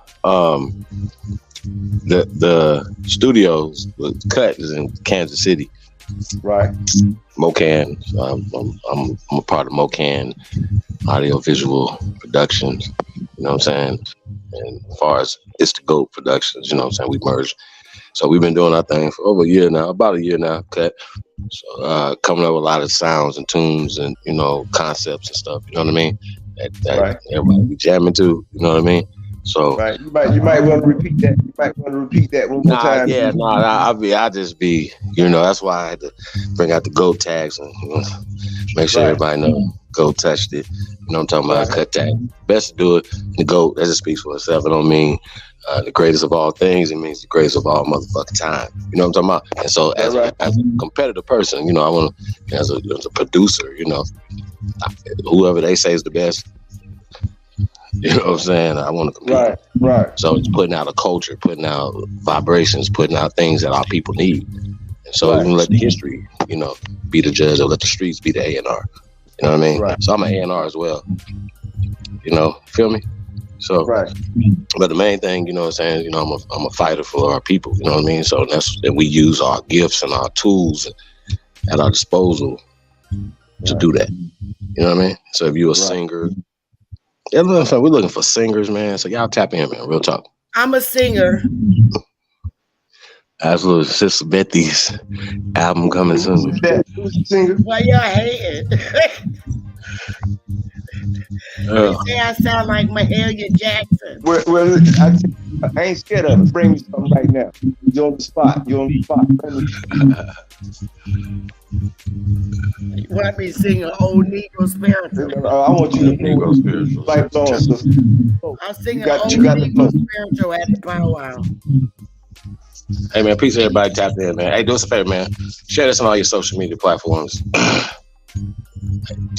And then press gold. Hey, You Chief. truly descend from the greatest human beings in world history. Yes, ma'am. So, you and your wife, y'all gonna come to the powwow and Kutty. I can only speak for me, Sister Betty. So you know what I mean. So I'm like, Kutt, like, stop telling the movie. I might want to surprise everybody else going to the powwow. You know what I'm saying? I might have been trying. You know what I'm talking about? Sister Betty should be all over the place. Yeah, I'm sorry. It's terrible. Hold on, man. I got something for y'all. Shout out to all the gentlemen out there, man. Hey, Sister Betty. They took out popcorn. Hey, it's a Good Friday, man. We about to turn the heat up a little bit in the community. Huh? Y'all know I ain't shit. I told y'all I ain't shit from go, so don't fuck with me. Don't be surprised. But oh, Chief, he's supposed to be a pastor. Where? God holler. What's wrong with y'all? Hey, Chief, focus on the film. Hey, Chief, you heard what I said? I said you and Kutty, y'all took Betty popcorn. What'd you say, Sister Betty? Smoke on the panel. Smoke. Now that would be something if Smoke showed up to the powwow. Smoke in? What's up, Smoke? Shit. See, nobody want no smoke last night. Smoke be running people off, man. Oh, that bill was fire yesterday at BAP channel. Oh my God, they was going for like 8-9 hours. BAP was on first, and then A1 came on till his ass fell asleep. But it was really, really good. All right, so check it. Let's get this in. Shout out to CT Finesse. St. Louis. Let's get it.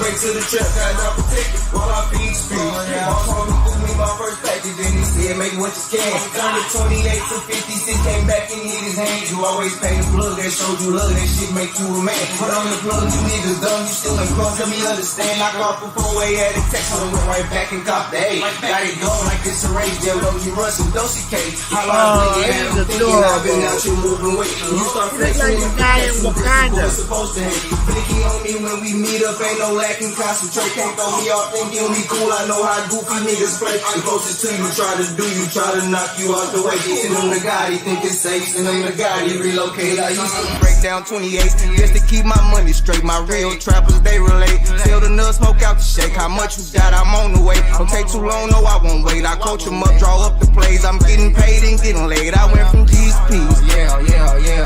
Bitch, I went from G's to P's. Yeah.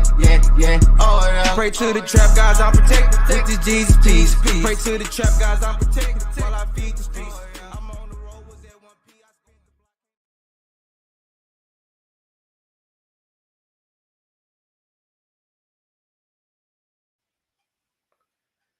He's a cute kid. He looks like the guy that played in the movie Wakanda. Remember, he was the star of the show. You know what I'm talking about?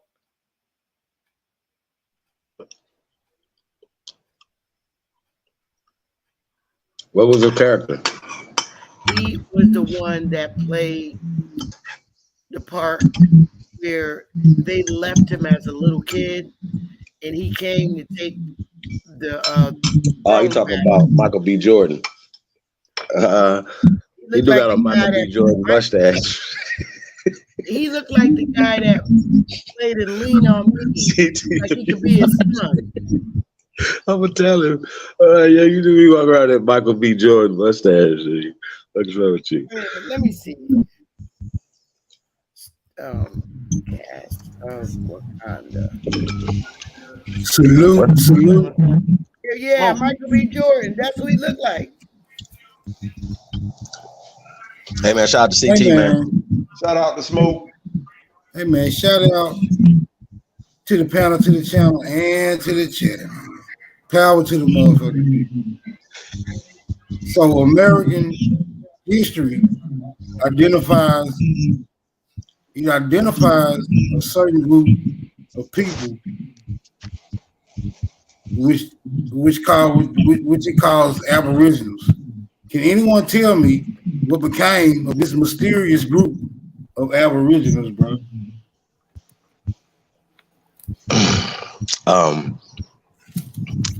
You're speaking to them.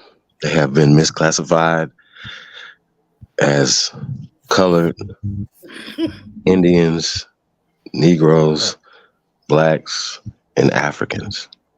My brother. Everybody knows this. It's the gig been up so many years ago, y'all. I think they just been on life support, and we've been pulled the plug, and these just fools just keep coming around here. So every time they keep coming around, that bullshit's gonna get worse for them.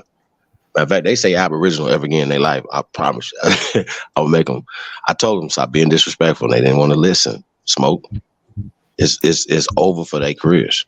That shit is canceled.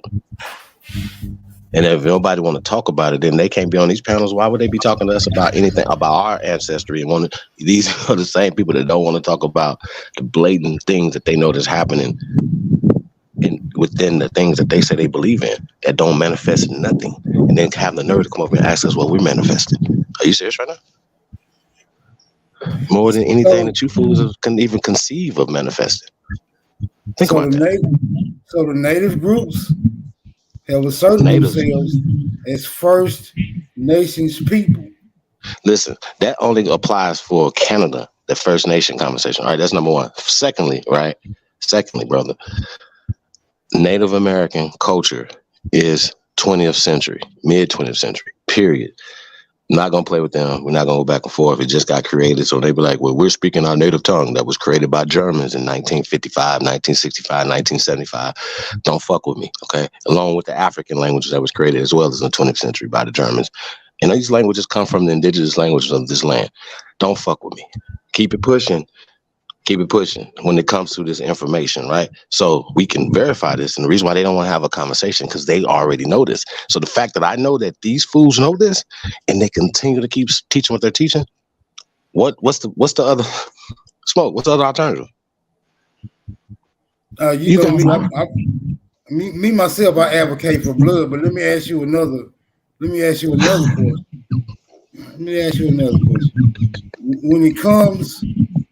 When it comes to these structures that we found that they claim was built in antiquity, right? If we are certain to be these people, why do we abandon this type of architecture? You know, as far as mounds, castles,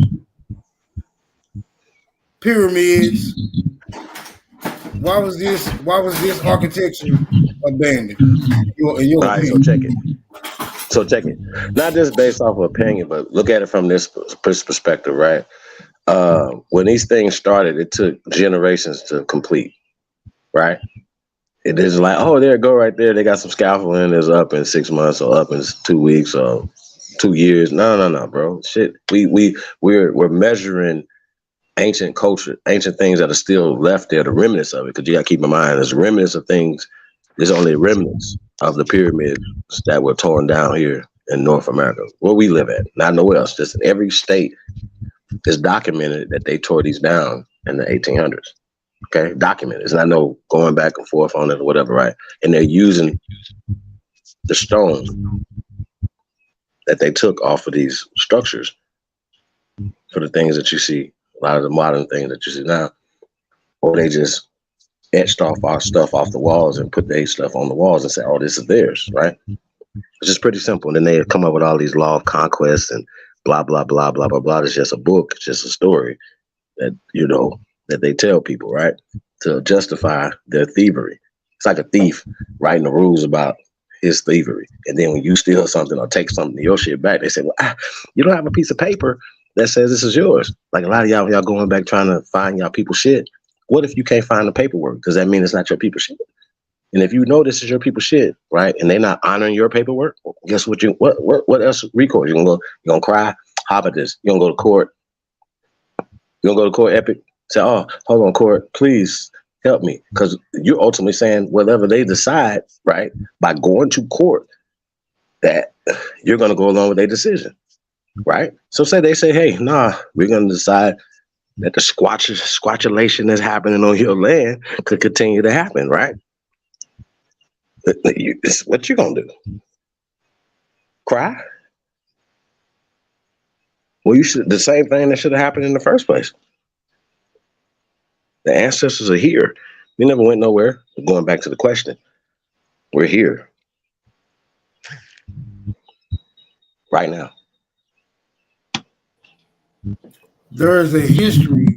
There is a history concerning the arrival of certain foreign groups, pilgrims, invaders, conquistadors, immigrants, what have you. All right. Can it be said that before this pronounced history of which I speak, that foreign groups have always been visiting this particular geographical land?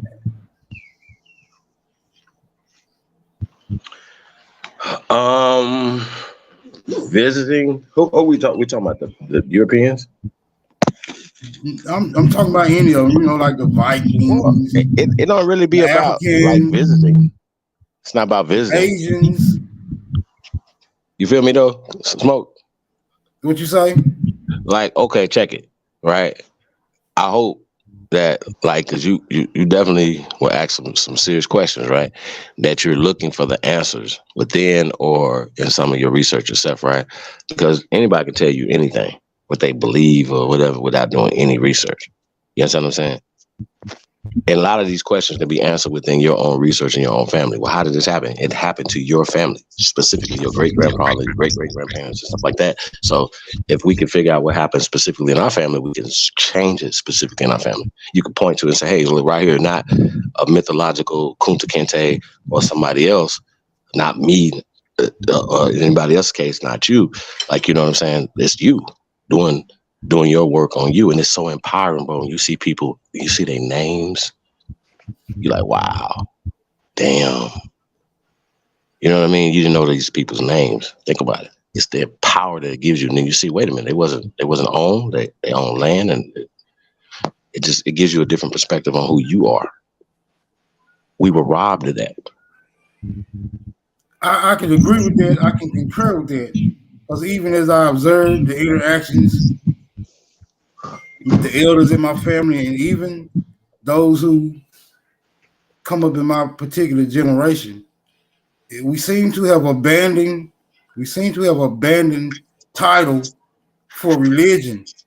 I really can't say whether or not that was the appropriate thing to do, but in my perspective, I can only suggest that it was not.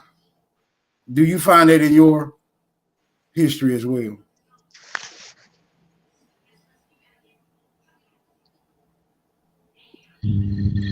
Are you talking about the religious stuff?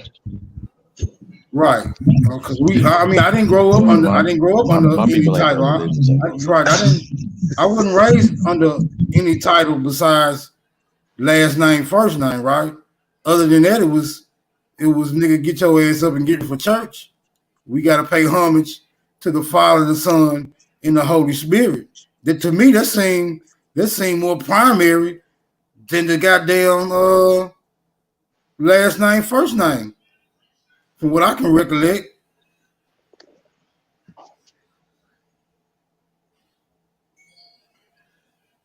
What was the compelling event that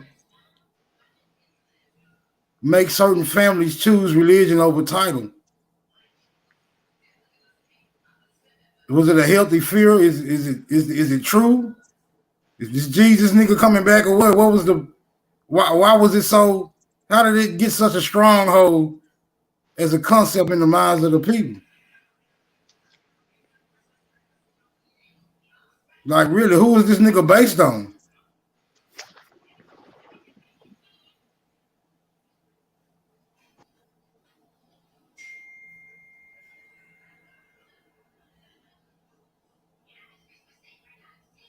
Damn, did I get kicked out this motherfucker? I'll be back.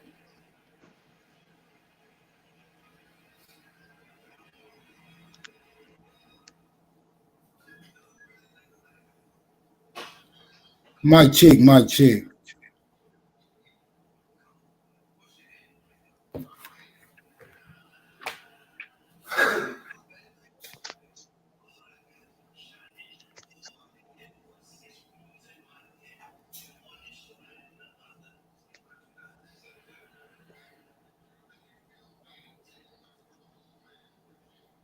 Nah, maybe that ain't me. Mic check, mic check. Anybody hear me? You good, Smoke? Oh, okay. Now where'd Chief go? I had that nigga under inquiry. Mic check, mic check. Anybody hear me? Good, Smoke. Oh, okay.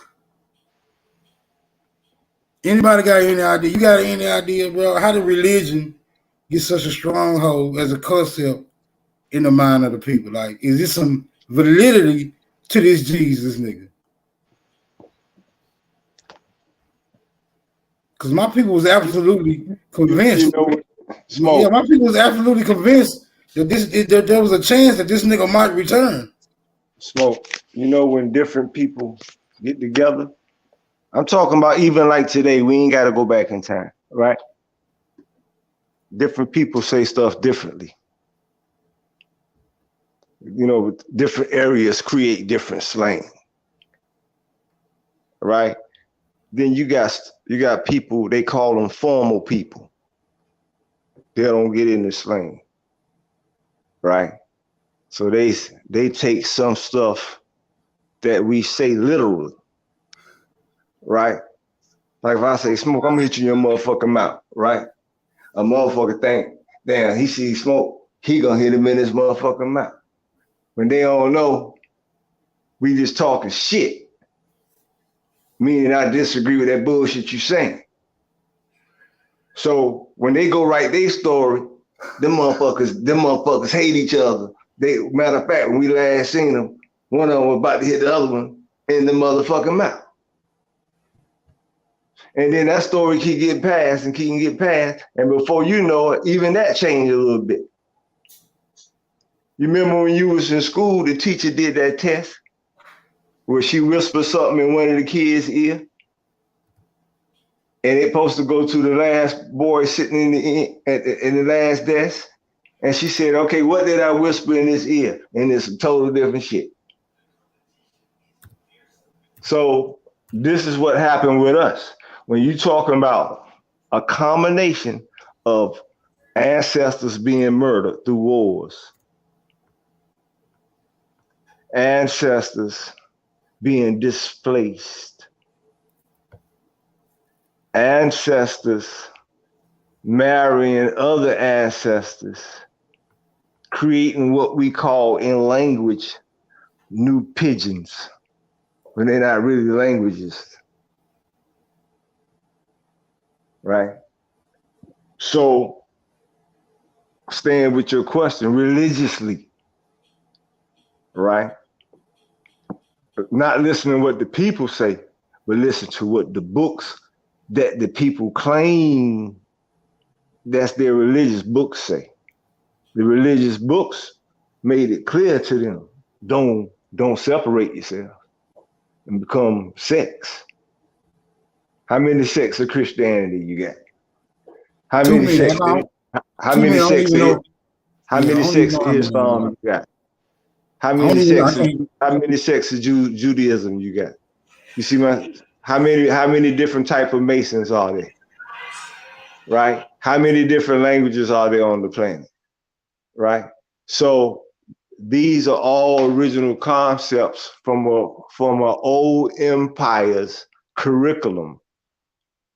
Now, I don't know if you ever been in the military, know anything about the military, but you won't even have to go back in time. Once again, today, an act of war is an empire, a ruling power over a jurisdiction, taking over physically the jurisdiction and ruling power of another empire. When they do this, they don't do total destruction, though they may destroy a lot of important artifacts, murder a lot of important people, topple a lot of important buildings. They don't topple everything. because they use it as the foundation, as the rebuilding. This comes with ideology as well as buildings, as well as technologies. This is what makes an empire strong, its foundations. So when one is conquering, what they tell you when we was coming up, what is America defined as? A melting pot. So what does a melting pot have in it? Got a little bit of everything in that stew.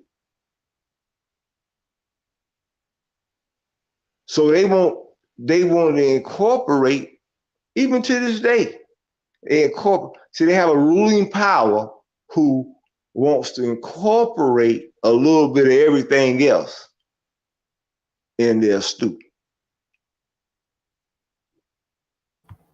Is that a methodology upon which this mysterious groups maintains its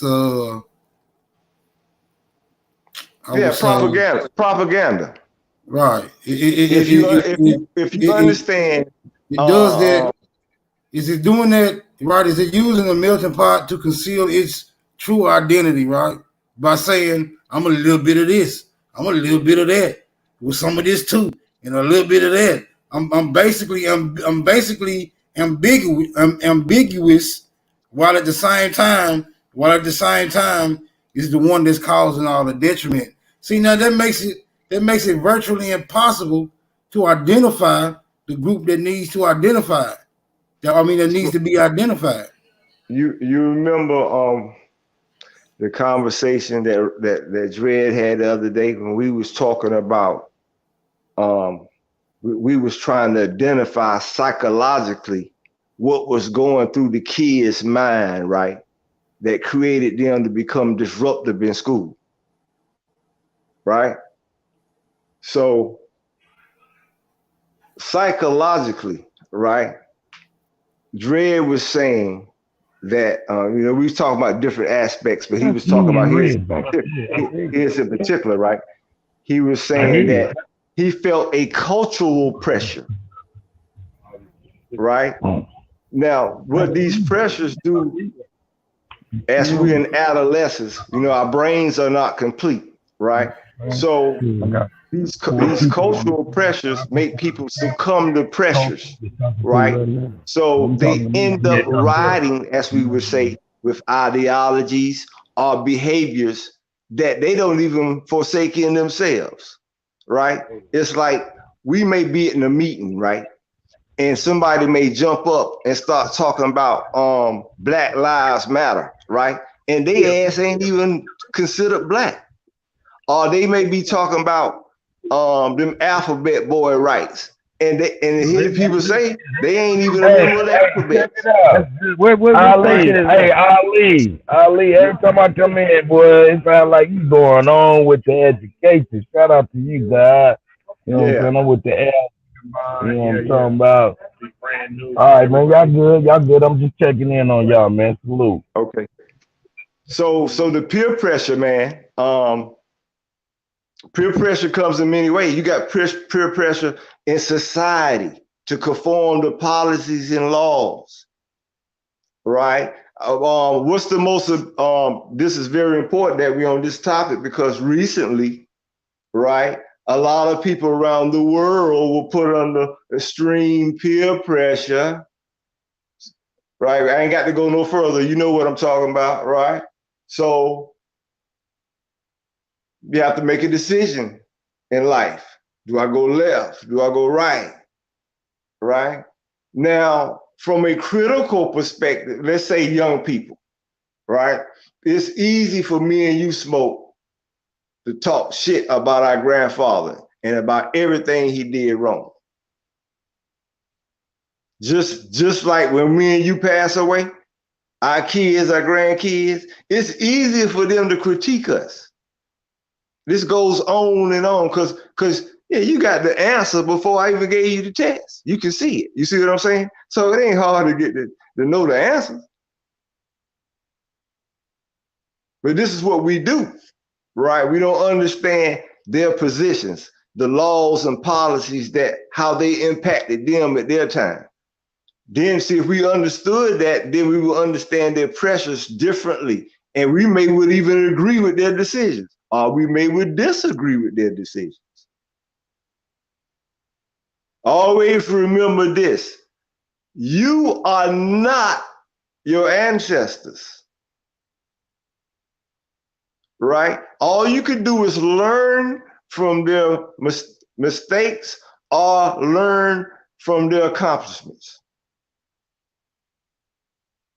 and use those in memory, what we call prayer, the blessings, to apply to your life, that you have a good life. Whether it be a natural skill, whether it be an acquired skill. In every situation, we want the best. Man, you want some fried chicken, you don't want no bullshit. Man, I don't even want to put no hot sauce on this shit. This bullshit chicken. You want that thing where you finger licking good. You dating a girl, you want the finest one to you. Whatever your fine is, you want the finest one to you. I don't know nobody go out telling me, I'm single, man. I'm gonna go out today to the bar. See, can I find me a 3? You know what I mean?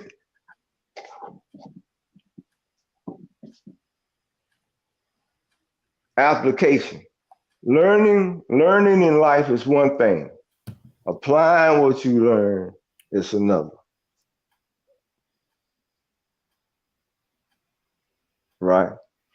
So in religions, just like I said, that's what created the divide, peer pressure, along with being uneducated, because not understanding what was given to them. Not understanding time periods. Watch this, Smoke. When I say time periods, we can go from today. Do you send your kid to the same school today that you would send them to in 1998? You might not. Why? Because over 20 years, Smoke, the neighborhood changed. Smoke, in 20 years, the school may change. It used to be, Smoke, when your grandmama or your mama would say, come here. And you would tell them where you want to go, right, Smoke? And based on where you wanted to go, now they older than you, they got more wisdom, they got more experience, right? So based on that alone, they'll tell you, now I don't want to never catch you over there. And then they tell you why. Or she might have told you, I don't want to never catch you with them people. And then she would tell you why. Right? Because they don't live that. They know what's bad for you. They know what's good for you. Same thing with foods.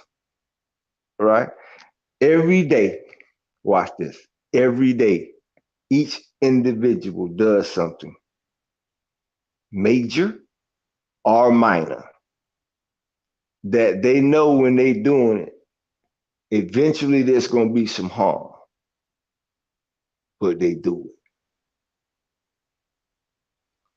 it. Some people call it the lackadaisical attitude, fa la la. I ain't out worried about that shit later. It's like, let's say, and this personal with each person. You understand what I'm saying? Let's say Smoke said to himself, man, shit, when I was 23, I was physically in the best shape I was. Man, shit, I was 210. Shit, man, the goddamn women was going crazy over me. My shit was right then. Right? So watch this. Why do Smoke wait till his ass get the 3? Oh, no, I ain't gonna go that much. Let's say, why Smoke wait till he get the 287 to say, I need to go on a diet? You know, you listen, you know you peak. You the shit. 210, Smoke. right? You get to 215, you might want to walk a little bit that evening. Just walk it out. Let's keep it to 210. You know what I mean? You don't wait till you get way out of line. Right? It's kind of like driving your car. Going in, man. Hold on a second, bro. You are absolutely going in. Right now, man. Real talk. And you saying some real shit though. Real talk. I was like, getting up and weight, you know what I'm saying? It's unhealthy as well, y'all. You know what I'm saying? Well, man, and a lot of the things that we eat in our diets and stuff, it high blood pressure, and then they want to put you on medicine, and then all these other things, whatever. All that affects your love life, that affects your family, it affects your attitude towards your people, everything, man. Like everything is connected, you guys. Exactly. So everything that I'm saying is absolutely 100% facts. But it's about solutions too, though. You know what I mean? That's the application. It's just how do you apply it? And I think it has to be fun. Y'all feel what I'm saying? I think when people, get into something, like, man, this ain't fun. Like, it's supposed to be fun. It's supposed to be stressful. Fun part. Have a good time, play some music. You know what I mean? And everybody, good vibrations, good food. Y'all know all this music and food. We there. Hey, what else you talking about? The fun part is you in the music, right? You're in the music. That's it. When you starting, I'm talking about the raw idea. Let's say I'm gonna make a track, right? Mm-hmm. You may enjoy what you do, but right now there's really no fun in it because you focus on perfecting the result, right? Right. The fun comes in when it's a finished product. And what it is that chief, not nobody else, whatever it is that you say you wanted to achieve from that finished product, it's been achieved. It's been achieved. That's when the fun comes in. Well, my job is to see it. We call that manifestation. You know what I mean? Well, yeah, but I'm just saying to see the finished product. So the funnest part for me is to come up with the idea and be like, yo, this song, and then to put the pieces together, the musicians, the artists, the singers, whatever. Matter of fact, even the beat maker, you know what I'm saying, the composer, to come up with something that you sing. You know what I mean? Like that's to me as a producer, man. Like a great example. That's the thing. A great example. What we talk about is shout out to my man Calvin Ford. Shout out to Devontae Davis. Congratulations on your latest victory. Great example. What we talk about is Calvin and Devontae. Speaking from Calvin's perspective, right? It's nothing like putting in years work with a young kid, right? And watch him grow as a human, as well as in his craft, right? Mm-hmm. And to be able to be there with him, right? And some of the most intimate relationships you talk about, coach, boxer, fighter, that's the intimate most relationship, right? So and to watch them achieve success, that's got to be, you understand what I'm saying? It's what we're saying.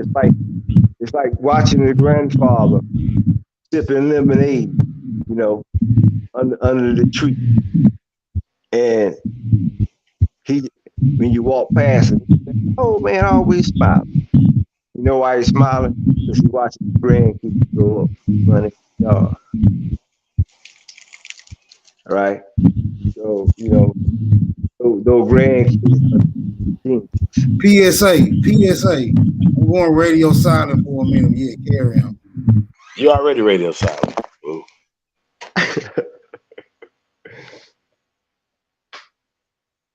Yeah, so we got application is key. For most families though, I like to say thanks Sister Bethy for always being here and inputting, because the first teachers of life are the mothers. the fruits off the tree are going to reflect the genetic strains and the upbringing of that tree. So it's very important that the mothers understand this, because the mothers raise the future. So they dictate the past, the present, and the future. And that's all species. Males don't raise kids. That's a reality. Our jobs are to obtain and protect jurisdictions.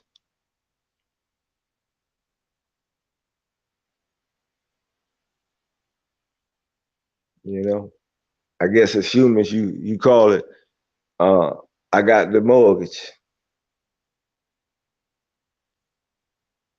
Like Sister Betty was saying earlier, I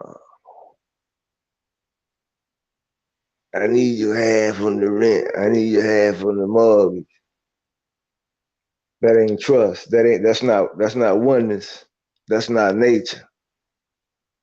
Male line do not tell no female line, look here. I'm trying to take over this other pride, right? You wanna go in with me? Help me kill this motherfucking male line? Nah, it don't go down like that.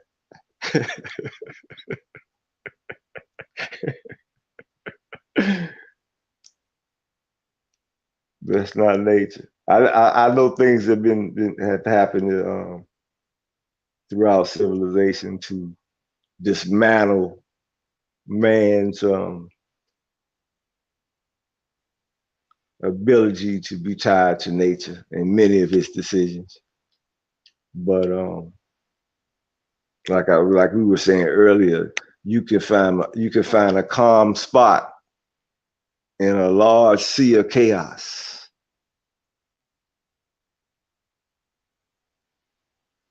Which we call subcultures.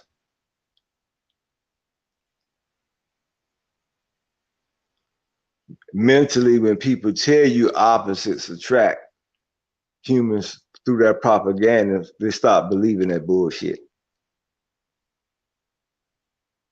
It is common ground that brings all humans together. That's why you can't fall for adjectives. You can't fall for tall, short, fat, slim, well, sick. You can't fall for all that stuff. Rich, poor, I can go on and on. You can't fall for that. Because one of them adjectives that you claim as each individual, one of them adjectives that you have made in your mind, in your life, as the adversary. There are several situations in your life where those so-called adversaries, they aided and helped your ass. This is a reality. We're not arguing percentages here. We're just showing that nothing is also what they call absolute. And you have to be wise to that. You know, in nature, one would think who is unlearned that a wandering, strong young lion, his number one issue is a pack of hyenas, maybe a whole herd of buffalo. No, his number one enemy is another male lion.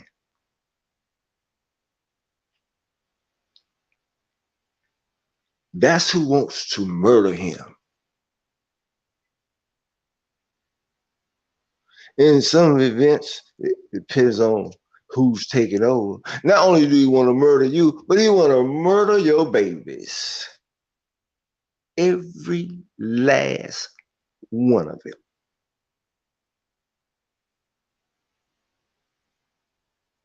And like most wars, like most wars, you're always gonna have women who they are defiant. They jump in and they after he's killed the king, they're defiant. They fight, and he kills them too. Until the other women bow down and become his wives. Booties of war. So, hold on. Booties of war. You said something earlier, right? Mm-hmm. We talk about these institutions. A lot of us absolutely came through these institutions, like say military institutions, right? Right. And then applying that, say you are a career veteran, and like applying a lot of those principles to your family. Right. Structure. Feel me? Right. Like utilize these things to your advantage. You know, you're into sports. Exactly. You know what I'm saying?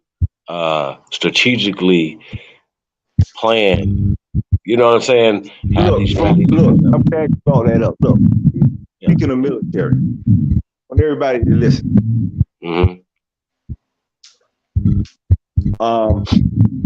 Lately in the communities, a lot of people have been doing this genealogy check, background check, blood types, DNA, all that stuff. Right. I'm gonna tell you what a lot of you are overlooking. All right. You do this research, right? I ain't talking about this. I'm talking to the people that do real research. I ain't talking about people who going off of hearsay and want to be a part of something. You know, you're not all that okay. When you come up with hard facts, this conversation is talking about application. Are you with me? Mm-hmm. These facts coming from two different perspectives. All right. One being that you are in native, right? That's one fact. The other fact is that you had many actors that have fought in different type of wars. Listen to me now. Listen to me now. Once you got these hard facts, we talking law for those out there who don't know what hard facts. Hard facts mean that they can be proven in a court of law. All right. When you got these hard facts, right? This is when you go back to what Chief you do for your family. You provide them. See, there are different benefits for each war, right? A lot of benefits they for life they don't exhaust, right? So you got a lot of y'all, right? Because you didn't know stuff that you didn't have to do, right? Then I'm just going to, right? Somebody would say, right? Their grandfather was in, right?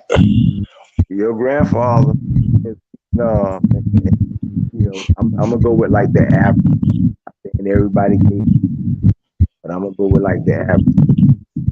Your grandfather was in, came home from Vietnam, and he stayed with his mama for a year and a half, right?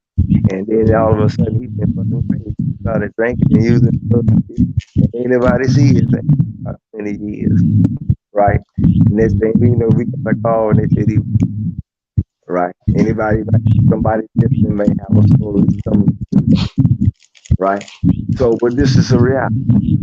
When your grandfather was in Vietnam, right, under the armed era, be clear, under the Vietnam era, right, your grandfather had particular benefits that do not exhaust. They are transferred to family. If you know document, go claim your benefits and use them. You ain't got no business paying. You ain't got no business paying for no land. apply.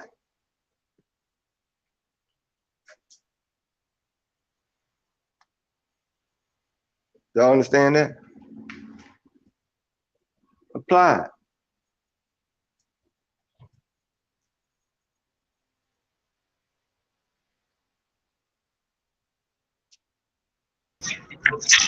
So y'all live. Yeah, we here.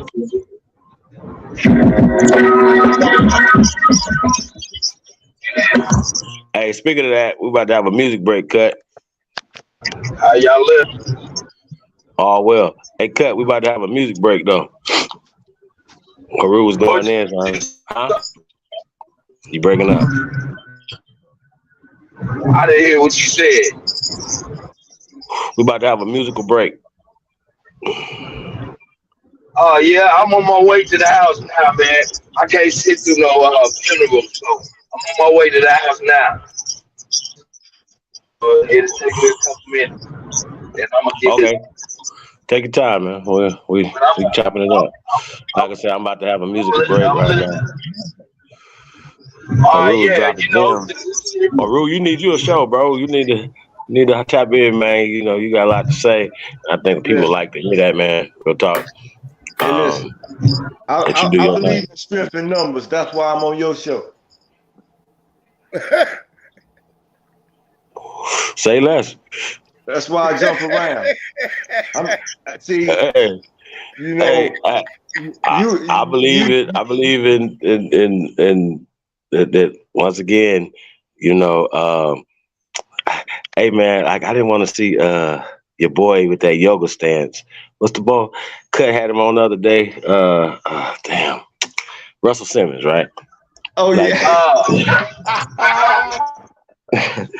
But shout out to Russell Simmons though, man. But I do know that he provided he used his gifts and his talents and and been able to set up a platform that put a lot of other people on, that allowed people to put other people on. If everybody did that system, right? Feel me? Right. And so that as a young man or whatever, and can see certain things, and you know what I mean, and say, okay, why are we saying this? Why is this happening? Because we had influences, not only in our families and people that were doing great things, but outside of that, like our peers and people that we've seen that were doing certain things. So, yo, you know what? When I get in that position, I'm gonna do that too.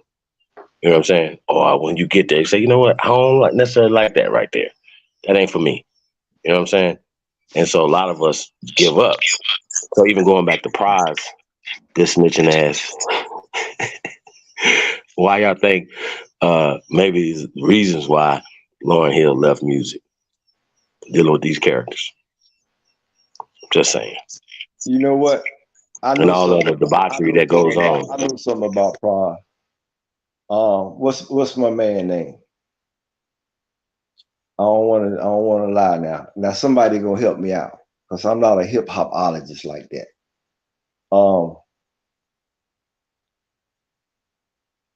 What's the dude? Cliff. Cliff has signed this dude, man, but he signed him because he was Pras was messing with him. And he was hot too. Had the dread. What's his name? What'd you say? Bow Wow. No. The dude had the dreads, and he got locked up in the feds. What's my man name? Somebody help me out. I don't know. Think about the Fugees, right? Then you know, they came out Fugees, right? Then Clef did a joint, Prost did a joint, Lord did a joint, right? Talking about John Forte. There we go. Forte. I think Prost been an informant since the Forte thing. You said wait. They said 1990. Because it was. Hold on. Hey Ali, they said 1990. Right. That's before that. I knew Lauryn and Clef, right? Wow. And Frost, man, he how would I say this? You know how you got some dudes, they come and go. You know what I mean? And you get to a point in life where when you come, you need to stay sometime. You don't need to go no more. You know what I mean? So, but you know what we're talking about today. Peer pressure, right? Peer pressure keeps some of us coming and going, right? And he got into a little jam. I remember when he got into a little jam. Actually, he got into a couple jams. One with a pistol, and another time at the airport. Wait, you talking about Prize or you talking about? Yeah, Prize. Yeah, I kind of remember that too a little bit. Right. And from my recollection, right, now I could be wrong because like I said, I was cool with Clef and Laura. I don't remember him ever going through no type of legal type of nothing. Who you talking about? Clef? Prize. Okay. I just not even after he got caught up with the gun in the airport and stuff. I don't remember him going through nothing, dog. Right. I just don't remember. Now I'm not saying that he did, but I'm telling you, I just don't remember. Because clearly they said he's been working with us since 1990. Clearly. You know when you having conversations with people, and it's about, and that's 30 years, you guys. I was in 40 years. I was tripping. And it's kind of like about work, right? You would think that the other person name would kind of would come up or something, right? But it was something real distant going on. You know what I'm saying? People do business differently, I would say. And I think hold on, Haru. So let's get this in real fast, man. So we talking music, man. Let's get this in real fast, guys. Let's say shout out to the original Purple Panthers, my OG, man. Guys, hey, Chief, right quick, Chief. You got it. I didn't catch if you wanted the handbook or not. You know what I'm saying? If you do, which email did you want me to send it to? chiefholiday@gmail.com. Okay. I just want to I figured that. I just want to make sure before I sent it out. Oh, yeah. All right. And Smoke Signal, if you still here, brother, I know you dropped your email, but I fell off before I could see it. So if you still there, drop your email in the back. I can send it to you as well. My bad, brother. Go ahead, Chief. Nah, yeah, man. Some original Purple Panthers, man. Felonies, man. EP dropping soon, man. This is Felonies. My OG. Freestyle. What the fuck you need? Yo, I inhale a weed. Yeah, and what they telling me? What they telling me? What they what that fella need? What that heifer need? Can't get caught with these. What are those felonies? Look, trying to keep the hood straight with they felonies. Look, when I made it back safe, I just fell on knees. Thank the Lord for the hustle that just fell on me. In these streets, I'm trying my hardest not to felony. Keep a popper and some paper for my bell on me. If I have to pop, I pray my blick don't fell on me. Ain't gon' tell me when they coming, they gon' bell on me. Every time them hoes get caught, they gon' tell on me. There's a lot of people out here wishing hell on me. Niggas ratting law enforcement got they trail on me. Cause they know that I got something that's for sale on me. Nothing heavy, private stock, and some mellow weed. Yeah, mellow weed. Car, mellow weed. Make you say ooh la la when you inhale a weed. You can tell I keep that Zod cause the smell on me. Probably why these pretty bitches wanna smell on me. I don't sweat up seeds, I just let her be. I might call her something that start with the letter B. I just let her see, you'll never be. Just be all that you can be, never me. I can sell a key, I can sell a pea. Make her think it's lemonade, I can sell a pea. Got a big old ass shaking like it's Jello sleeve. Every time they see me with her, I smell jealousy. Built like Meg Thee Stallion, but she got some better knees. Got gossiping and looking for some better tea. Find you something else to talk about instead of me. I'm just trying to find a plug with some better fees. I'm just trying to hit a plug with some cheddar cheese. Catch me whipping up another, I got recipes. I be whipping up that butter like a yellow tea. Catch me cooking like my mother in a yellow tea. I got stripes like a zebra in a referee. I gave everybody a slice and save the rest for me. I got 40 dead homies, may they rest in peace. I'm still praying for their families, may they rest in peace. I can't give you everything, this is just a piece. There's a big storm brewing, this is just a peak. 10,000 new followers, it's been just a week. She been fucking everything, she's just a freak. I ain't had to say a thing, open sesame. Something strange for some change, get that neck to me. I ain't had to pay a thing, got the neck for free. Pussy fat, fuzzy man like a nectarine. When she giving up that neck, I'ma name her nectarine. In my phone under neck, get that nectarine. I proposed to the neck, made that neck a queen. I got married to the neck, gave that neck a ring. If the neck disrespect, get that neck a ring. Where you at? Bring that check and that neck to me. Where's destiny? That's my destiny. If I had an eye on my knee, bet my legacy. Legacy, get it, legacy. If I had an eye on my knee, bet my legacy. Legacy, yep, legacy. Ask them what my real name, they say Lester C. Yep, Lester C. Yep, Lester C. Yep. I done seen more than most Nas, Lester C.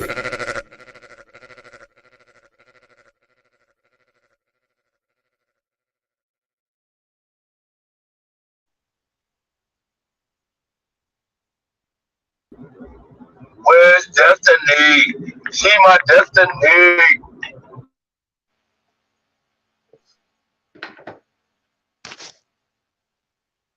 Where you at, Smoke? Mic check, 1 2 1 2. What you got for us? I'm still in thought, man. I'm still in thought. He said he thought.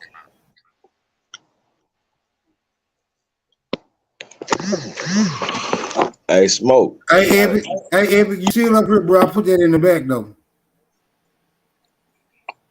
Hey, Smoke. If I told you if you go to my page and you read them chambers, then you'll understand the trick. All right, put it in the chat, then I can just log in from there. You see my name?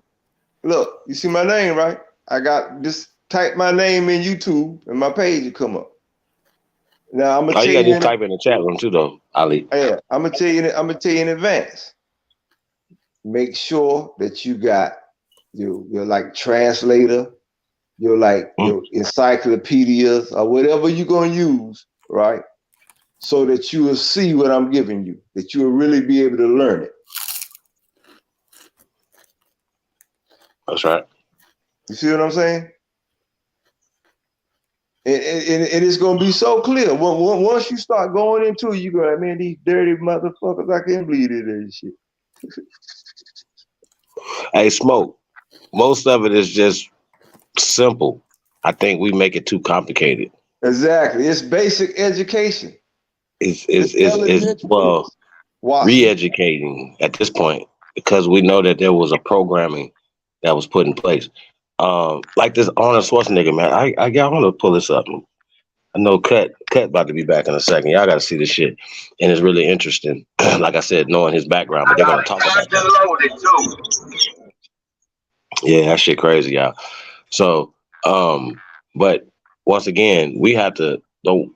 There's no hate. Cool, it's no problem. You feel me? It's like let's work on that. Let's talk about Jesus, right? Huh?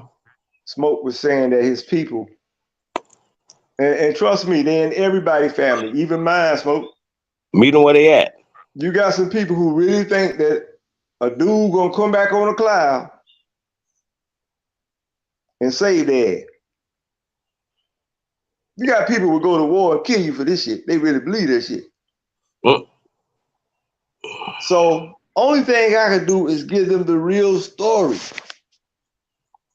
And if they can't see the truth from the real story, then I just don't know what to do. Wait a minute, Haru. Yeah.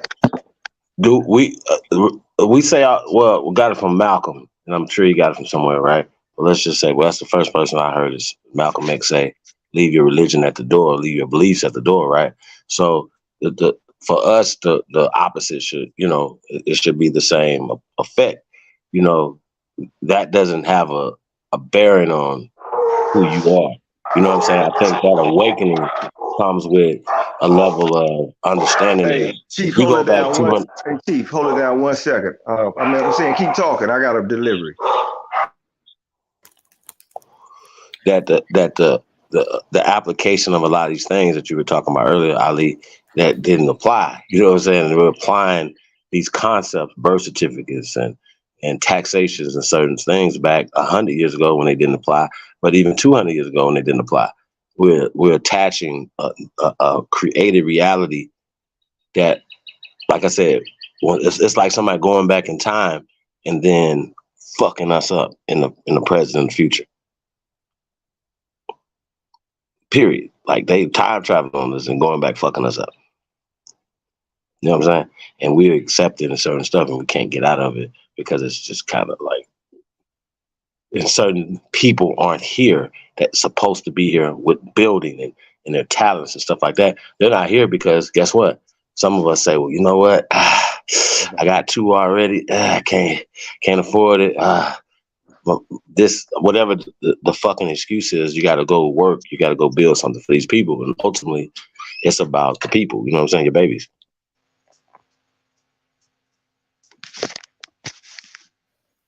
They gotta stop succumbing to, once again, we understand with what we've been talking about all day, of that peer pressure. And part of that peer pressure is saying that political correct sounding statement and not really having the application to back up the statement, which is, I want my kids' life to be better than what mine was. You can't talk life. You gotta live it. So the only way that's gonna happen for your kids is that you apply proper things and put them in place. Other than that, you just passing your same problems on down to the next generation. And you see this in families, be it good or bad. Like you see, your great grandfather was a barber. Your granddaddy was a barber. Your damn daddy was a barber. Your ass is cutting hair. His daddy was a doctor. You know, he was a heart surgeon, but he ain't a heart surgeon. He a podiatrist though. You know what I mean? You got some families where all of them truck drivers, like my family, a bunch of farmers and truck drivers, right? You got some of families where they believe in everybody go to college, right? You got what they call military families, right? And you find a whole bunch of them is in the military, right? So whatever those foundational skills are, you have to use them and apply them. And as I was saying earlier, when you're doing your research, don't squander benefits that your ancestors died and fought for.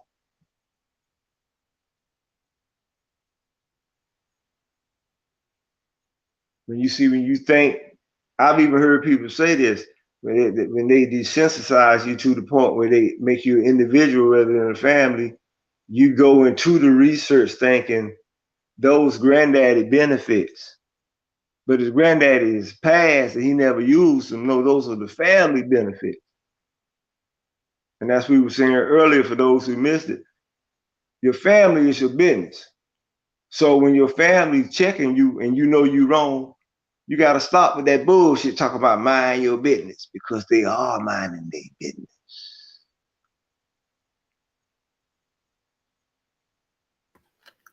I'm confused. You know, it could be your homeboy, right? Ooh. You raised up beside your homeboy. in the neighborhood with y'all homeboy. You don't went to from kindergarten to everything with him.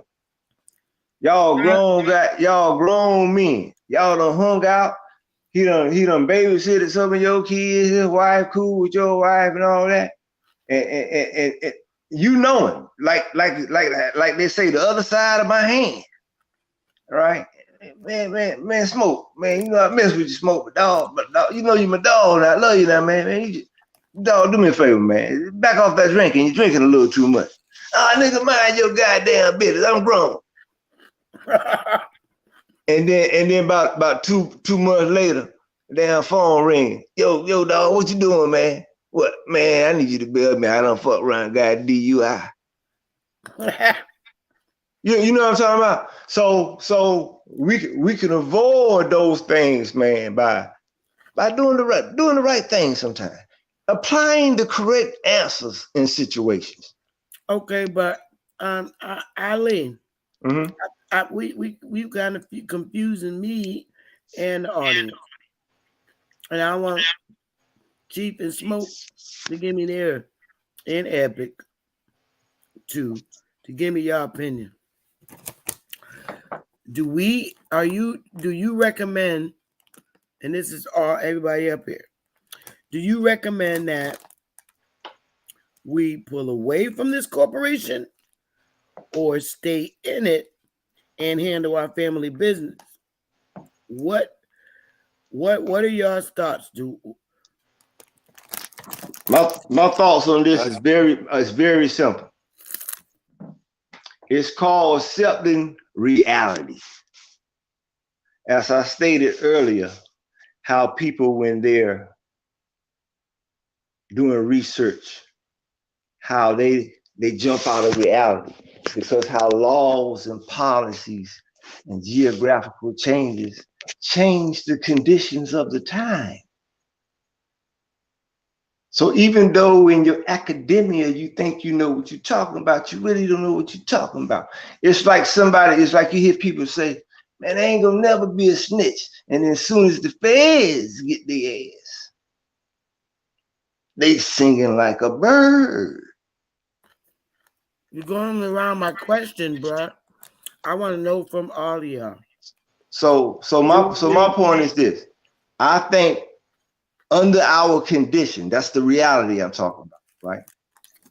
You should do the best you can do under your situation while applying those principles to move away from the situation, because you know how the situation was established.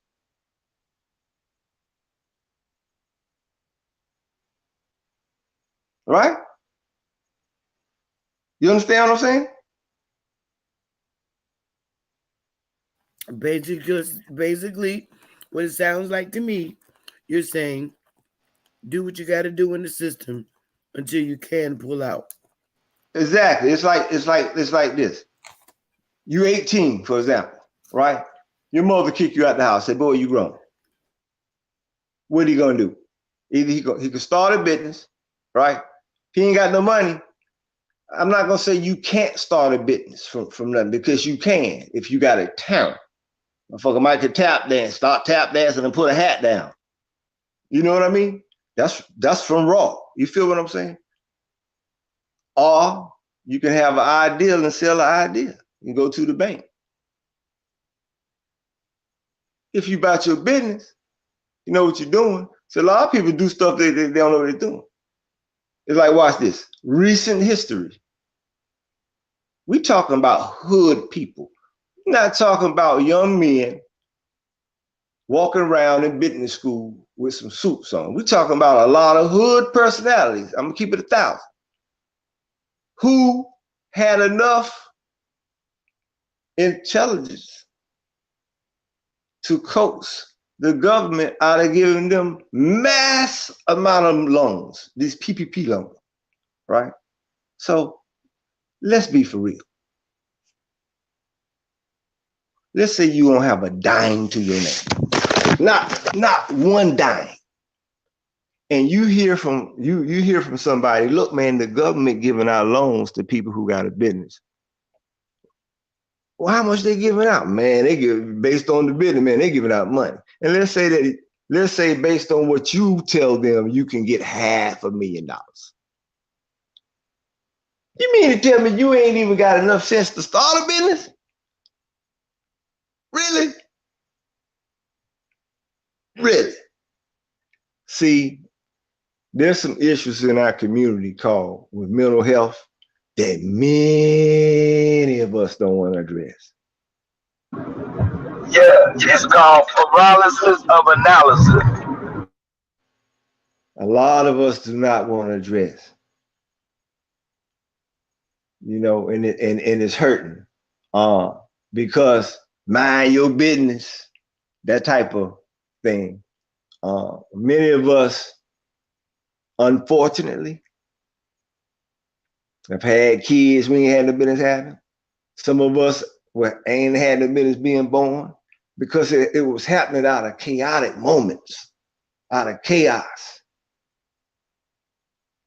not out of balance. That's why that's why you see what's going on. You know? You can't expect to get no air out of a flat tire. You know? That's real simple. All right. And Betty, can you ask your question again so I can have it fresh on my mind? Question I asked is because I'm confused. People keep jumping on the panel saying, pull away from this damn U.S., get out their corporation, live off the land. Okay. Right. And see, they don't know that's the way we used to live prior to the 70s. I get that. But, okay, there's a bunch of us that live in the damn hoods. I don't live in the hood no more myself. So they want to know what they should do. Years. But you telling people to come out of the apartment buildings in the hoods and live off the land. Ain't no niggas building no TPs. Especially if you live in the hood and we ain't never living no damn TP. That's the Mongolo. But where you think the people from the hood gonna go? Listen, a lot of our people live in the hoods, right? Watch this.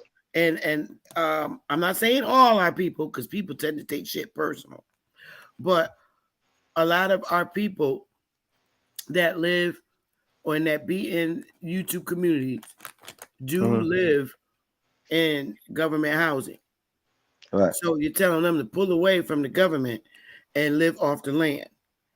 First, they should have.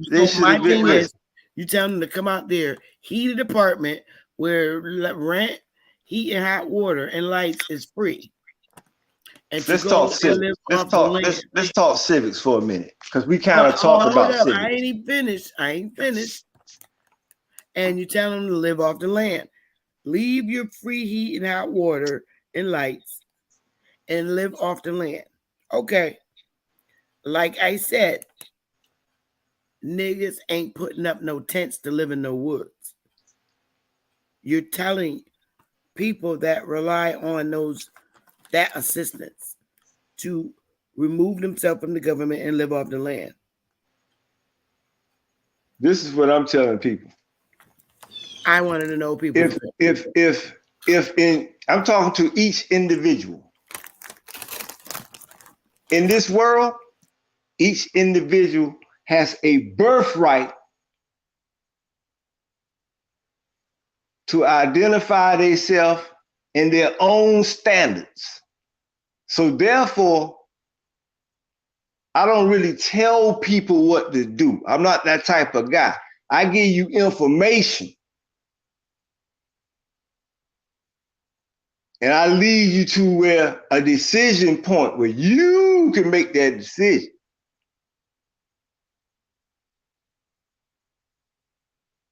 It's like, give me 2 minutes unbroken right here. Now, I just defined this. It's up to you. You can believe in the Jesus theory they gave you if you like. Or if you like, I'm going to give you the real Jesus. Now, you don't have to accept it. And I just made it clear. I could care less really whether you accept it or not. But this is the real theory. This is the real fact. The Most High in the Bible is talking about the sun, which is a hydrogen ball. And the Most High is hydrogen. And this begotten son, oh, he who is, as it states in the Bible. They're talking about helium. Oh, he is a con word for heat. For the heat atom is helium. That's why it's spelt that way. These are ancient. You think it's English. These are ancient Akan words. Heat, H-E, atom. Right? This is your Lord, the resurrector, who rise the sun rays from the Most High as his begotten son, right? And Gabriel means rain down, to impregnate the virgin waters of the earth that we used to call Mare or Mary, right? She gave birth to the Holy Ghost. This is water vapor, right? It walks on the water. Okay, so. Right, hold on, let me finish. And then his father, who is helium, the heat atom, resurrects the water vapor back up to the heavens to be your crown of glory. Okay, so all you got to do now is go in our hoods and tell that to the people relying heavily on government assistance. I've been telling them this, Becky, for 40 years. This is what you don't know about me. And then, no, I'm not saying you didn't, brother. Then if you've been telling them that for 40 years, then you see why they have not left the hoods. Listen, you got to understand where we live at. This is what I keep saying when I say talk about reality. I know where I live at. I know just who follow my profile. I'm not saying what you're saying is bad. I don't want you to think that, brother. What I'm saying is, with our people and their current living conditions, all of our people have different living situations. And I'm trying to tell you, you hearing me, but you're not listening. You trying to claim people that ain't your people. Everybody ain't your people now. Okay. So listen, watch this. This is what I'm talking about. Reality. That I grew up with. This is the harsh reality I'm talking about. Some of the people you trying to claim, they will murder your ass. They will rape your ass. What is you talking about? Where I grew up, the people in my hood are my people. They are not Africans. They are not foreigners. We all grew up in the sandbox together. Listen. So I know my people. Do me a favor. Do me a favor. Follow me on IG. I'm gonna show you some real motherfucking Indians. You know what? See, you know, I don't always speak on stuff, but listen, I see a lot of people claiming this and claiming that, whatever they claim. And I don't ever say nothing. Right? I'm gonna show you something real though. That's all I'm gonna say. Okay, brother. I'll just do that. Look up Pitch Nova 9. Could Smoke and Epic give their thought too, brother? Because I ain't heard from neither one of them. And I don't know what the hell happened to Chief. He just left us up here again. And Kutty. You know, it's like my man Smoke, right? Smoke down there where the Geechees at, right? Now remember this here. Where's Smoke at? Look up where the term Geechee came from, Angola. Smoke, you in South Carolina?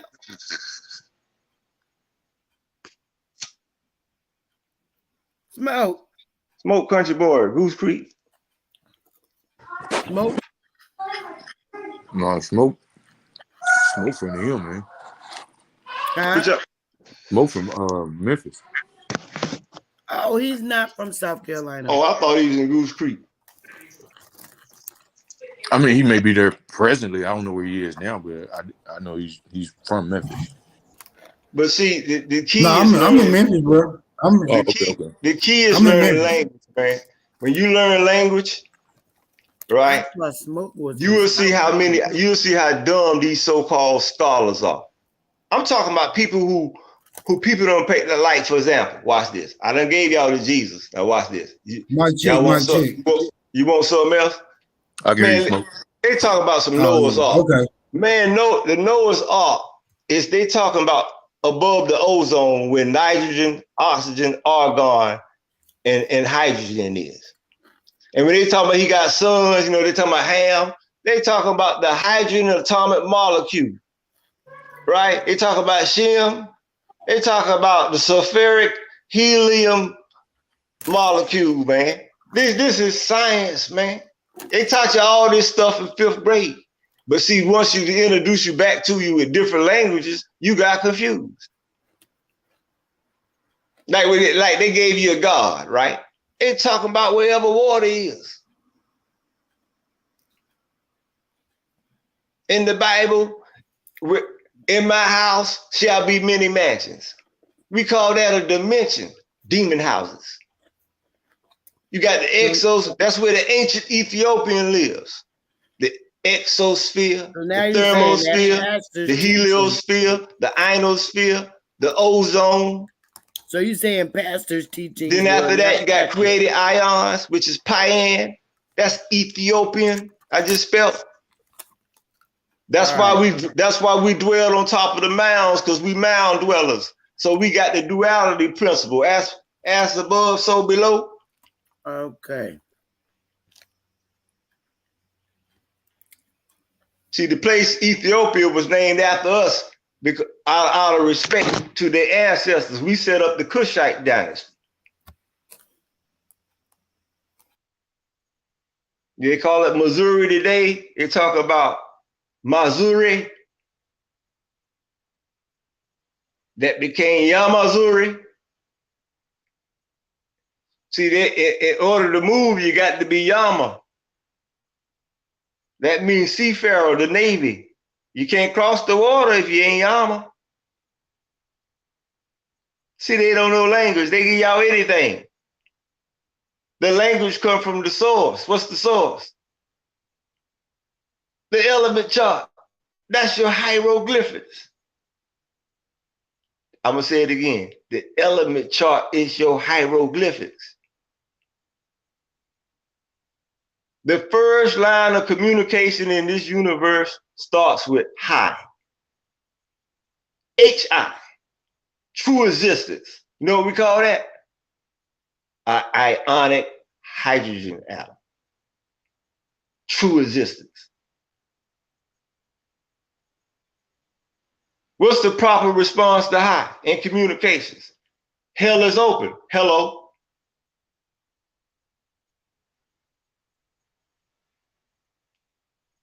Without that, the world can't move forward.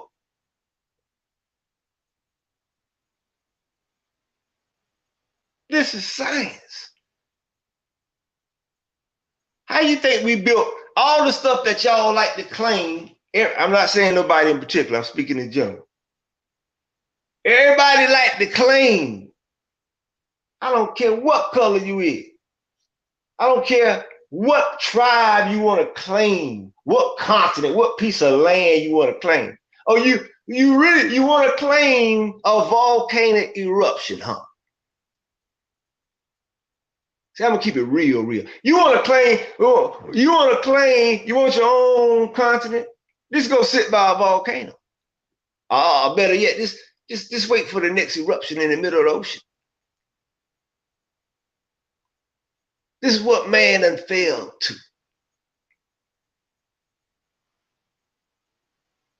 Violence has become normal. Dishonesty, cheating, filth, disease, sickness, murder has become normal.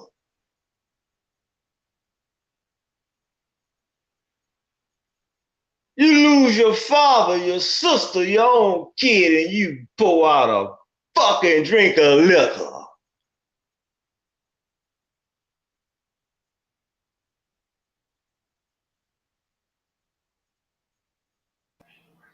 And what it appears as if though everybody has abandoned post. I think they gone to check out AP. You might have to hold this down because they didn't shut the stream down. So you're gonna have to hold this down. I'm holding it down, Smoke. Until Kutty or Chief come back. So what have we become as people? I don't know what we have become, but I know what the hell we are. We call ourselves the keepers of the earth.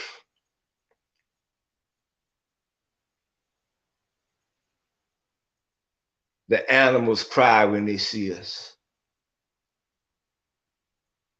For just as we have murdered our own ancestors, we have murdered theirs. Just as we have taken our own habitats from each other, we have taken theirs.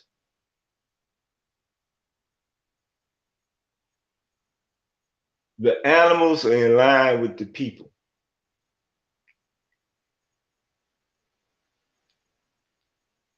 Remember that in the future. Because as you see, humans have what we call erratic behaviors.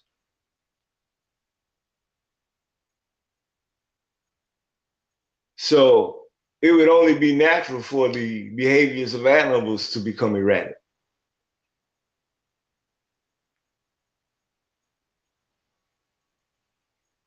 I know many people like to own pets, just as many people wanted to birth kids. And in our today's society, unfortunately, if we scan the news, we see erratic events of chaos, family members against family members, murder, deceit.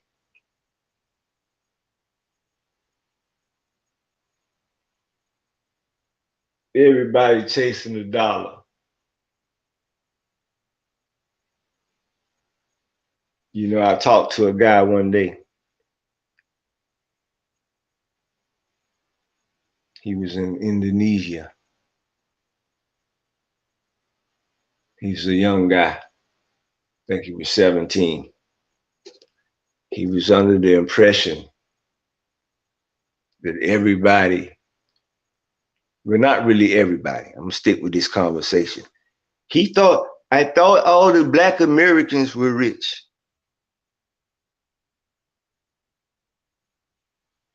You know, there are levels to poverty. But that's not what he was saying. You know, different countries, their media is different, and what people are seeing is different. So I guess he gets a lot of hip hop videos.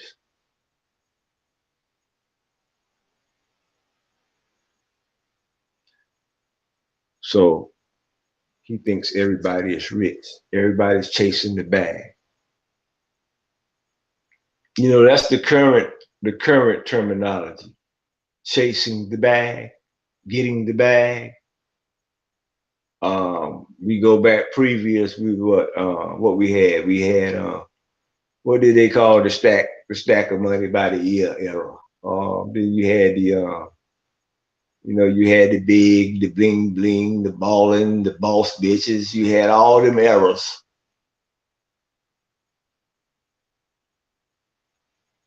You had it's 2023.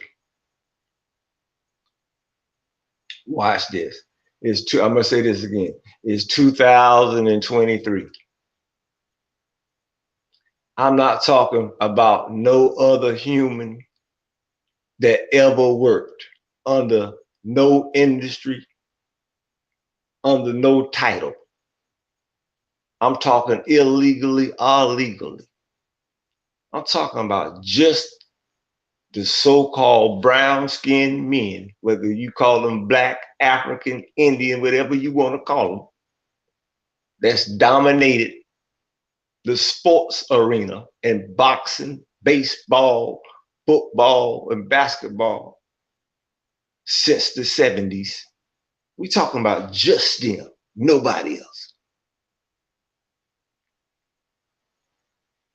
I dare somebody, whether it be a firm or individual, I dare somebody to find a way to add up, just them, every dollar that they've been paid.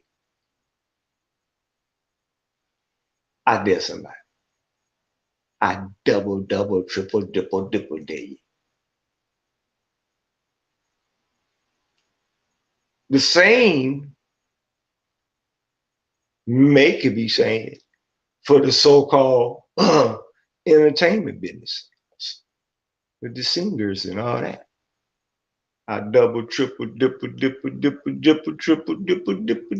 you.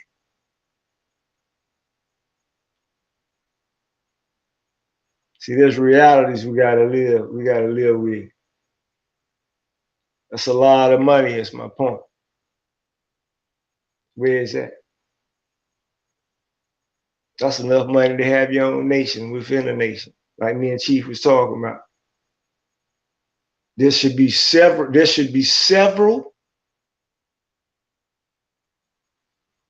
Depends on what area you in. They call them for whether it be gated communities, subdivisions, neighborhoods, blocks, whatever you want to, however you want to define. There should be several areas with brown people with a whole lot of money living real good. See what I'm talking about? Yo.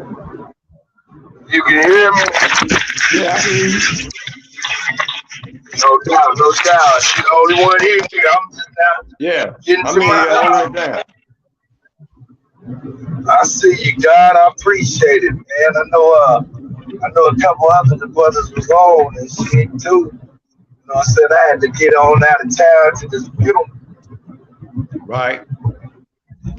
You know what I'm saying? But man, I appreciate y'all, man. Hey, once again, shout out to your nephew. Yeah, man, he doing this ting. I told him, you better watch out for to be online against you, nigga. For real. Hey, okay, I got a question for you. Hold on. Let me ask you this. You hit me with an email, didn't I hit you back with my number and shit? I got to run through my emails. I ain't getting no email from you yet. Unless it's in there now, you know what I'm saying? All right, I'm gonna have to respond to that real quick before you got my just send me an email real quick and then I'll hit the newest one because my shit fill up quick. But what was you about to ask? It was something that you threw me off. It was something he was talking about. About being out and about and other brothers being on. No, it was on the DJ route though. No, I was on something else. It's something that you had said yesterday, and it was on my mind. And I was like, he need to build on that. It was something you said. Yeah, it'll come back to me. Yeah, man, dying empty. I don't know. It'll come to me. Trust me, it'll come to me. It was something you was talking about. No doubt, we here, man. Shit. I'm almost to the bit at. Yeah, I'm talking to the people about education, man, and about situations of pressure, peer pressure. Oh yeah. You know, one thing that makes America strong is its government. Now, when you say government is a broad term, right? You have a military. You have a military that's strong, right? You have administrative structure, right? As far as the national government as well as the state government, from the governor down, right? So all this is government. But more importantly, you have what they call shadow agencies, right? Like internal affairs and like FBI. And you even have like the foreign affairs, like the Central Intelligence Agency, right? Right. These are all government entities that make a government strong, right? Right. Each person in life must self-govern themselves, right? So from this model of government, we see that true government is an extension of ourselves. Yep. True government is creating cabinets of trust and lines of communication with our loved ones and associates, so that we may be defended, we may be productive, and we may be able to exist and stand strong freely as a family, just as you do it freely as a nation. I see that. So the middle block, the trick to individualize everyone. The so-called slogan for the past 12 months, if you go to Facebook, Instagram, and all this, right, is people waking up like, I'm cutting everybody off. I ain't fucking with nobody. Right? So if everybody is individualized, right, then how can you ever have unity to get anything done? To even self-govern yourself. That's right. I can dig that. Right? See, if it was meant to be that way, your reality would be that way. Your ass would be on a planet by yourself talking about, I wonder if any other niggas on another planet. That's right. Hold on. Yeah, man. You know what I'm saying? That's not our reality. Hey, but look, Ali, what I'm about to do right now, Ali. Yo. I'm about to I'm about to end this so everybody can go over the back or whoever else is jumping on. We'll get back on later. But Ali, I just put that my number in the private chat. You see that? Yeah, I got you. Man, hey, as soon as you get a minute after this here, I'm about to end this. Yo, salute to everybody. I'm about to end this and shoot me a comment so we can build. Yo, everybody hit the like, subscribe. Everybody go to King Kutty, hit the like, subscribe. Chief Holiday, Supreme Chief Holiday. That's right. Alibaba Haru for the children. Nupuki Omre Kinetics. Free. That's right. Go bless you. Right. Go bless your future. Go bless your future. So with that being said, Sister Becky, Smoke, everybody else. Peace. Peace. We love y'all, man.